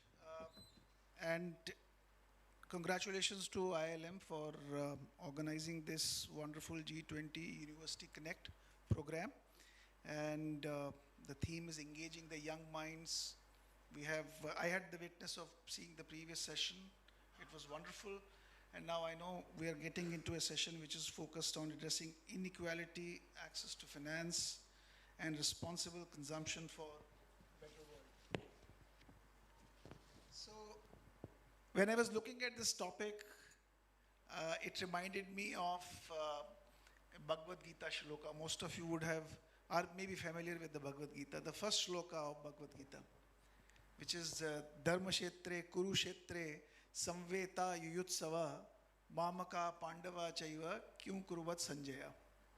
Now it's in Sanskrit, but the meaning is very insightful, and the entire Gita's epicenter, the entire book, the pivot is this shloka. And you know why I'm talking about the shloka is, in this shloka, Dhritarashtra, who is blind by his physical eyes, still has an urge to see what is happening in the battlefield. Now, it's not only the urge, what's happening in the battlefield, it's about his desire and, what we call greed. And greed for what? Greed for seeing what his children, the Kuruputras, and not his brother's children, Panduputras, to see what is happening with his Kuruputras, their welfare. So the attachment to their children, his children, has made not him only to be so greedy that he has forgotten that on the other side it is his own brother's children. And because of that, he has brought so much of devastation. Entire Mahabharata is because one man who was physically blind, we thought he couldn't see anything, but he was not only physically blind, he was blind by his wisdom, that he could not even see what is right and what is wrong, and became so greedy and became so attached and became so selfish that ultimately resulted into such a big war and such a big devastation. And now this story has traveled through thousands of years, and we have seen thousands of wars in the world that has brought so much of devastation. But in last 100, 200 years, the kind of devastation we have created, every one of us has become Dhritarashtra in one way or the other way. We have created so much of inequalities in our society. We have created so much of damage to our ecological ecosystem, to flora and fauna, to the natural resources that this nature has given us. We have created so much of greed in ourselves that the hoarding has become so much important for us that the value of those people who cannot afford has become meaningless to everyone. And resultantly, what has happened, there has been a big gap today across the world.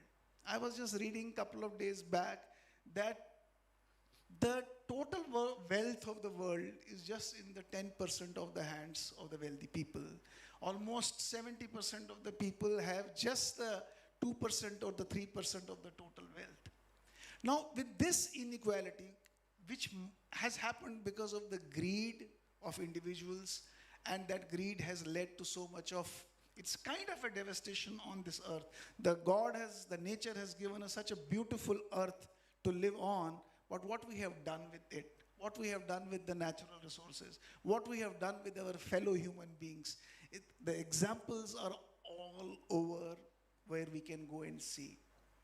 So I think this topic today that we are dealing has given us an opportunity to discuss and debate and have everyone's view and create that awareness by bringing in so many experts today, which we have heard, which are in the panel today, who will share their perspective about that what we have done to this earth, what is preventing us from creating equality in the society, what is preventing us from creating a sensible method of consuming certain things. In India, we come from a land where we talk of Antodaya. Antodaya, which means that the last man, last person standing in the queue must rise. We come from the land where we want everyone should have everything.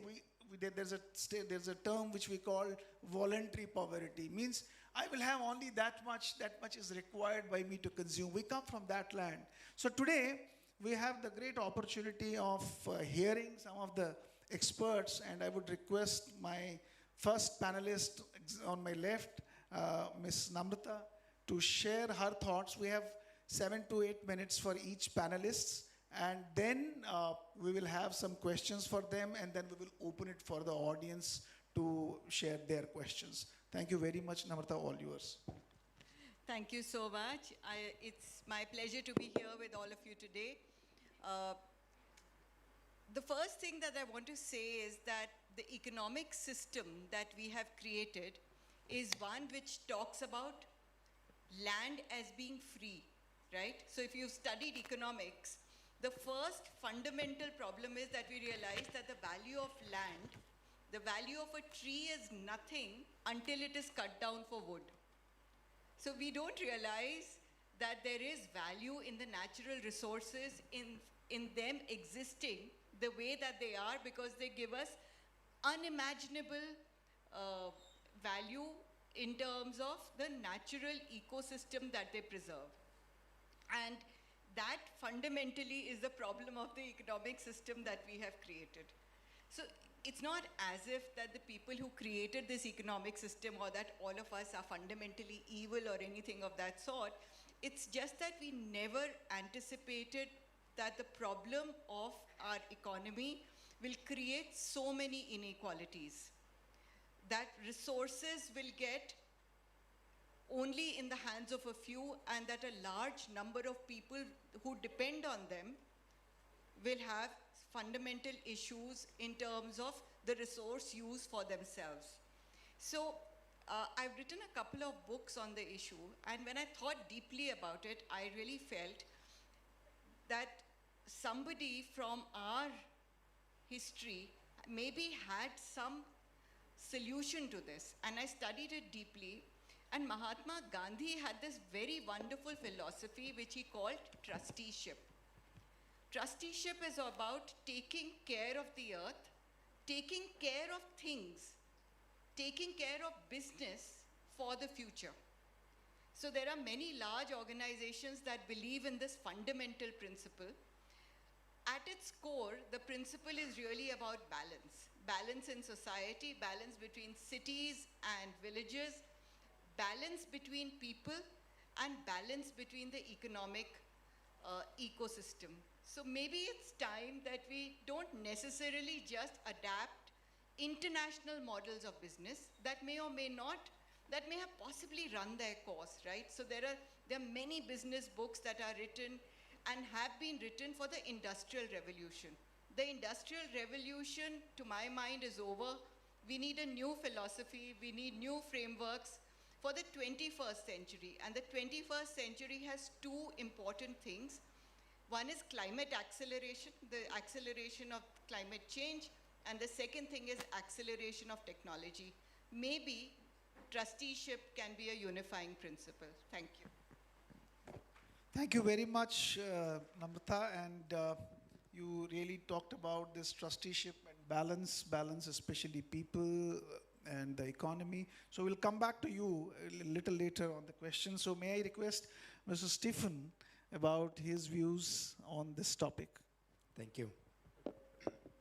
So, thank you for setting this up and spending some time with us. It's a little bit curious that the panel ended up being built in this way, because I come from the private sector, which to the eyes of many would be the culprit of a lot of the situations that we are faced to. No, specifically from a retail division or from a retail chain in which we are entrusted with generating needs and desires and creating business around the creation of value through abstract prime resources. What is very curious is that for the past 176 years, we've been able to do it successfully without leaving a damaged universe behind us. We've been able to expand, and this is coming from an economic center which is very similar to India, which is Mexico, which is where our main business is built. And before the conversation became relevant, one of the reasons why I live where I live and I do what I do is before the conversation becomes relevant and before it becomes a media-driven topic. In order to be a market leader, you need to pioneer and you need to take on the challenges before they become an impact and before it becomes part of the conversation and before it's challenged by the same market that you're looking to service. So if we are going into access to finance, our company is one of the main issuers of credit to a country that needs resources in order to fund it, because the economic output is so dispersed in Mexico that you need to generate this opportunity. So someone has to come first and someone has to offer those opportunities. So we take the risk and we bet on the market and we bet on the goodness of the people in which you build this long-lasting relationship. And once you become this Liverpool customer, it tends to be for life, and you inherit that connection with the upcoming generations.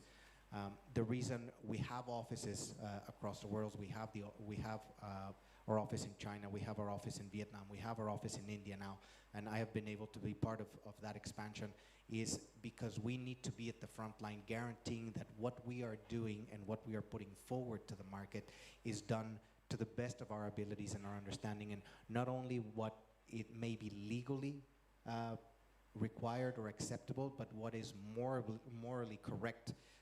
I get to go to the factories, I get to see how trees are getting cut down to make those pieces of furniture. So I need to ensure that there is a sustainable, and for everyone that's cut down, that there's 10 more coming, because we can't generate a business on banking on destroying what we have now.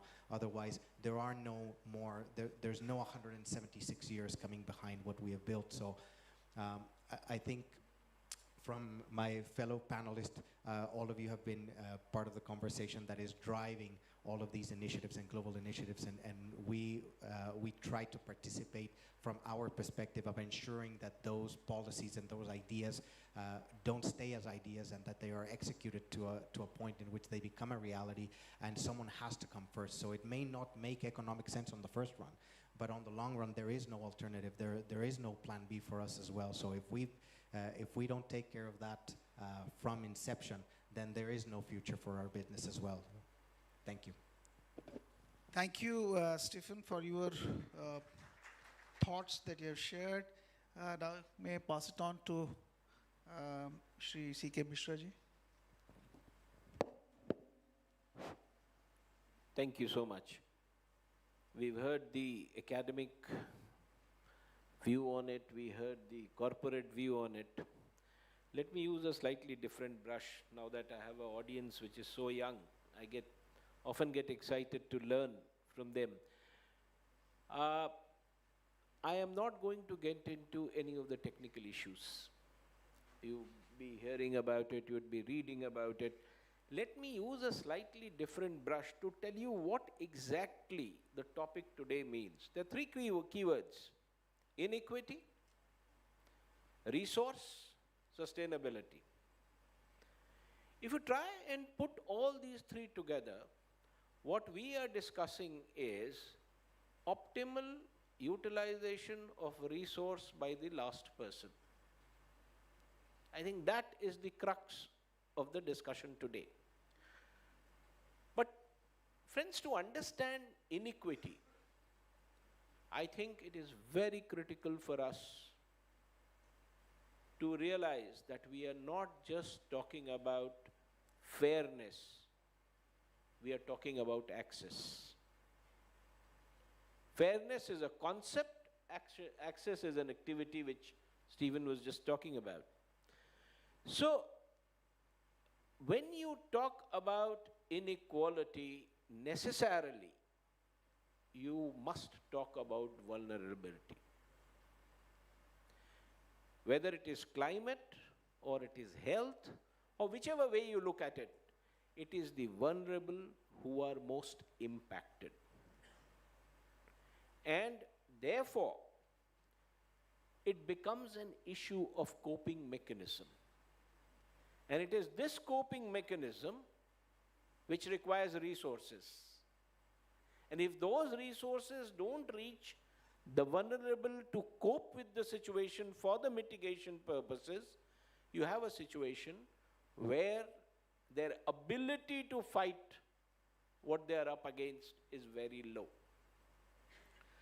So, and it's not just about one country and another. It's within a society, within a country. I'll tell you an interesting story of what inequity means in the global scenario today. The president of Marshall Island, in one of the conversations I had with him, I was trying to explain to him that India has 7,500 kilometers of coastline and we are very vulnerable, and you know, we are a developing country, we have our development needs. He said, just relax, don't say anything. Just remember one thing, that if this climate action continues and the sea continues to rise, our country is the first to go under. And we have no resource, no ability to try and mitigate that. So that kind of global inequity exists today. There are countries within the globe on the climate front who've used resources which everybody else today is being advised not to use. Sound advice. But is there some stage when we will start talking about parity, equity, and justice? So that is what inequality really, you know. You keep talking about the pandemic. Let me give you another.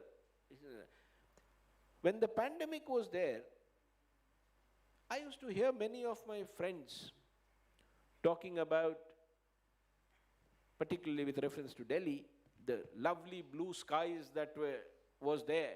And they say, what excellent weather and what fantastic, quality of air we have. Stop for a while. Look at the cost, the death and the suffering that the pandemic got. Would you like to see clear skies at the cost of that kind of a life? There are many, many trade-offs. So what is important is that those who actually suffer must start getting some benefits. So we need to understand the fact that inequity is at every level. So the topic also talked about sustainability. Climate change and the ill impacts of climate change are obvious to everyone. You know, every scientist was saying it for more than 2 decades today, but it took a flood in Pakistan and some adverse effects in USA for everybody to say, yeah, it's real. While many leadership still think that it is not. But the fact that is there, you have only 2 options. Either you mitigate that or you adapt to that. Both adaptation as well as mitigation require resources. And that is not available to the developing world. You know, everybody talks about sustainable production. It's a very good discussion to have because that is the key element. And I think today for countries which are not the best with resources, we must start a conversation, and that is why I urge the younger generation to start this conversation around sustainable consumption and not just sustainable production. You know, when you have these climate events, what does it mean for people who are suffering? It means lesser development, it means lesser jobs. So when you are aiming to become a 5 trillion economy, particularly with reference to India, please remember that 80% of India is yet to be built. So that is the kind of development you will have in future. So the only option that we have is to go with responsible growth. Climate justice at a global level and climate action at a local level, a costed plan for every country. What does all this mean? This all means only 2 things. It stands on 2 legs. Finance, technology. Globally, finance is not forthcoming. Technology, nobody wants to leave. The barriers are not being broken. So every country has to fend for its own. Every country must have its own costed climate action. Otherwise, the inequities are only going to increase. And if tomorrow, God forbid, certain things happen, the vulnerable section of the society will not be able to withstand it. Therefore, whatever it takes, whether it takes a green bond, whether it takes a debt, whether it takes an equity instrument, whatever new instruments of finance we have to create, India will have to create to cater to its vulnerable section. We have no option because the development imperative cannot be left aside. So ultimately, if you want to fight this war on climate and also be equal to everyone, you need to take everyone along. And please remember, I mean, this is something I keep saying again and again and again, it's not the government's business alone to ensure that. We all have a role to play. And if we don't, we are the ones who will suffer. Thank you. Thank you very much, C.K. Mishra ji. May I request Dr. Priyadarshi for his comments. Thank you, Chair. First of all, as RIS as co-host, we congratulate IILM for putting this event, which has been happening successfully since morning. I think my fellow panelists have already touched upon all major facets of growth, excesses of growth, the solutions to that. As Chair mentioned in the beginning, perhaps it requires a couple of minutes to recall what we have read in our, I being a student of economics, what we have been taught as dominant theories of growth and development. Perhaps there lies a little bit of anxiety as far as we see the world moving. A lot of emphasis has gone into maximizing utility, which perhaps sort of was behind the rationale behind developing technology, restricting technology. Those who have it, they restricted through IPR and other things. Those who didn't have, they kept on struggling. They asked for aid, all sorts of support. So technology divided the world initially. Then in the race towards maximizing utility and achieving high GDP growth led to a competition which was more of grabbing the resources where you can. So all diplomatic efforts, all writings around that rationale was led to a such situation of race to the bottom that the intellectual effort were driven towards achieving high growth. The branch of economics which has gone into details of that, whether it's neoclassical or the recent post-Washington consensus-based models, all have sort of put that as the GDP as the central measure of progress. Now we are talking about that we have achieved high growth, but we are still living with inequality. We are not able to eliminate poverty the way we wanted. So these anxieties kept on bothering economists, environmental scientists, everybody, social scientists to a very great extent, that the people, those who are at the vulnerable and the poorer sections, continue to remain trapped in that section, despite of all government policies and everything. So that requires a radical change in the way we build our assumptions towards what is success in our life. As part of the G20 Finance Task Force, we recently had a meeting in Bali, Indonesia. So we are discussing about sustainable finance and all these things. So there was some presentation on natural capital wealth. So it prompted me to ask a question.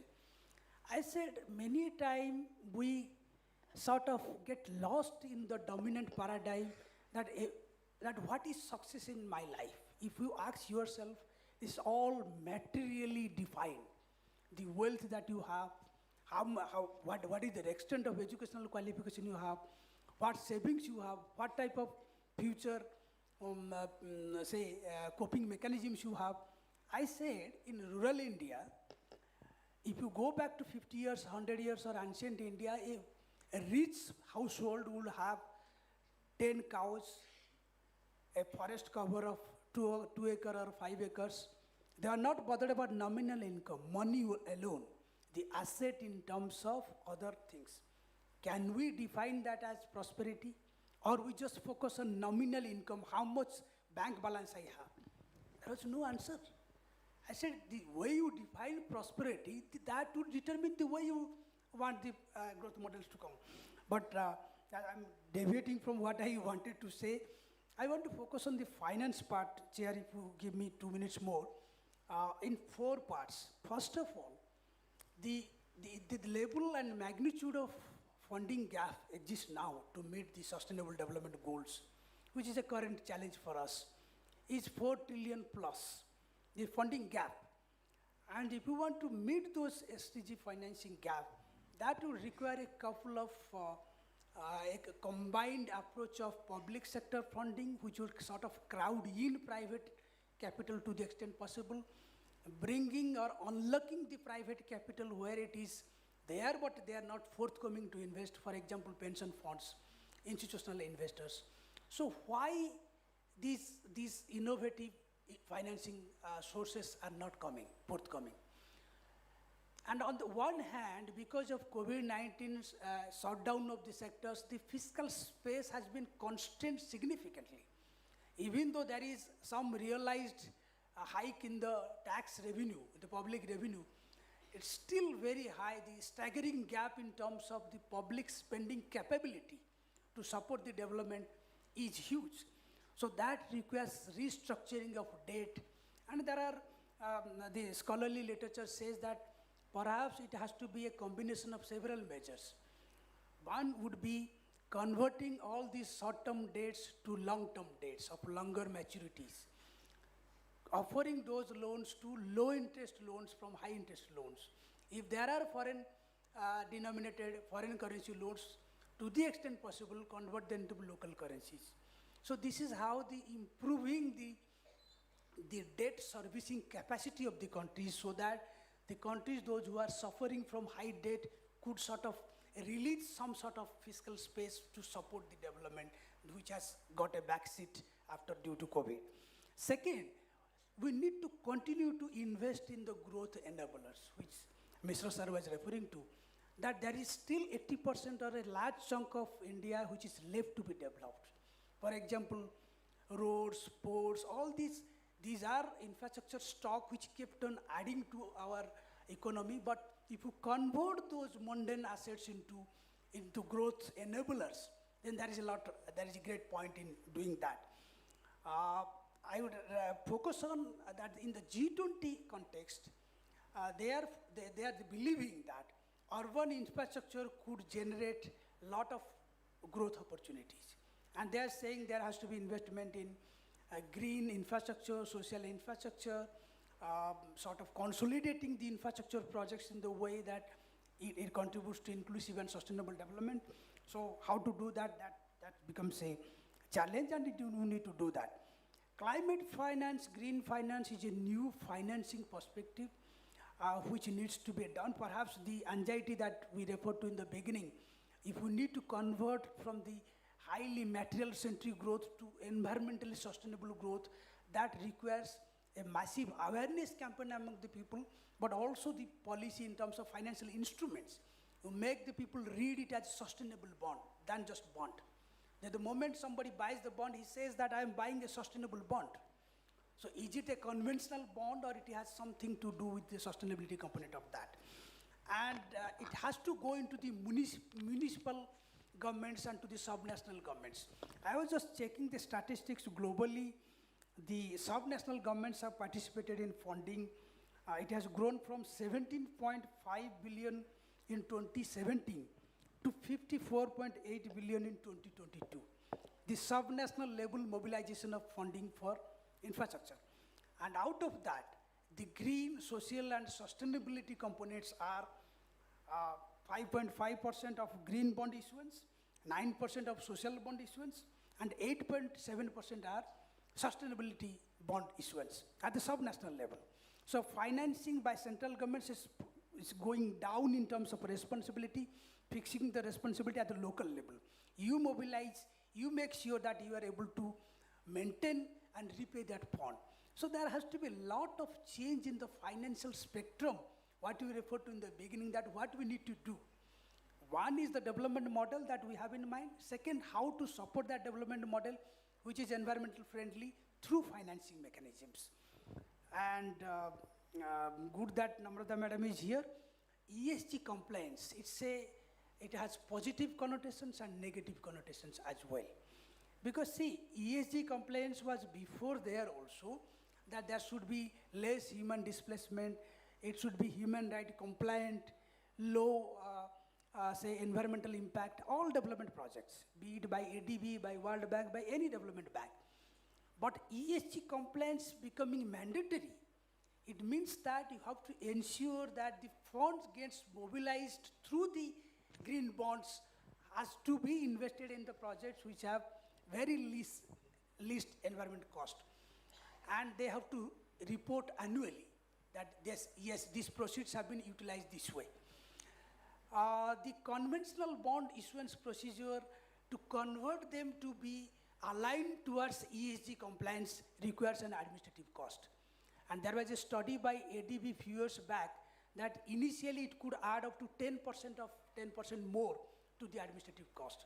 Because the way you are doing, somebody has to underwrite that risks, all these things.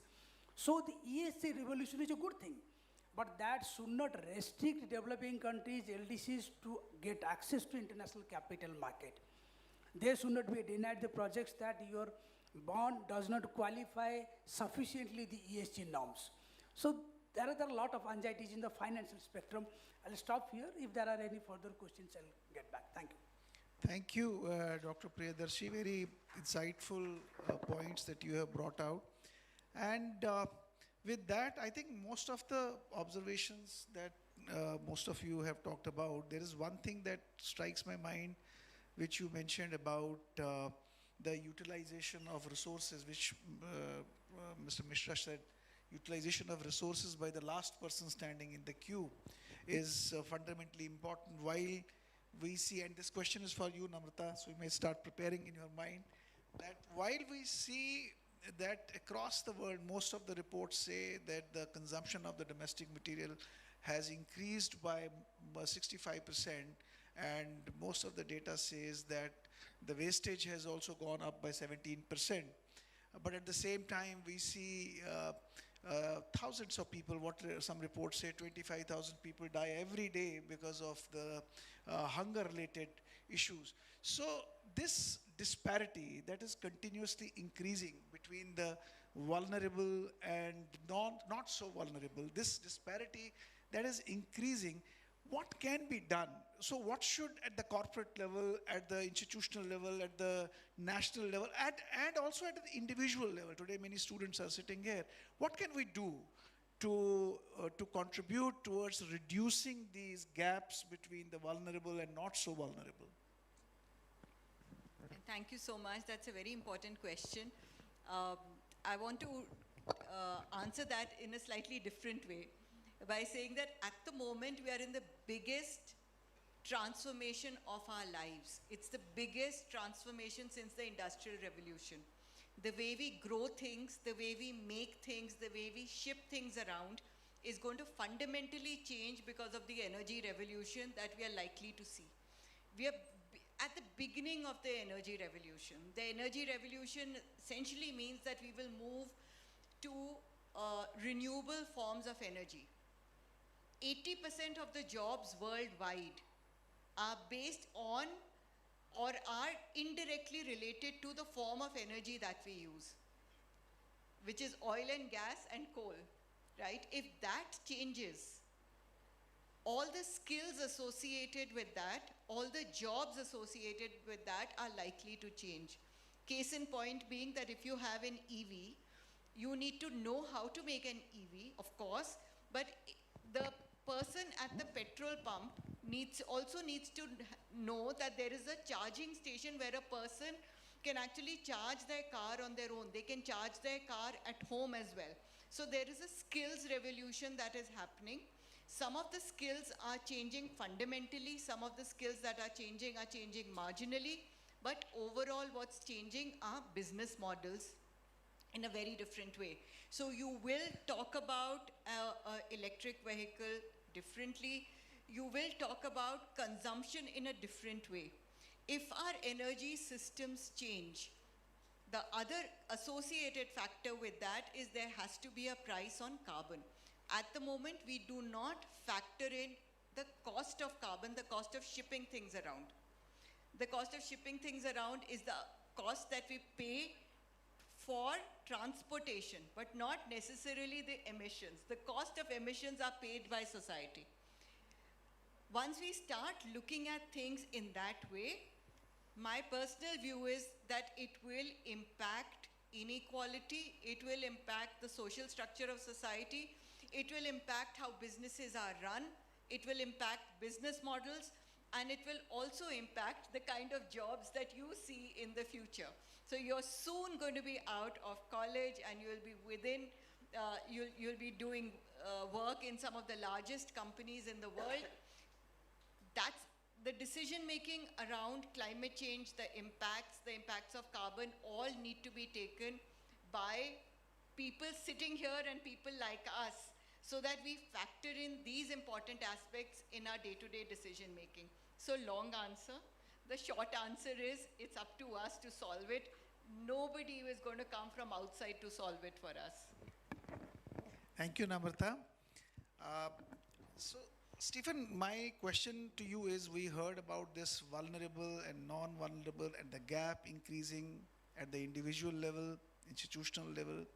But you talked about a very important point, that was resources not available to the developing world or underdeveloped world, or the countries who may not have access to finance.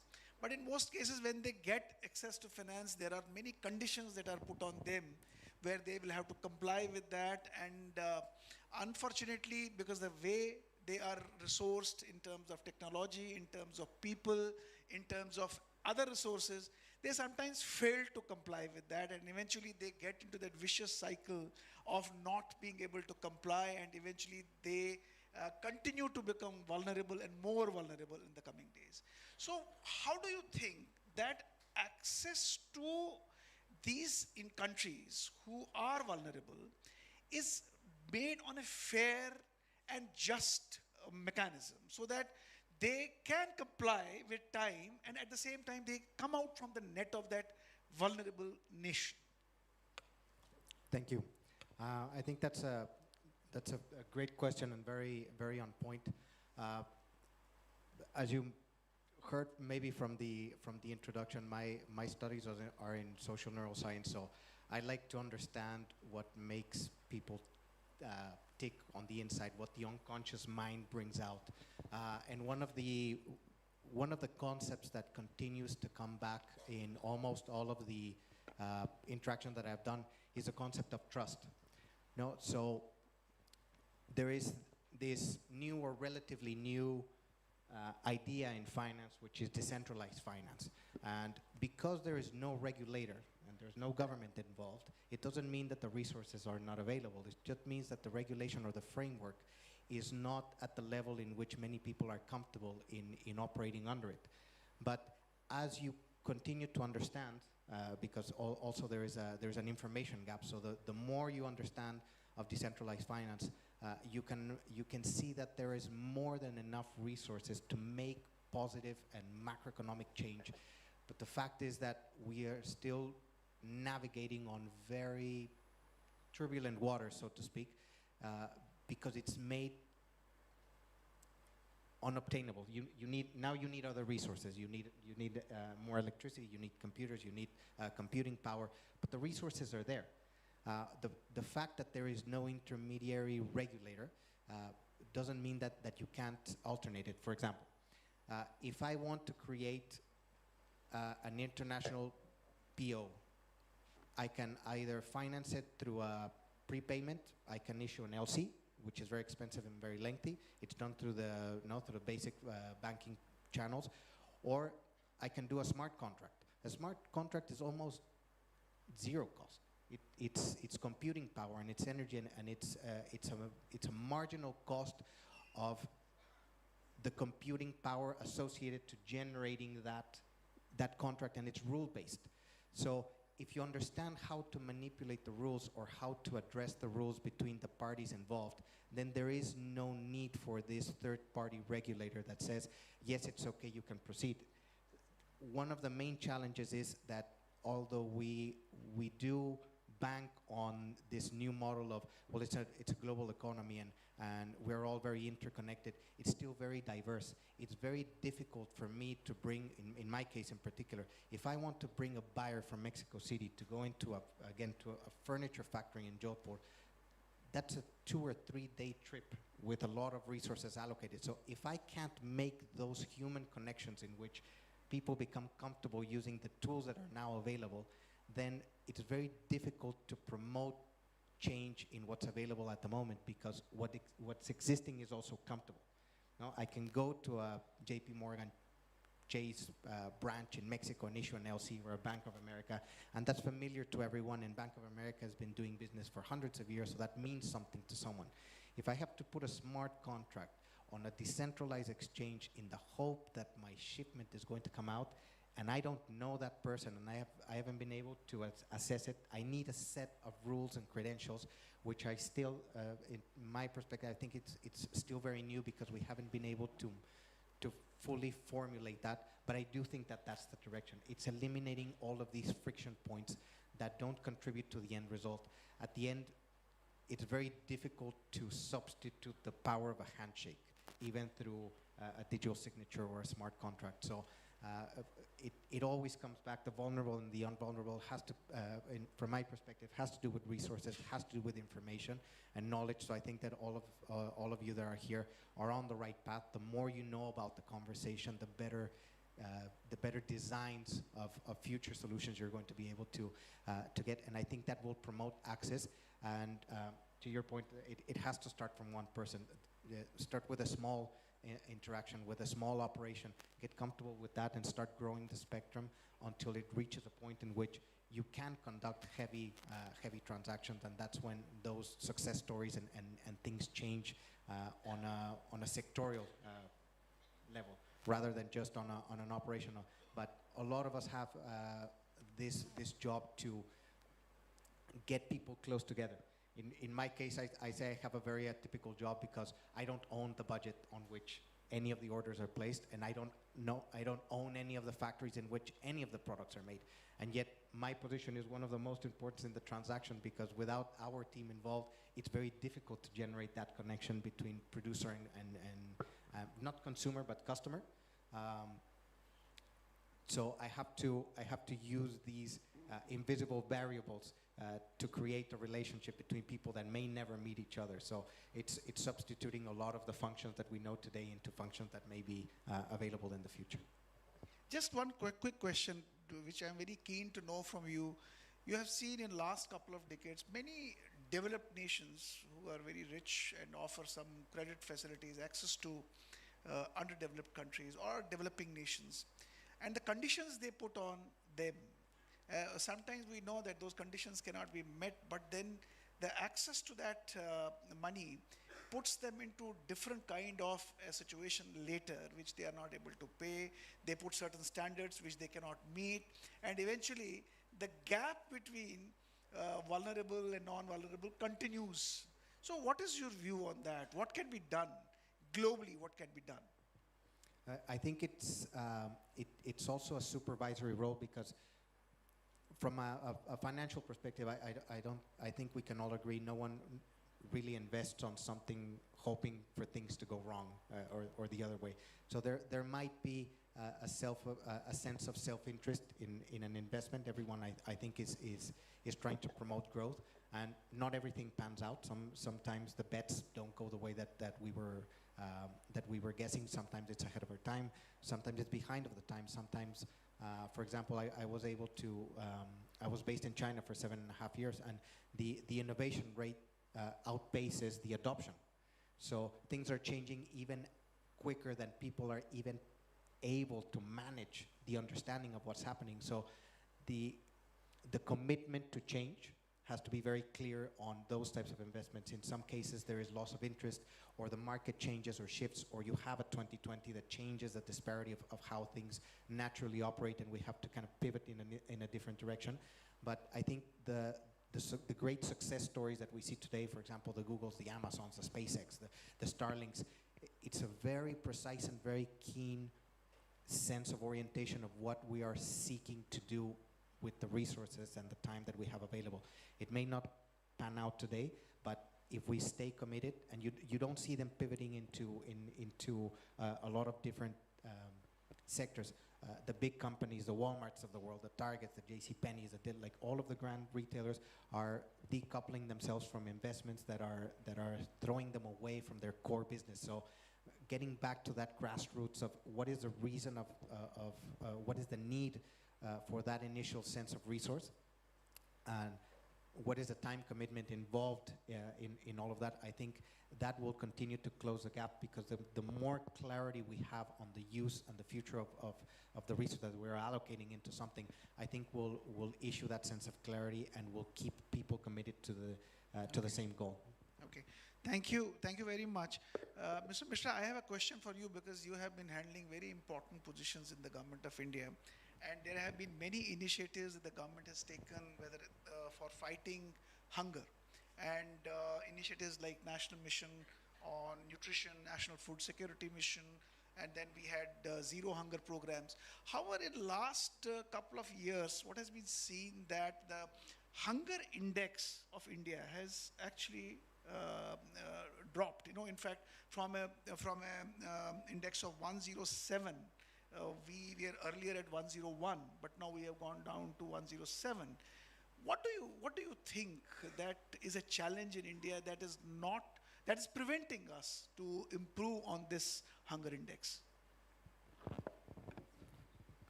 Great.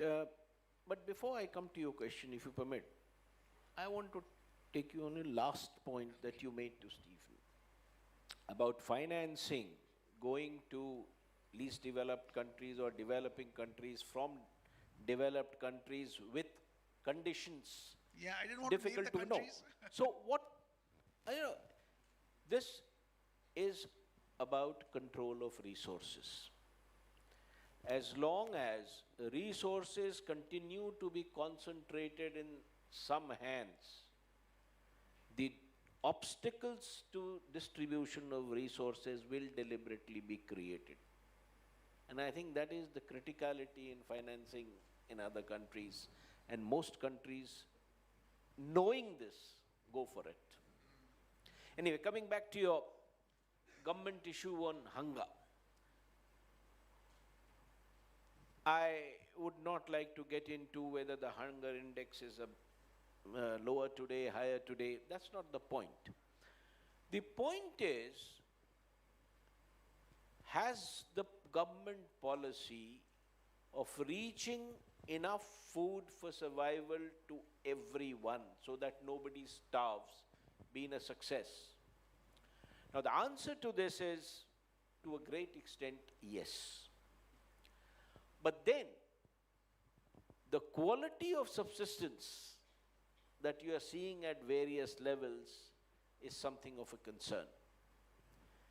It is not about availability of food grains or availability of resources. It is about the distribution and access. And access is the critical thing which has been hindering India's growth on various social indicators and parameters for a long, long time. We're all part of the crime. We've not been able to solve that puzzle so far. You talk about the nutrition mission. Let us think about it slightly differently.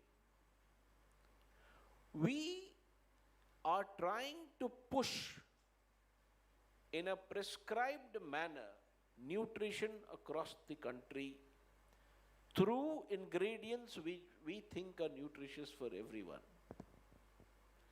If you want to succeed on stunting, on other issues and nutrition issues, and this is, I speak as an ex-health secretary, this is not the approach.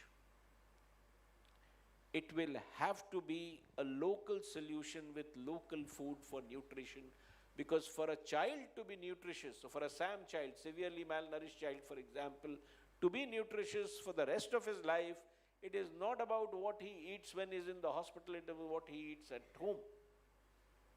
Therefore, we'll need to change this concept and become very, very regional and geographical in our approach. Food Security Act has done good things for the country.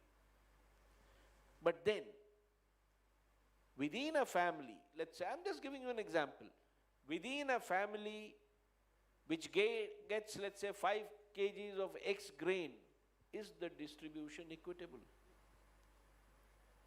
So, within a family which has access to grain, there are 2 members who have no access to that.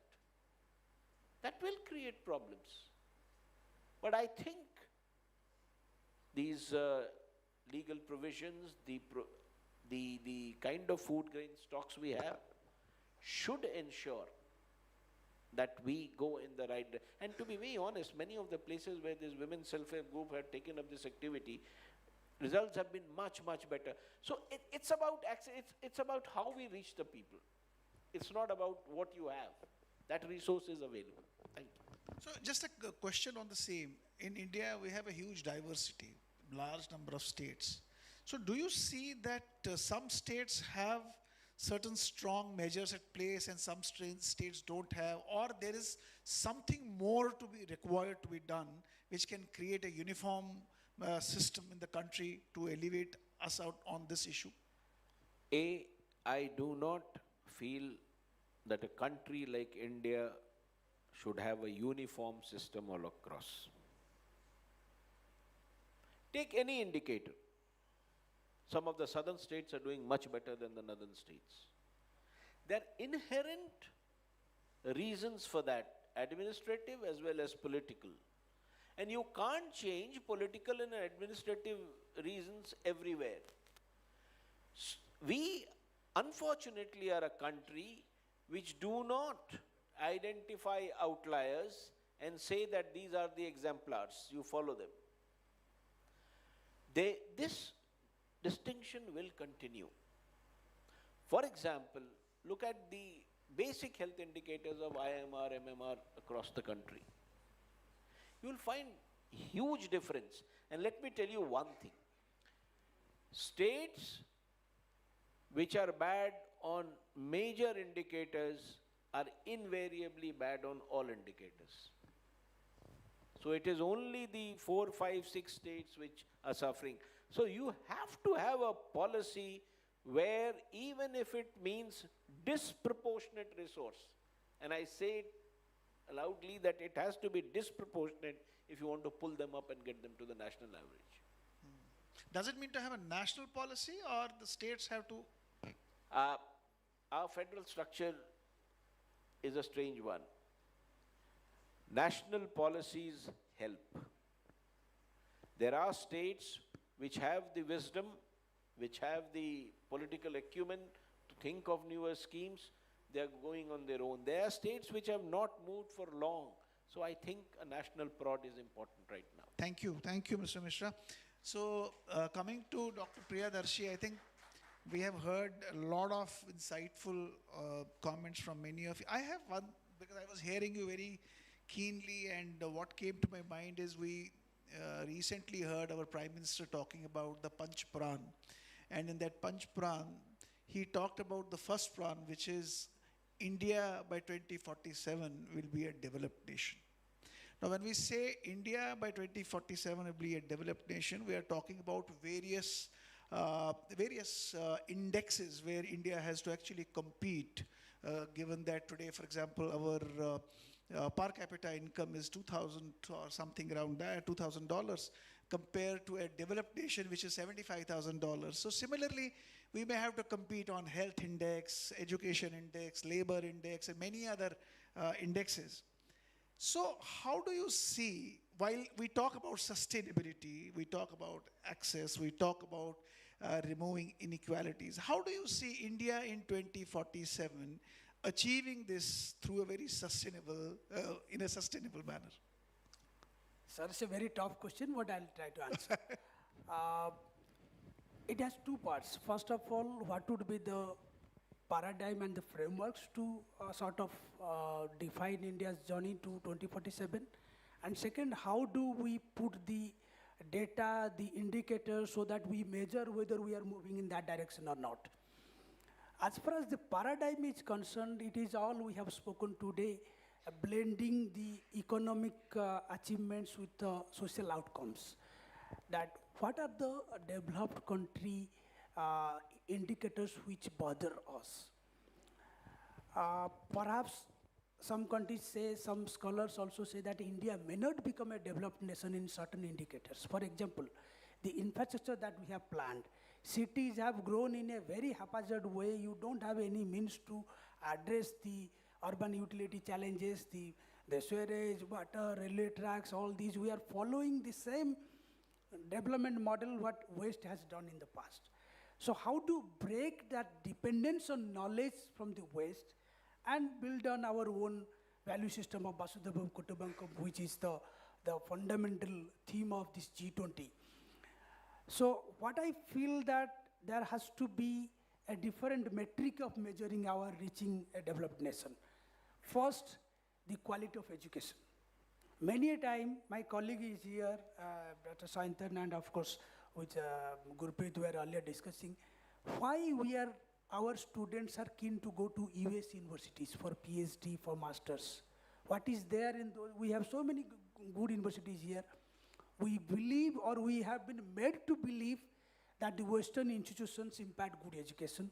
You will get a better job. The rewards to your education is much better. Why Delhi School of Economics cannot produce the economist of the caliber of Harvard or Stanford? So there is certainly some gap in the quality of institutions. So investment has to happen in primary education, secondary education, university level of education. Conducting this program from December onwards, this G20 University Connect program, I myself have seen the response from the universities. You go ask a master student in any university, randomly from any corner of the country, they would say that, sir, हमारा infrastructure नहीं है, faculty नहीं है, ये नहीं है, वो नहीं है. So up to when will you ensure these things to happen? So how much of public spending required to support the institutions to create the human force to create India as a developed nation? That is one. Second, health. The primary health centers doesn't have a serving doctor full time.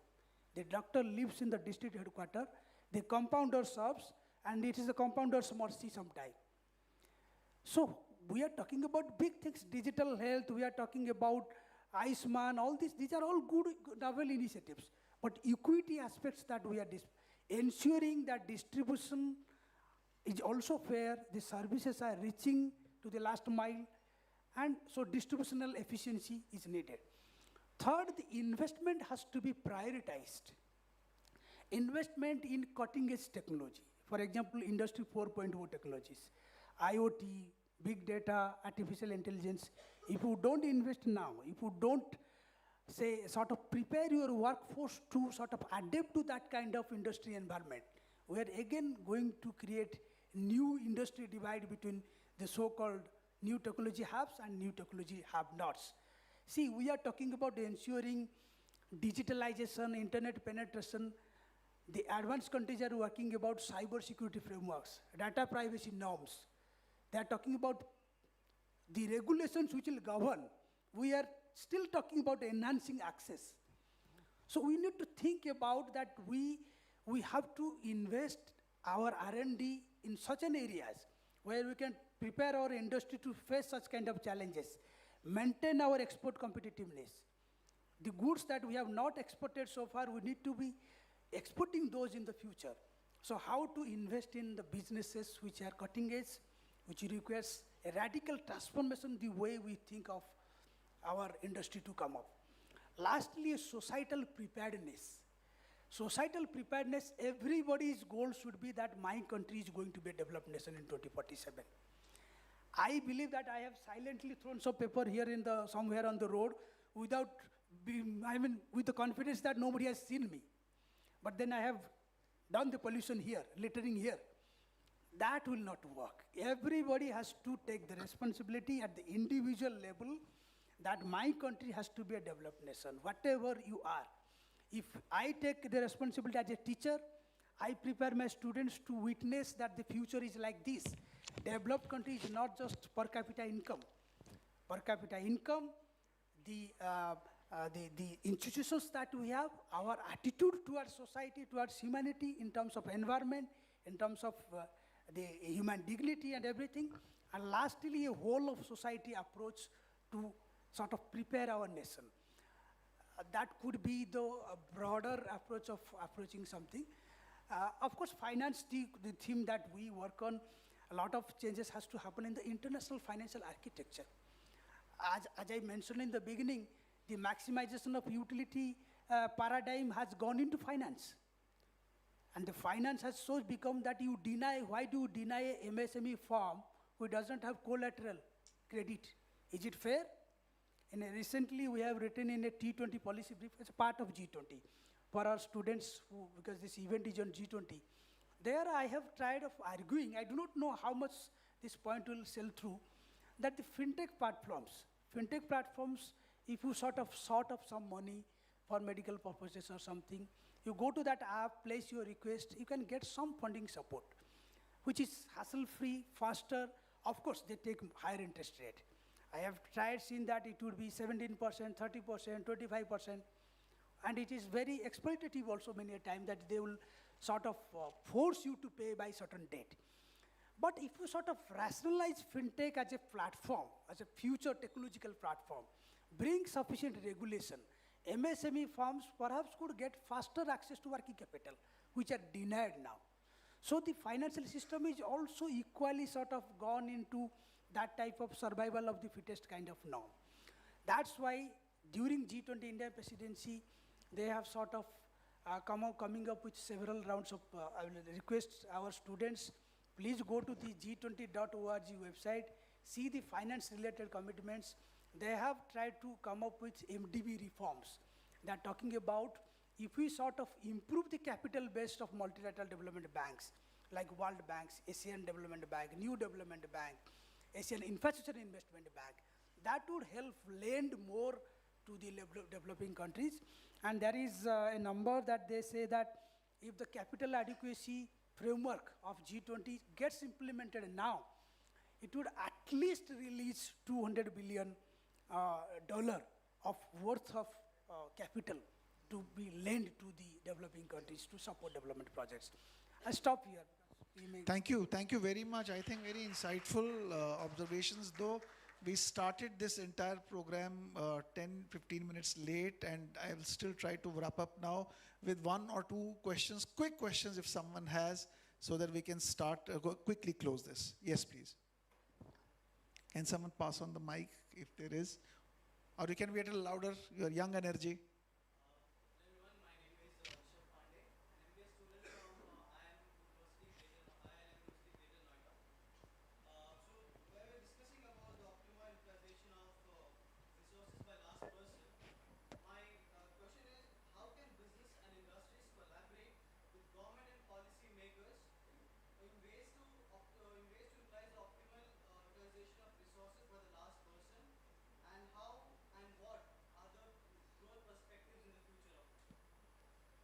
Anyone of you would like to try this? Well, as far as the growth perspective are concerned, they're good.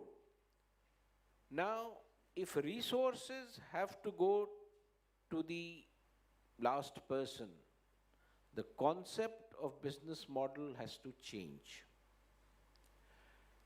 Let me give you one example. If you are trying to ensure livelihood through a particular business model, you need to invest in that. Therefore, every business will have to take it as his responsibility, as I said, every individual.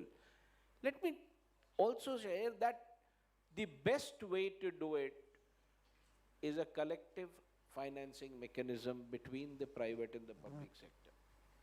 I don't think either side can claim that they alone can remove this inequity. But it means more resources, and it certainly means better distribution of resources. True. Thank you. Any one more question? Yes, please.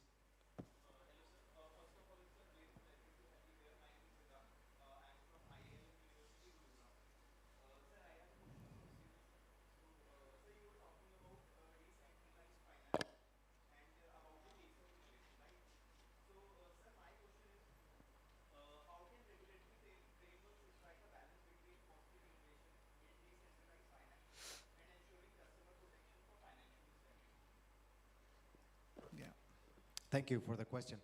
I think one of the guiding principles of decentralized finance is taking away the weight of excess regulation and becoming very rule-based. No, I think it has to do with clarity of the argument. No, when you are programming a smart contract, regardless of the language or the blockchain that you're establishing on it, the mechanism is built to follow a set of instructions until completion. If it's not followed down to the cent, which is an agreeable contract, which in plain terms is just the agreed terms on which something happens, then the contract never executes, and therefore the cycle is not able to be perpetuated. The main challenge right now is that there's a very famous index, which is the Edelman Trust Index, and they run it every year or every couple of years, in which they tell you how much confidence do people have in government institutions, in public companies, private companies, etc.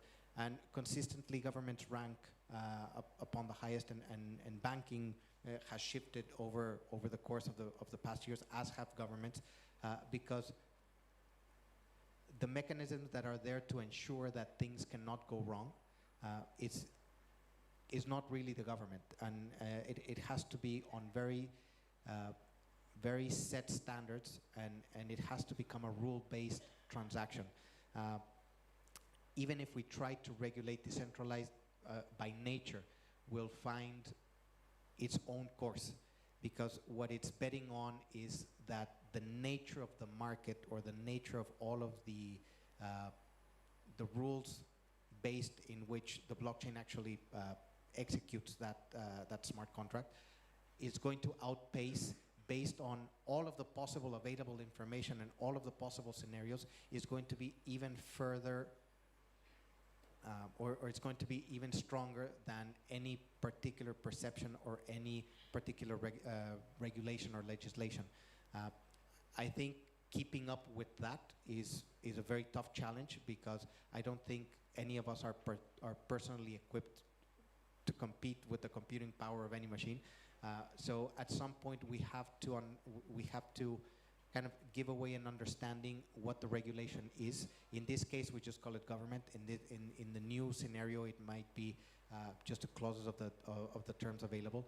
But I think the crossroad that is now is there are set jurisdictions that are favoring all of this with the promise that the rules itself and the nature of the interaction will mandate beyond the interpretation of any given government. So I don't think it's fully there yet, and I think that's one of the reasons why it hasn't exploded in the way that maybe it was perceived.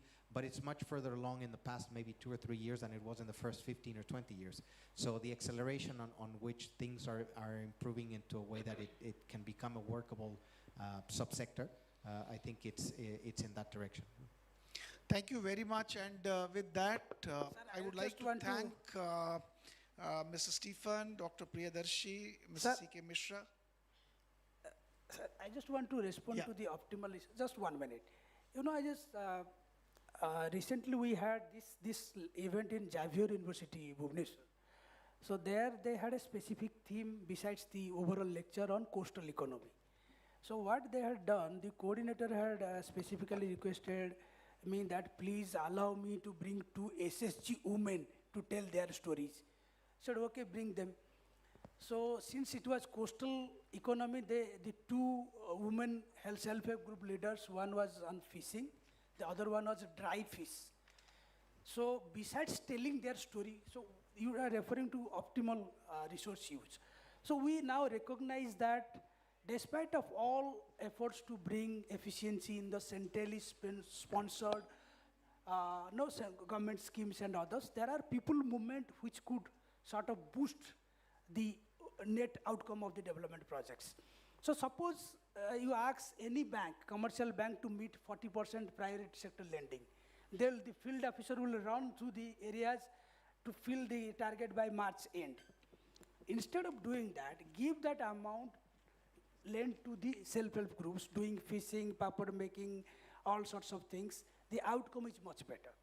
Now, besides the economic indicators these two ladies presented there, the most significant achievement for me was the confidence in them that they were able to do something through SSG, which they were otherwise not able to do. They were idle, doing household work. The confidence to speak before 400, 500 people in the dais is the empowerment component of that, which was, for me, the biggest achievement of the self-help group we are talking about. Despite of all awareness campaigns, adult literacy programs, this is one of the major achievement of the self-help group besides the economic outcome of that. So we need to populate these type of micro-level developmental experimentations into the macro development strategy so that there is a feedback loop available. That decentralized experimentation will strengthen the policies at the center and the states, and that will percolate down. So I thought of adding to that. Thank you. And in addition to that, I think in our education, one important element that needs to go besides technology or resource management or learning new ways of doing work, the values and ethics will play a very important role. We need to every day ask ourselves what we do, how we think, what we plan to do, how my behaviors, actions, thinking will impact the larger society. If the answer is that my behaviors are impacting positively the larger society, I think that's the beginning of a more sustainable growth and nation and development. So with those words, I hand over it to Professor Sujata Shahi for the conclusion of this. And thank you to Mr. Stephen, Dr. Priyadarshi, Mr. Mishra, and Ms. Namrata for their valuable inputs. Thank you very much. Thank you, Professor Nehru. Thank you, everyone, for your active involvement and commitment to driving positive change. This conference has brought together the brightest minds and influential leaders across the sectors, uniting us in a shared mission to tackle the most pressing challenge of our time. Since morning, we heard certain deliberations, starting from education as a driver of growth. Quality education leads to quality human capital. Deconstruction of capacity. New facets are coming. So new type of learning is required. New brand value to work together. Resilience and innovation. Then the second session, when we talked about gender equality, the first point came right to live, right to life. Quest about our own identity, our choices. And the one important aspect was, the question came, is gender equality a myth? That was the deliberation in the session. Now, the last session, I think financial consumption, inequity, we talked about, and the point which we feel, the way we look at society, creating so many Dhritarashtras. What have we done for our Mother Earth? Need to focus on responsible growth. These are certain questions always come. Even morning, I started with certain questions. I think we are ending with certain questions. We have to work on these questions if we want to live in a sustainable world. So we express our sincere gratitude to the IRS and its people for their unwavering support and for providing a platform for meaningful discussion. We are thankful to the speakers, panelists who graced this event with their profound insights and expert knowledge. Your engaging discussions have illuminated new pathways towards achieving sustainable development goals, leaving us all enriched and enlightened.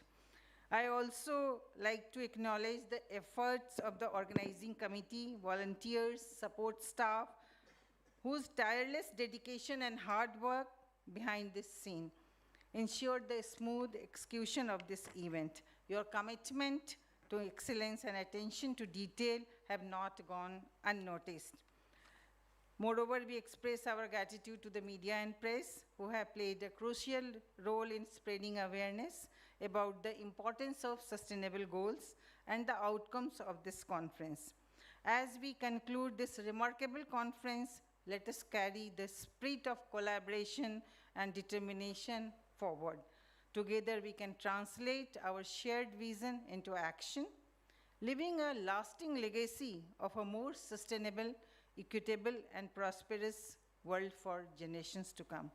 Thank you once again to everyone who has made this conference a great success. Your dedication to sustainable development truly embodies the essence of global cooperations and give us hope for a better future. Thank you, and my special thanks to Professor Apala, who has created a platform to give us opportunity and a discussion points to take it forward. So thank you, Apala. Please come. Yeah. So we have, ma'am, please join us for a group photograph.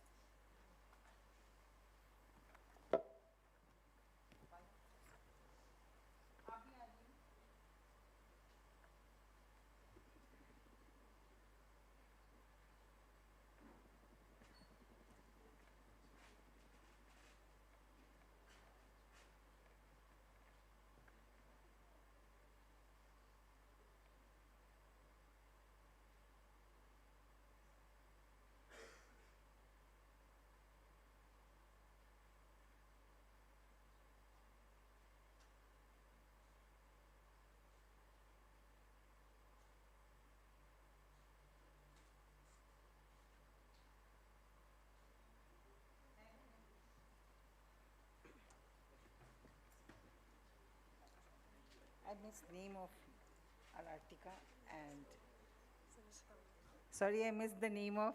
I'm thankful to Professor Arartika also and Dr. Sangeeta Jolly for all the support. Thank you, sir.